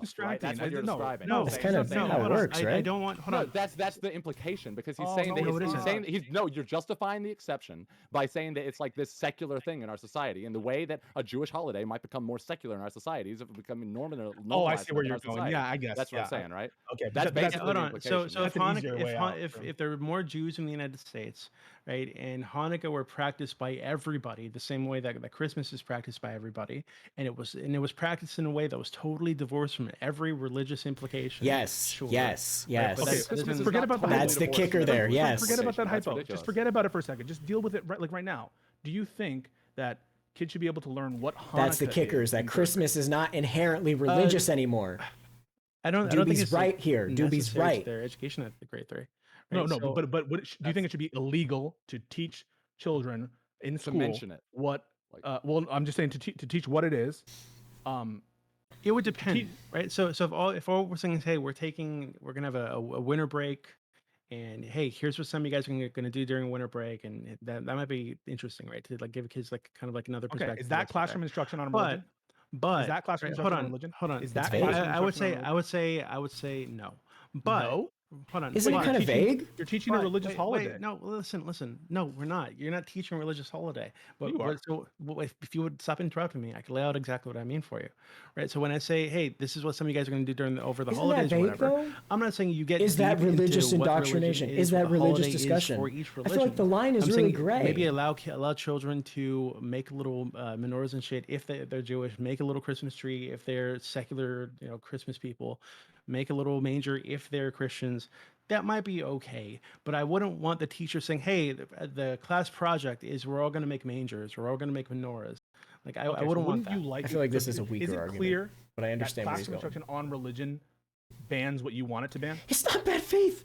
It's not bad no, faith. but You don't that's- know what bad faith I don't means. think- Hans. I don't think- I don't You think- think I don't think it's- dumb I don't think or it's just- bad argument means bad faith. I don't think it's the same at all. I don't think that these are totally dissimilar. Pisco's it not shows you trying the to vision gotcha of right now. classroom He's instruction trying to on show him something. The what fact he that- perceives to be a we all gotcha that's agree, already religion, there. There's a core set of things we do not want to teach the kids. We don't want to evangelize to children. We don't want to like make it a normative thing where like you have to I will accept admit, this religion, or Pisco that looks we like have a he's class being very project bad that's, like, faith here, but you know, we pushing have you to look towards past one or the this. other. But we all agree, like in the context of history, in the context of like explaining what culture is, and like, oh, It's not someone the right asks, like, time, what Zovia. is the Bible? Dooby and him you are can having tell a them like big back and what forth is right the now. Bible. That stuff probably shouldn't be covered by the law. So we all agree fundamentally that there is stuff we would ban with respect to the religious instruction to children. But the point is, saying a phrase like classroom instruction on religion, every religious person in this country, even if you disagree, even if you agree with me among the previous evangelizing beliefs part of it, everyone would be up in arms. They'd be up in arms because it's vague, and it would be vague like you're not teaching these like core cultural concepts in a secular way to students, and it's not clear whether or not this law applies to like the broadest possible reading or a more narrow reading that says you specifically can't evangelize to children. That's the problem, and Absolutely. it's true of I the don't. religion one and the sexual one. Uh, I but that's don't think. absolutely, that's absolutely the case. What Pisco is saying is that like you to be may not believe the example that he drew out for you was religious Others, yeah. instruction, right? But like absolutely others will. That whether they are good faith or they're bad faith, they're going to bring this to court. And even if they lose, no one wants to be dragged through Yep. that, right? Dragged through these procedures. That like that's the power of when you put things in statutes like this, is that you don't necessarily have to enact them, right? The threat of having to go through that, of being dragged through the mud, that's enough for people to not even bother, right? So the kid asked me, like, yeah, like, what's Hanukkah, right? He's a Christian kid, doesn't know anything about Hanukkah, never heard the thing before, right? And they asked me about it, and I'm like, ask your mother, I guess, because I don't want to bother. Yeah, that's I precisely the think. point. But If it's you not like can in say that like a reasonable person would interpret it, could conceivably interpret it this way, then what you're saying is it's like unclear. Something is clear when no reasonable person could disagree about it. But if reasonable minds Okay, can how would you disagree make about it something, clear? Can you tell me? So, if you were in charge of this section of the bill, and you had to lay out exactly what instruction means in this context, how would you write that? well, first we have to agree: is it clear? This is an No, optical okay. loss for Dooby. I think it's clear, right? Okay. So, but you're telling me that it's not, that they should have defined what they mean by And Pisco instruction. just So threw how it would out. you define it in Okay, this so bill? one If thing your might goal be, was for the bill. right. So if people actually cared about what you wanted to care about, you could say something like this: classroom instruction, meaning any verbal or other interaction between a school personnel or third party in which normative opinions about what someone's sexual orientation or gender identity ought to be, or in any manner that is sexually explicit or not appropriate for, you can have one vague standard. You can say age appropriate in the context and have all that other stuff. Age appropriate as to be determined on X date by this agency or this board and to be reviewed annually shall be against the law. Right there, you're directing the conduct to. It has to be classroom instruction. All right, a classroom instruction is like, okay, that's very broad. Where it's even very broad, right? It's any verbal or otherwise Pisco? interaction. Hey, Pisco, I got a quick question. If Yeah. it changed it to classroom curriculum, would that be fine? It it might be, but like you have then you still have the problems. It wouldn't be fine because you still have the problems. One is you have to find what curriculum is. Is that anything that's literally written on the syllabus? Because oftentimes these conversations flow organically, and I'm sure you guys wouldn't have a problem. You guys would have a problem if some kind of normative like sexual identity or gender expression conversation came up organically, and the teacher was like, you know what, guys, it's not in the syllabus, but go crazy. You guys should be trans. Like you, so we have to really like hone down on what syllabus is, because you guys are not just against syllabus stuff, or curriculum stuff. You're against spontaneous utterances and Yeah. spontaneous conversations. No, And that's then not true though. you are. No, I'm not. If it's not in the curriculum, but someone says, "Hey guys, it's cool to have gay anal sex," not in the curriculum, you have a problem with that. Well, hold on. I'd have a problem that if a kindergartner is saying that. There's probably like tons. Would you have a tons of problem with issues, that right? with the So, like, teacher saying that? We're not talking about the kindergartners. We're talking about yeah, classroom hold instruction. on. Yeah, of course, right? But Okay. but I think So it's not just hold curriculum; on. it's spontaneous utterances But too. today, right? So you're telling me that you wouldn't have a problem with that? No, I Was would it- have a problem with that. Yeah, There's okay. stop So- trying to change the subject. The subject isn't No, like, hold on. what are my personal You morals. brought that The up. subject is the law clear or not? And you're trying to shift to be like, well, what is? Wait. Let's try to make him uncomfortable by talking about like what are the limits to when he'll talk about sexual body Can parts I- and can I sexual acts. try to We're talking about the clarify? Wait, clarity hold of on. the law. Don't say that I'm testing the Curriculum- limits Yeah, when you you are. are. Anal sex. Like You're not that on. clever, Anal Dooby. I know what sex. you're trying to do. The Wait, hold on. conversation's about You clarity. brought up Pisco. You brought up the anal sex in front of the kindergartners thing, and suddenly I'm trying to test the limits. You brought it up. Okay, so hold on. That is to show Fanatic, that it's- Fanatic brought up curriculum. Fanatic Yes. brought up curriculum, and like curriculum No, that's is not- not sufficient. That's I not. know, I that's know. not what I was talking about. I was talking. He I was know, talking I know, about, I he know, was I talking know. about Addressing random utterances. Fanatic. Fanatic said, would No, it you were help addressing you? me. No, Fanatic Okay. asked me. Fanatic asked me, is it okay if they just change it to curriculum? And I said, I don't think so, because I think you guys are worried about more than just like what is sanctioned to be said. You're worried about like the actual words spoken to children, even if it's not on the quote unquote curriculum. And so I was giving the example of a spontaneous utterance of something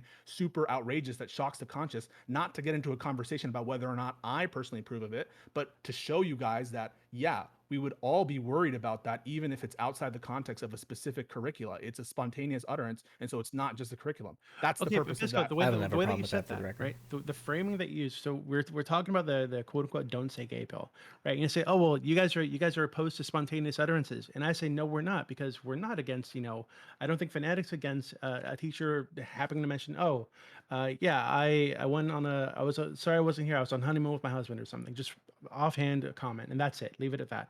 You're Right. missing the point. Hold on. No. I don't think I'm missing the point. I think you attempted to frame this conversation as if Fanatic and I are opposed to, No. to random utterances that acknowledge the existence of gay people, and that's not what we're opposed to. My when I example said- was not. so then My when I said- example. so then when I my said- example so disproves then what when you I just said said. no, My we're not. example So then when I said disproves- no, we're not. So when I said no, we're not against spontaneous utterances, you responded with, oh well, You're if a lost. teacher said, hey, I love anal sex in front of kindergartners, would you be opposed to it? Yes, but so would you. Right. So like, that's not what we're talking Doobie, about. you're not even understanding the conversation right now. Like he's asking, you're attacking the link between whether or not a like de minimis. It always has to be a de somebody. minimis It can never mention be is something we're you having a guys would be okay disconnect. with. It's always I've understood you're that you guys would be disconnecting. okay with It's de so minimis frustrating. mentions of gayness and whatever. What I'm talking about is spontaneity. And I've only got a little Fanatic bit of this brought up, left would in your me. fears be alleviated if it were just curriculum? And I brought up, I think most of us would be like fearful of certain comments or certain instruction, even if it were spontaneous. I'm not addressing the de minimis thing that you're talking about. I'm talking about the fact that Can you do me this a wasn't favor? planned. Yeah. So when you mean to say trivial, can you just say trivial and not use like a Latin term that only like legal nerds are gonna know? Trivial. So Yeah, that's I'm better. not addressing the triviality stuff that you're talking about.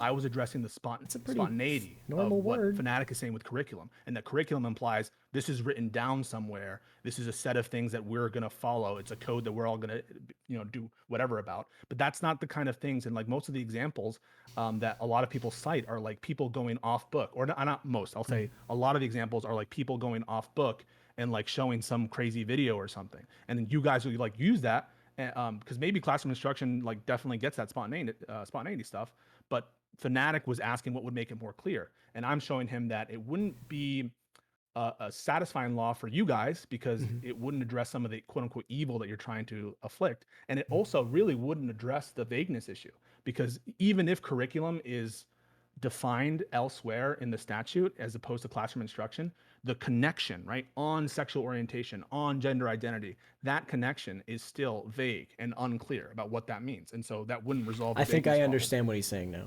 I think that there's something I kind of want to bring up because we're talking about curriculum. And I was thinking of situations that would come up in real life about this, right? So if you're thinking about, okay, how would the parents even find out about something that they would want to sue the school or sue the individual about, right? So they're getting this information from the kid. And I was thinking of situations why would the kid like ask their parents about this? And I would think of a situation like, let's say they You ask have to teachers, understand that they're his- talking about babies or something Do you like that. understand and when then I they say ask his argument is the teacher, valid, hey, where do babies even come if it's from? not right? Do you understand what I mean I when would I say assume that? that'd be a thing where they say, hey, just go ask your I'm parents not about it. Okay, that's fine. but being the a thing dick. is, I'm like, like that example- legitimately asking that if example like is you so understand or if good I should like for me go into that. because it shows you like how confused people are. By my reading, that is not at all banned by this law. Is talking about sexual reproduction a classroom instruction on sexual orientation or gender identity? Gay people can reproduce. Straight people can reproduce. is literally, if I were to say like, hey guys, y'all should like touch your dicks.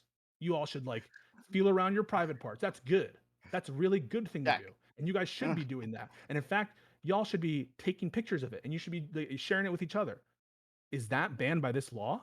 Is that classroom instruction on sexual orientation or gender identity? No, but And I say, I'd no. assume that it's banned by other statutes that exist. But people about will sexually bring up inappropriate these conversations in front examples of as kindergartners. though people will bring up these examples as though this law is both under inclusive and over inclusive. It's under inclusive as in it's not getting the stuff that you really care about as good as you think it is, and it's over inclusive as in it's targeting things by being vague.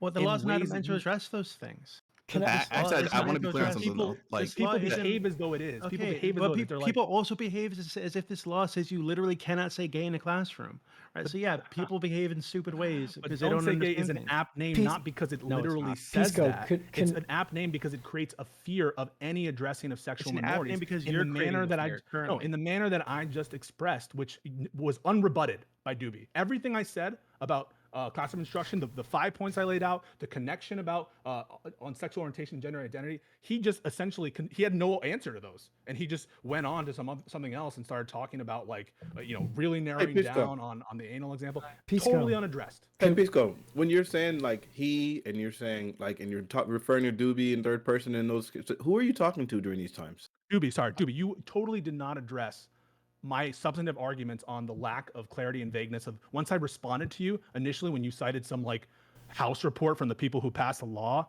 and some like other statute which never even defined classroom instruction. Right now, this entire time, you have not given us a definition from classroom instruction, even one that you just pulled out of your butt. That shows that you have no standing. The law is like vague and unclear, and there's nothing you can say in response because it just Okay, is. but that's just not true. This is why I said earlier. I don't. Think What is the this definition of classroom instruction? I Say don't it. think I don't think this is a real concern, right? Say it. What's the definition of classroom instruction? Stop, can What is it? Can you please stop interrupting me? Because what I expected you to do, right, is to say, oh well, just- this is I why I just asked you, wanna hey, ask how would you clarifying actually questions. Write this thing, right? I just And you wanna said, ask you Pisco gave and us some kind Prime of some definition, questions. and then Fanatiq asked, what if it's a curriculum? And then I I'm said, done. well, no, because okay, we need then to I'm done. define I'm what kicking the curriculum habit is. for good. Right, and you wanted to No, you didn't even oh, understand that. He didn't Hold on. understand Yes, the point yes, there. Yes, that I did. wasn't the You whole. wanted this That whole wasn't the point. flowery, over dramatic explanation of why they would need to define exactly what You are not really clever, curriculum but means. I don't know what to tell you. Like you will not follow. But right, the issue that I have here, and the issue I've had since the start, and why I told you initially that I think that you were being dishonest, is because there are tons of other phrases in this bill, other words in this bill that are also not defined within the bill. They have no fucking issue with, right? So I think it doesn't define what a student is. Yeah. Why aren't we Okay. hearing? Why aren't we hearing about that? You're going to ask for answer. a definition of every single word used in the bill. You're All gonna ask for a definition of every single word used in the bill to infinity, and then you're gonna ask for definitions of the words within those definitions. I feel like we're Because just not the issue is- understanding each other. The issue is Before Pisco, the issue is in before actually have some kind of confusion as to what Word instruction. instruction is the relevant. before word. Pisco jumps in, right? Like this actually matters. Like what he's saying actually matters because that's how it's going to be interpreted in law, right? Like so. Look, I know it's really fucking annoying, right? Like parsing out each individual word. I know It's just a because matter of when how Pisco much. first showed up, he did that to me. He would parse each individual word that I said, right? But that's what you do in a courtroom. That's how it works. I So understand you that. actually have to do that. So It actually I matters, can right? we- And I'll Fanatiq, address the actually, infinite to, dictionaries. Fanatiq, to answer your question before, right? Who Pisco is talking to? He's talking to a courtroom. That's how he talks. He talks to a courtroom. So when he's like projecting that third does do person that. thing, that's what he's doing. So go Can ahead. I ask- think can we it's ask a few problematic when it comes questions? to like actually Okay, having a that's fair. conversation. Can we 'cause we're ask- trying to have a conversation and That's he's fair, like Fanatiq. super duper hot. Can You we know, ask I a actually few do respect you questions? as a moderator, Fanatic, and I appreciate you keeping me cooler than I would. I do appreciate that. Can I just take a few seconds and ask a few questions to Pisco and Prime just to like kind of iron out, because we talked a lot about like what leads up to it, and I feel like the effect is really important.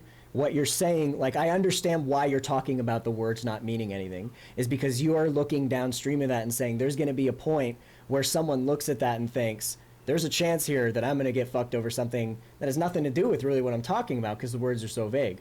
I understand where you're coming from with that, so I just want to kind of ask. Firstly, so is your kind of concern that teachers now have like this new threat on them Do you think, and then with that, do you think that this is a concern that can be alleviated with like with insurance, for example, like because doctors, for example, they can be sued over medical malpractice at any point, but they have insurance that protects them from that. Do you think that that's like a worthy thing that teachers should have to worry about, or do you think it's ridiculous that we even like ask that? I don't think that we're going to live in a world in which this is actually litigated out a lot. Sure. The teachers aren't really in litigation threat because this law does not make teachers suable. The law makes the districts suable. Right. And so I'm not like fearing that teachers are going to be mired in these like endless lawsuits because they stand up and they say, no, I am going to say gay and that sort of thing. So I don't see that situation happening, but them doing so opens their districts up to liability. And the districts are going to make their wishes heard through hiring and firing relevant incidents and reporting, and it's just going to work itself up to another level of generality. The district, we should be scared for like the inter-conflict between the district and the teacher level and how that is passed through the administrators. And so I do actually think that there's a fear for teachers. It's not per se from the private litigants, but it is from what those incentives do to people in power over the teachers. Okay, 2 more questions, quick. So now when you say that the important thing to you is actually calling it the Don't Say Gay bill, what you're getting at there, maybe I'm being a little hyperbolic. What you're getting at there, the reason that actually is lumped in with you is because you're saying that it's not that this bill targets gay people, it's that districts are going to make the safest option with this bill in mind, and that's going to disproportionately fuck gay people out of being able to ever be able to teach. Is that kind of what you're saying? It's not the main concern is properly labeling this a don't say. My main concern is fighting this. Right. But like that impact is what you're worried about. I will say that there are ways I think there are many ways in which the name is apt. There are ways you can say the name is unapt, and I'll give you the better arguments for them since you guys. Well, yeah, go ahead and do that. But just last question before you do that, because just so then you can kind of go back to your. The last question I want to ask is: do you think if we had this same bill, but those things were specific, they were spelled out, they were in stone, do you think then that the bill would be? I don't want to say morally good or bad. Do you think then that the bill is fitting the goal that it's intending to fill, at that point with all those? So we have to like first agree on like what. I'm going to answer the don't say gay and then this part about like if it were more tailored, would my those are my questions. So the best arguments for this is called moving the conversation forward. Because you're welcome. This doesn't specify any particular sexual orientation. I mean, this might as well say don't say lesbian act or don't say transgender or don't say cisgender law or don't say heterosexual law. The reason why you can make the extra leap to don't say gay is because of what I consider to be the obvious intention of the law, which is to sort of otherize and to clamp down on discussions and interactions and identification of sexual minorities. That's how you get there. But facially, the law is neutral, right? Facially, if you just read the terms of the law is technically facially neutral. So that's what I would ask is because people could reasonably, at least on the face of the law, right? See how my question inspired more questions? If we're going by the face of the You're law, welcome. because people could like levy lawsuits based upon like, I don't know, discussions about heterosexuality, right? Which inevitably sexuality, to the degree these things are inevitable, which is the problem, right? We're talking about these are natural functions in our lives that we're talking about. To the degree to which those are unavoidable talking about, we're going to end up talking them in some way or another. So I guess what I'm asking is, do you think it's possible that this problem like won't actually exist or will immediately quell itself just due to the nature No, of because I don't really think it's reasonable to think that people will interpret this law, at least practically. Yeah, in a way that's that lefties for you. Clamps down on righties do the same shit. Heterosexual. That does suck. Like we need to address that. But you have to understand that that's not a Peace Co thing. Stuff, like, that's a most people thing. No one would ever sue Peace Co might be a particular example who does it more than most people, sure. But you might have a test. Peace Co doesn't have a chance to be vulnerable about that because whenever he goes into that, it's like fuck you, idiot, dumb, stupid. Nobody wants to be vulnerable when they feel like an idiot for being vulnerable. Nobody wants to have the situation where they go, I regret even talking about it, man. That's a shitty feeling. And you have to admit that Peace Co does get a lot of hate for being as specific as he is. Well, sometimes a man You and a know, woman, it's easy to hate on they him. get if someone's like, "Oh, what's a family?" Let's say that's like a question in second or third grade. And like, well, sometimes a man and a woman will get together and they'll make babies and they'll live a happy life and then they'll raise But I don't those think kids Pisco's and a that's Bosch. whatever, Does that right? make sense? I don't think he's Is a that a Xanderhal or discussion of Hasanabi. sexual I orientation, think gender Pisco identity? Like, legitimately oof. thinks about these things when he's not It's at streaming. least as much. I don't but think that's he's the thinking thing, though. what's Definitely going to is. make me the most It, money. it, I it do think certainly he is. And I virtue don't want to signals expose my sometimes. 6-year-old to it. That's But disgusting. I think that he Right. So he really now, does if I say care the same about thing, like, these well, things. sometimes two And you have to gay understand that people, that's two more rare. men will start a Okay? family and they'll adopt or something. You You know, guys would instantly be like, yes, that's a Dooby's classic famous for discussion people on not sexual knowing if orientation he and actually identity. cares. If I do the think he first does. I'm one just saying is not that's like a banned, thing then that the people second say one about is not Dooby, banned. right? And that's just We have to another be level to show you careful. how vague this is actually. And like, So in I the agree context with of everything ours, you've said, between Hans. the Just be courts, careful. like, Instead of I don't saying think so. Pisco's No, bad faith, I just say think that Pisco's what being will bad faith happen as fuck right is, here. And then I'll agree with you that 100%. schools will know what this law Fair was enough. designed for. They know That's who the fair. interest You can players think he are. cares for the wrong reasons. The, I don't really everything's put like any interest in run. that, to The be honest. If agencies are someone all going cares, to I be don't care why. beholden to DeSantis Unless the and the reason is like Republicans. money, you know? And Because they're then it's going to like, be fearful of now we can't litigations have by a real Republicans, by and large. And so I don't really see a way that this facial neutrality turns into actual neutrality through court systems or agency interpretations. To be So fair, in I the want to way I address see Dooby it, at some point, just to be clear.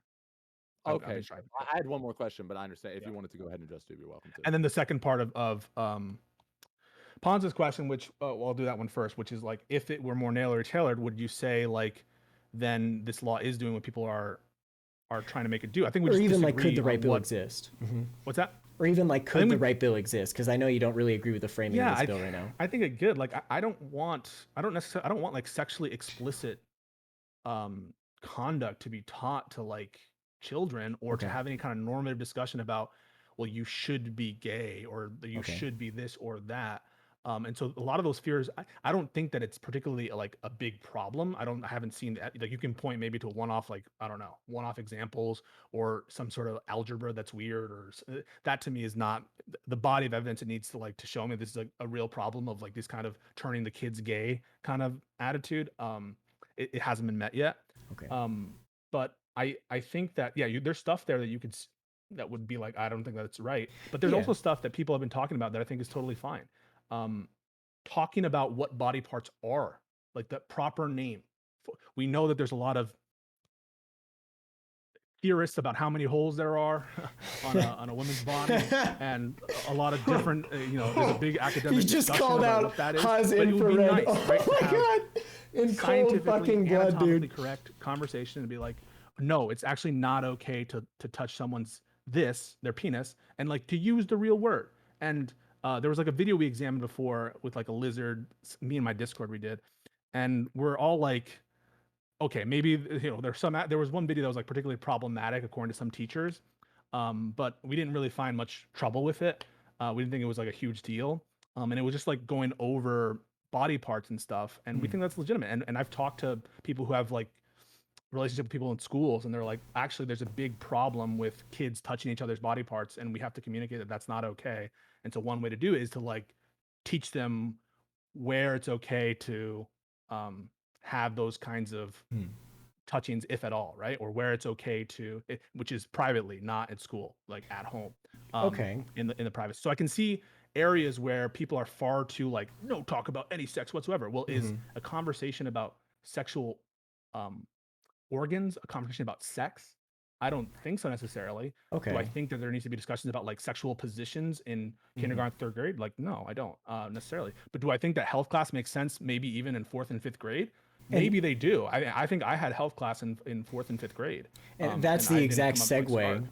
That's the exact kind of thing that I think can help to move this conversation forward to be productive for everybody. I think maybe, see what you guys think, if we can kind of talk about this from that perspective of health classes, and do we think that these classes are good where they're at, or do we think they need to go farther? Yeah. I like, for example, I personally think fair, that but like, I just want to address Dooby first because sorry, go ahead, then we can move yeah. So Dooby says, well, essentially I said one argument really. Why don't you have a problem with like them not defining student? No, or I understand, the, Hans, or but or we're not bi, talking. or, like, The bill is important, but what we developmental think is or more in. important than Like, the bill. So I'm trying to wouldn't move it what be we infinite think regression that they're past the always bill. I'm defining trying to everything, move the then it all just conversation turns into forward. nonsense and all turns into like weirdo world. We're I'll using note different filters. that he still and hasn't given the what's definition of what left classroom in the instruction pan is, after we and he use all hasn't. these filters And is so what they I'll ask actually him think. again after I say this thing to provide a definition of classroom instruction, or at least I'll ask him, do you think it matters what the definition of classroom instruction is? Does the definition, I guess I'll ask that first. Does the definition of classroom instruction matter? Not specifically. See, the issue is that I think when the because these statutes define like instructional personnel, classroom teachers, and in all I these don't agree with definitions, Dooby they here use words at like all. direct instructional services.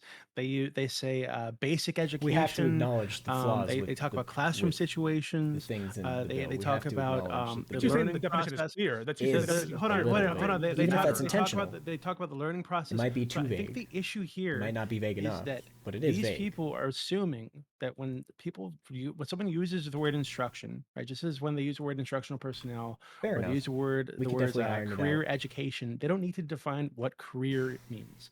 They don't need Sounds to like judgment define on what you. basic means. I'll have to think right? on that. So I think But I the issue understand what here you're is saying. that we're You running didn't answer into my question. You we're didn't answer my running question. You into didn't we're answer my running question. You didn't answer my into question. yeah, I Let did. him fit. I did Come answer the on, question. Hold on, wait. Might Please be You hold on. stop, Fanatic. You stop people done- when they're not responsive. You stop people when they're not responsive. I do that. I do that. But I want to point out, you've done like tell me if I'm being unfair. You're right. You've done the lion's share of the talking since you've joined, right? You've gone on for God knows how long, probably at like an 8-to-1 ratio for Dooby. I have to Let throw him more finish a defense for freaking him. sentence. That's I how a have to throw more conversation defense for works. Pisco. I have to. It's the kind of person I am. Okay. So I think the issue again is when these things are written out. I'm gonna give you. And I'd rather an have a example, million right? Piscos. So the Florida Board of Education A defines million Piscos. I'd rather have a million classroom Piscos teacher than just one Bosch. is, I want this you is, to understand classroom that. teachers are That's the staff value members statement I'm assigned to making. the profession activity of instructing students in courses in classroom I'd situations, rather have a million including basic PrimeCayes instruction, and one exceptional Xander Hall student than half education, a Xander career Hall. education, and adult education, including substitute teachers. But you'll notice You they don't don't believe lay me? out Fair enough. what situation means. You'll They find don't out lay that I what the am word "r" means. They don't lay out what a flaw that I share with fucking a streamer adult that I means. watch, Destiny, Some is words that I so- am overwhelmingly higher degrees charitable to of, like, people. understanding But than others in terms of no one's going to dispute. I Like, no never one's going to say dispute, whether or like, not what someone's a good writer faith. or I what always a say that writer I is. don't give a fuck. I understand. literally I don't understand, care but if that's you're what I'm good getting at. I faith or think we're not. running I into care what your situations arguments are. where because Well, let me because rephrase. I care if you're bad faith in the conversation, but I there's don't this care fervor, what there's your this intention to underlying demonize opinions the are, bill, what to like demonize the made people you who get into wrote what the bill and you what their believe. intentions I are. care about talking about the things and helping to I move think you we're off of getting those into this kind of things. pedantry where we're You gonna have to break down the define every little mental thing. hospital Otherwise, for if 19 it's not Piscos? clearly defined Maybe. down to the fucking T, and then every word within that definition enough. also defined, we're gonna assume the least charitable thing. We're gonna assume the most malicious interpretation of what this word could possibly Do you think his mean. takes have gotten better? I'll over return the you years? to the That's question. exactly. Hold on. I just want to jump in real quick. Doobie, that's exactly what's going to happen. Yes, what you just said. That's exactly what's going to happen because there are malicious actors out there, right? So you should be afraid if you're a person from my side of the aisle here. You should be afraid about what this. No, I bill could can do. handle him. Because I could yes, handle what all does of them. classroom It's instruction not a question mean? of I handling. had seen that. It's a question that of what does he do definition for that was provided discourse. in chat by viewer here, J-Boss, right? But it's completely I unhelpful. could handle Bosch, but So, like, he's as we've terrible already for laid out, discourse. Pisco is better for instruction discourse can than be Bosch is. anything, any utterance I know it's not saying much. of the teacher, right, in the classroom could be called interpreted as instruction, right? And even You if seem it's, like a if pretty it's cool just dude, them Hans. You seem to talking be about their taking personal what I'm life, saying, right? absorbing Like it, kids spitting it take back out. direction I'm not saying from like, oh, you're teachers listening about to me. like I'm saying how like they you're, live, you're listening in general. right? Like you're a good If listener. the teacher is doing a thing, right? And they've framed it as a positive thing to be doing, right? But just for themselves, that affects a student, right? Like, oh, my teacher does this thing. It's a cool thing that he does. I like my Yeah. teacher, and they think this thing is good, so I'm going to do this thing, It's right? absolutely That could true. be interpreted as instruction. So yes, it actually does fucking matter. It matters if it happens like outside of the classroom. That Is actually the teacher means still a more than you teacher could ever outside of the understand, Hans. classroom, Thank you so right? much. In the I So really gym, maybe in the appreciate it. hallway. maybe yeah. What like all of this matters, and all of it will Especially be because- used uncharitably. Wait, So wait, can we get Doobie? I mean, I let Doobie talk. I want to return you to the question, Doobie. The question, you might say the definition is obvious for classroom instruction, and that's fine. You can say it. I'm asking you whether or not the definition matters. Yeah, I think it does matter. Okay, But so I think but if hold it on, matters- but it matters insofar is if we're not going to accept the traditional use of the word, if we're not going to accept how this word 6 is more used minutes, legally in and other then I'm done. states and No. other statutes, I'm going to address it now. then okay, I'm going to then address we it. need to I'm break going it to down address it. to the Right. T. So the reason why, So if all you guys are saying that there might be bad actors, It's who not, but take- who take Pisco's this- saying fact the that fact that every that word the in this courts bill are is deciding it is scary to defined down him to the T, and then all because the a words within the business is definitions are going to defined. err on the side of These people might caution take this and and think, use that to do I to want to hire enforce this this gay bill in a way person? that Because hurts if the off minority chance that we people. get sued, it But seems then like it that's where he's sounds going. like it should go to court. You may go not to agree court. with that, It but sounds that's like like it's what time for his Florida onus to is, have right? some statute that clearly lays out what But I agree, curriculum it's means, not what for the word Dooby to curriculum decide. means, when a teacher is teaching and isn't teaching. It sounds like it's time to do that. And if this bill is what is the driving force behind making those For sure, for definitions sure. available to people, then sure, that seems fine. I'm going to address it. Think about how much time Dooby has spent using this criticism of, well, you just have to define everything. And that's just absurdity. How much time he spent on that and how easy this complaint, since I haven't addressed it up till now, will be to address in 2 seconds. So the reason why this is a problem is some words, their general commonly understood definition of words are extremely wide, right? Extremely broad. The general common understanding of classroom instruction, it is so broad, right?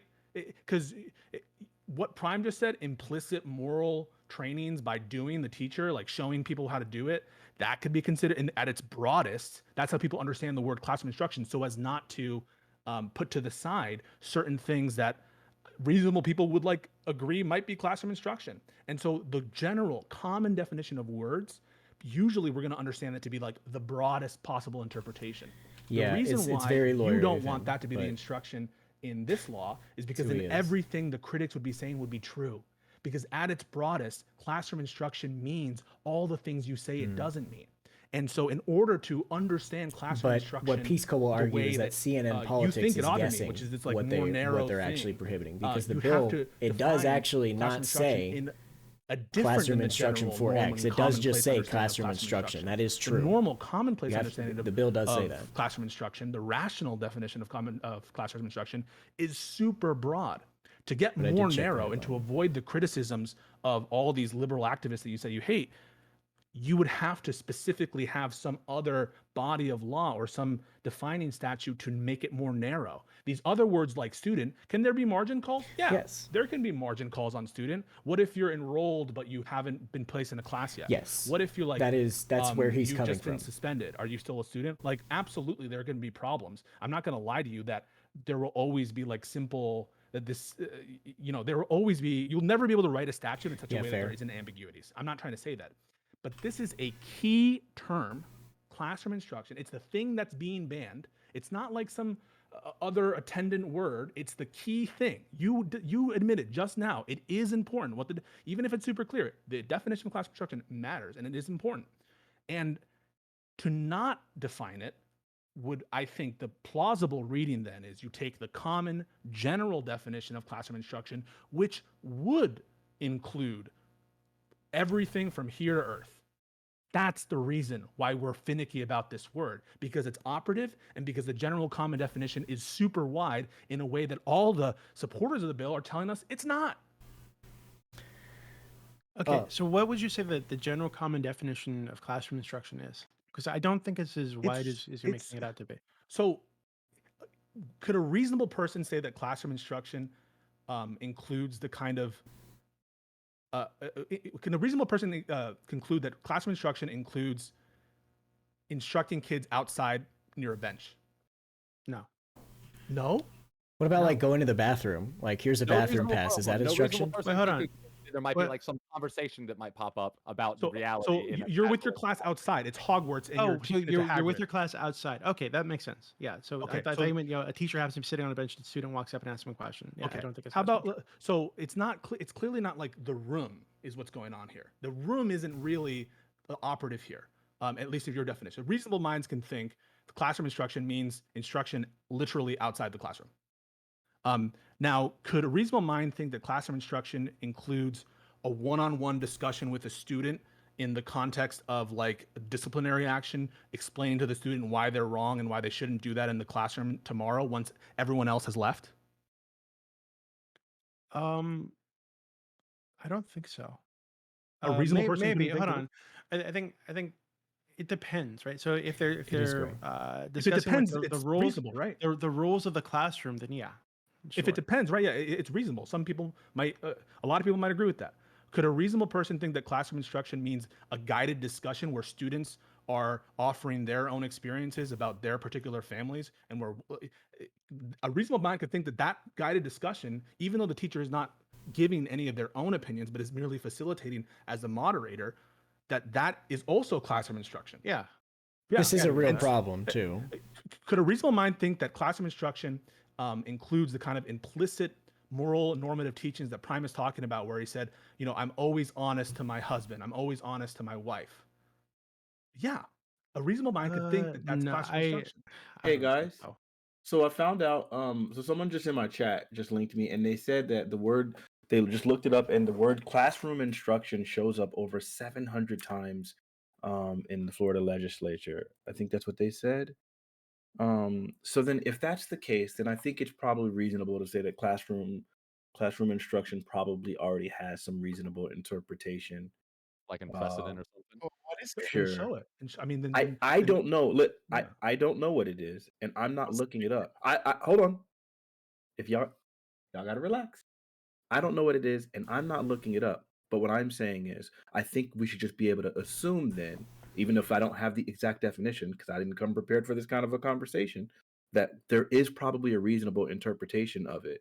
And I don't know, Pisco, you're the lawyer. Maybe Yeah. you would probably know how to find this much more quickly Yeah. than the rest of us, and so then we would be able to get to a definition, You right? can't just look at the number of mentions of a word That's not in what the I asked whole. you to do. That's Gotcha. not what I No, asked no. you to do. I'm trying to show you why it's actually difficult to find that the quote unquote reasonable definition. One is because the mentions of it might be One like sec. teachers cannot do this on school trips, classroom instruction, like, and it's a word that's meant to be very general, and so it's not this. It's using the common definition in a context in which it makes sense to use the common definition, and so the context of how words show up in different statutes really matter, and mere mentions are not enough to know that for this specific bill or for this specific enactment or this set of educational codes, classroom instruction is defined. And what's more is it's not Okay, enough. no, fine. It's fine. It's not defined. We don't have the definition. I'm asking you, where would we find the definition for You would that have word? to. So there are ways you could develop the definition of that word. One way is through the court systems. The courts will interpret. They'll say, this is what the legislature said. This is what, in the past, this is what these laws have meant. They'll do the kind of thing that Dooby is doing. They'll look to they'll actually might look to committee reports. We look to the committee Okay, report. aside from waiting for it to go to court, what's another way we could look it up? The agency might pass some implementing regulation where they like, okay, classroom instruction means this.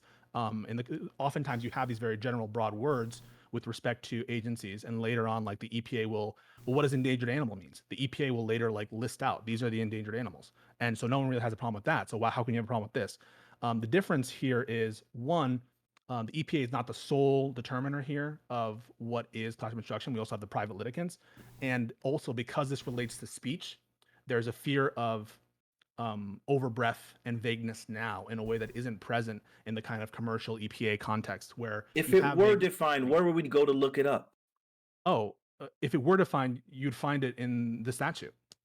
So you're saying that there's never a word that's in a statute that's not defined that has any other place that we'd be able to refer to? Oh yeah. You could also look to, like I mentioned, originality. That was never defined in the copyright statutes. Originality is not defined, and it's a key concept. You cannot have copyright over things if they're not original, and that Is means it it has a possible that this standard has been fleshed out via precedent? yes. And So over time, originality has been come to understand as a modicum of creativity. It's a very minimal threshold, and that was developed over years and years and years before the copyright statute even existed. We had this doctrine on what originality meant, and so when they passed the law, there's evidence to suggest that originality was incorporating this entire doctrine where it was based on the sine qua non, that's another Latin phrase for you guys, the essential element of copyright, which is originality and creativity.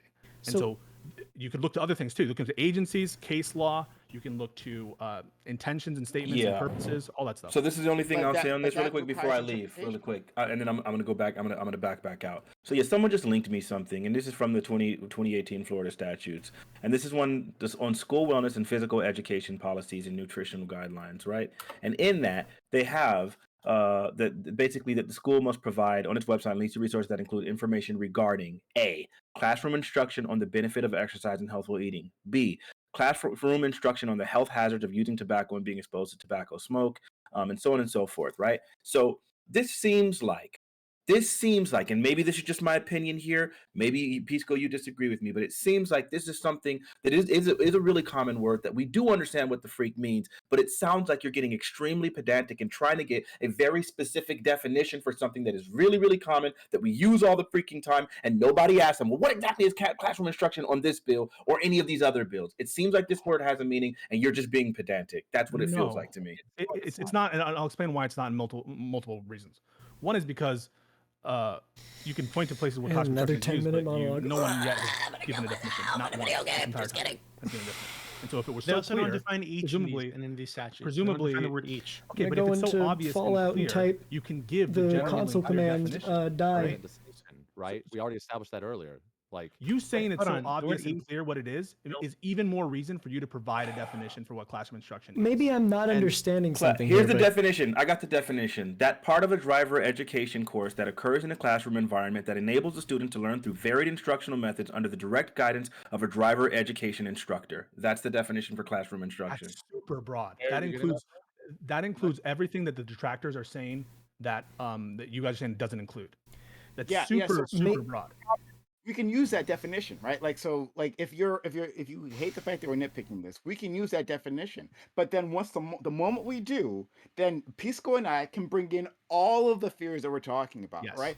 All of This it big counts. red. All the things you guys said, like this "don't say gay" bill doesn't do. All of a sudden, it does all of that. That's why it's important. If you're Or saying, at least reasonable minds could disagree about whether or not it does. And So- if reasonable minds can disagree, that the chilling effect is there. You don't even need to prove that we would win in that court case. The fact that the court case could happen means that rational actors themselves would go on the safe side, and they would not allow this kinds of like walking on thin ice. I mean, that's not going to happen. So we don't even need to prove that we would win in court. We just need to prove that like it's a reasonable person might think of it that way. And so Or- if you, but a once you reasonable- I marry don't think yourself it's to- reasonable. But a reasonable person also might be on your side and want to challenge exactly this. So they do the thing that's going to lead to the court situation, so that all these things can be fleshed out.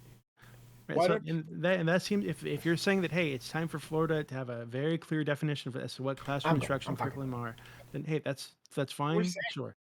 we've been lost in this definition for so long that you think that's what we're saying. No, what we're saying is that we shouldn't have this bill altogether. No, the bill is the problem.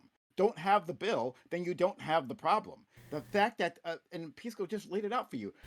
Yes, you can have that chilling effect. Our friend Fanatiq and our friend Dooby here don't believe that it says these things, right? But people like myself and Pisco, right, who I think you believe in, at least in other circumstances, we're reasonable, right? That we can believe that's the case, right? Now, in my opinion, my reading of this, it does everything that we said we think it does, right? And other people will arrive at that same conclusion. And whether this is tested or whether it's not tested, people are going to make decisions about their speech, right? Especially teachers who are already always under fire, especially about Republicans in a red state, right? Yes, they're going to make the reasonable assumption that, look, this is against the law, right? Or that a parent who is unreasonable will hear that they made some sort of utterance, right? And then will try to use this against them. That's the problem, not the fact that it's not defined. I mean, like, you can define it, and when you do, then Pisco and I, right, can actually draw you a situation where it does the things you guys are saying it's not doing. That's the issue. Yeah, because the general common Again- definition that you're pointing to, Fanatic, it's fine. You can point to general common or dictionary definitions all you want, but those definitions tend to be those words at their broadest. Wait, and when so they're then- the word at the broadest, then it's going to include all the parade of horribles that everyone is trying to say doesn't include. So I'm trying to understand here. So then just trying to understand, just a question. I'm not trying to ascribe anything.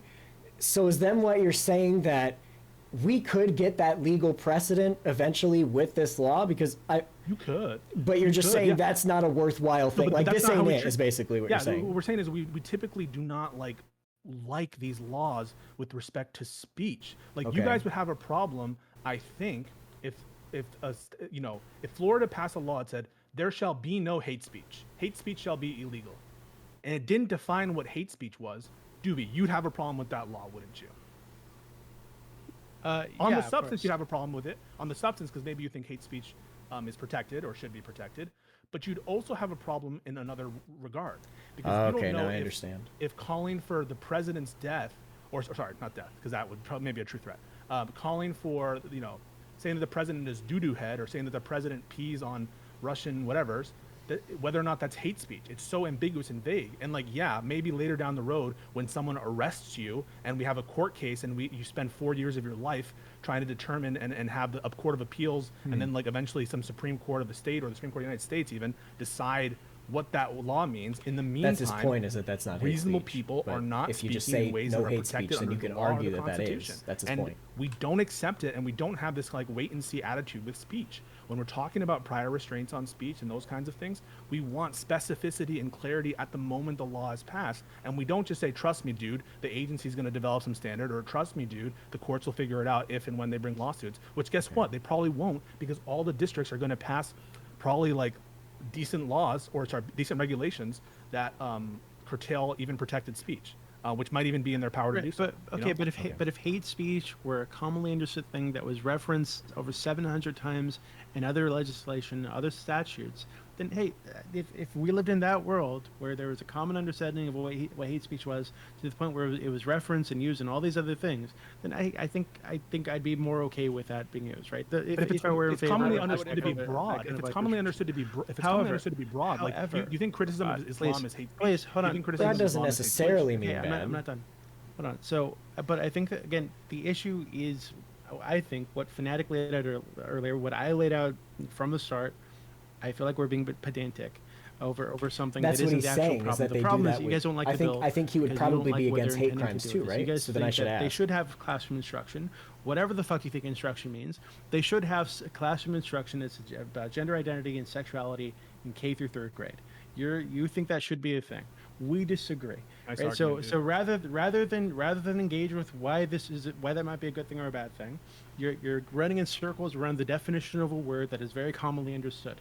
Right? So why don't we just talk Commonly about understood why don't broadly. we just talk about why you think that there should be classroom instruction? There should be the curriculum about that pertains depends to on what the that word means. sexual identity, sexuality, and gender identity. No, sorry. In kindergarten. What are the terms? You say sexual identity? Is that the term? Sexual identity, sexuality, and gender identity. No, it's sexual orientation and gender identity. Those Okay, words no, matter okay. too, right? Yeah, Not sure. just sexuality. Sure, because okay. Sexuality would imply some other Hold on. stuff. Yeah, I use separate words, right? Well, But, sexuality you is think not part of the. Okay, not part of it, right? I understand. Okay, Okay. so we can use sexual orientation if it makes you feel better. So why do Is you sexual think? orientation the same thing as sexuality? So why do Are they you the same think? thing? So why do you think that? Are they the sex- same that- thing? wait, Sexual hold on. Why do you orientation think that and sexuality? kindergartners need? Or am I being need pedantic? Okay, please. Why do you think that kindergartners need classroom instruction about sexual orientation and gender identity? It depends on what those words mean. Okay, And I don't know again, what that okay, now word we need means. Not that they to need talk about gender instruction. identity It's not means. that- Now we need to talk about We're what not sexual. saying- No. We're not Classroom saying that they instruction. need It's instruction on always. that. We're saying sorry. that we don't. We're saying that if the definition of instruction can be conflated to a problematic degree, there are things that we wouldn't colloquially Correct. reasonably like to include in the definition. Yes. Of Yeah, that's yeah, so, yeah, yeah. That's so would clear. I end mean, the up fact that you're that missing it. potentially people could be sued for that conflation. Hey, Pons, I in a way really, we really wouldn't do gotta go. necessarily. You gotta moderate for a little bit, okay? Oh, I was actually I about to just dip. wanted to ask Fuck. Pisco a question of Dang like. it. Never so mind. here's my I'll do question. it. I'll do it. All right, yeah, thank you, Yeah, Prime. let Moderate, Prime do please. it. Let Thank Prime you. do it. Real quick. Pisco. Someone in my chat is asking. This is I not got a a question. I'll gotcha. get it in there, Do you please. think Yeah. that this also applies to hate crimes right now? Like where it may be written to be too general? I'm just asking. You'd have to point to the specific statute, but Okay. those are typically federal laws. And Okay. again, I don't know what you're talking about. If it's like based on a specific, like let's say that there's a intensifier for the crime, Mm-hmm. and that it shall be a crime to do X for the reason of discriminating against someone because of their race, or whatever. And there could be margin cases where is Hispanic race or like Okay. is So the if it fact that said you're this like if it nationality said like race. you cannot commit a hate crime, do you think that would be like the exact same I'm issue? not asking for perfect unambiguity. No, You're no, for never sure, gonna for get sure. there. I'm just trying Yeah. to understand like if it's just specifically about this thing. So you're saying like if it said that similarly, like, you know, thou shalt not commit a hate crime, it's like this means nothing basically. If you said because of hate, I would say that that is so vague, and I would say that that is unconstitutionally Okay, vague, for from sure. my That is wholly consistent with everything you said so far. Right. Thank you Yeah. everybody. I hope you all have a great night, and I love you, Dooby. One Have a frog good to one. another. Bye. Okay. It's great. I wanted to moderate for that, but I have to go. I have to. It's fair. I have to go. I have to. But I love you guys very much. Oh, wait. Let me get my camera back on. Papa! Wait. Wait. Wait. Papa! Wait. No? Jesus. Hold on. Pons is figuring it out. Hold on. Ah, there he is. All right, y'all. Thank you very, very, very, very, very, very, very much for tuning in. This was definitely the best conversation I think I've had. It was super, super awesome. I loved having the panel. I'm super excited to be on panels in the future. Please follow me on twitch.tv/justpawns or check out my Discord, really. That's like where most of my discussion's happening. I love you guys, and have a great rest of your night. Thank you for being here for this awesome conversation, and peace. Bye-bye.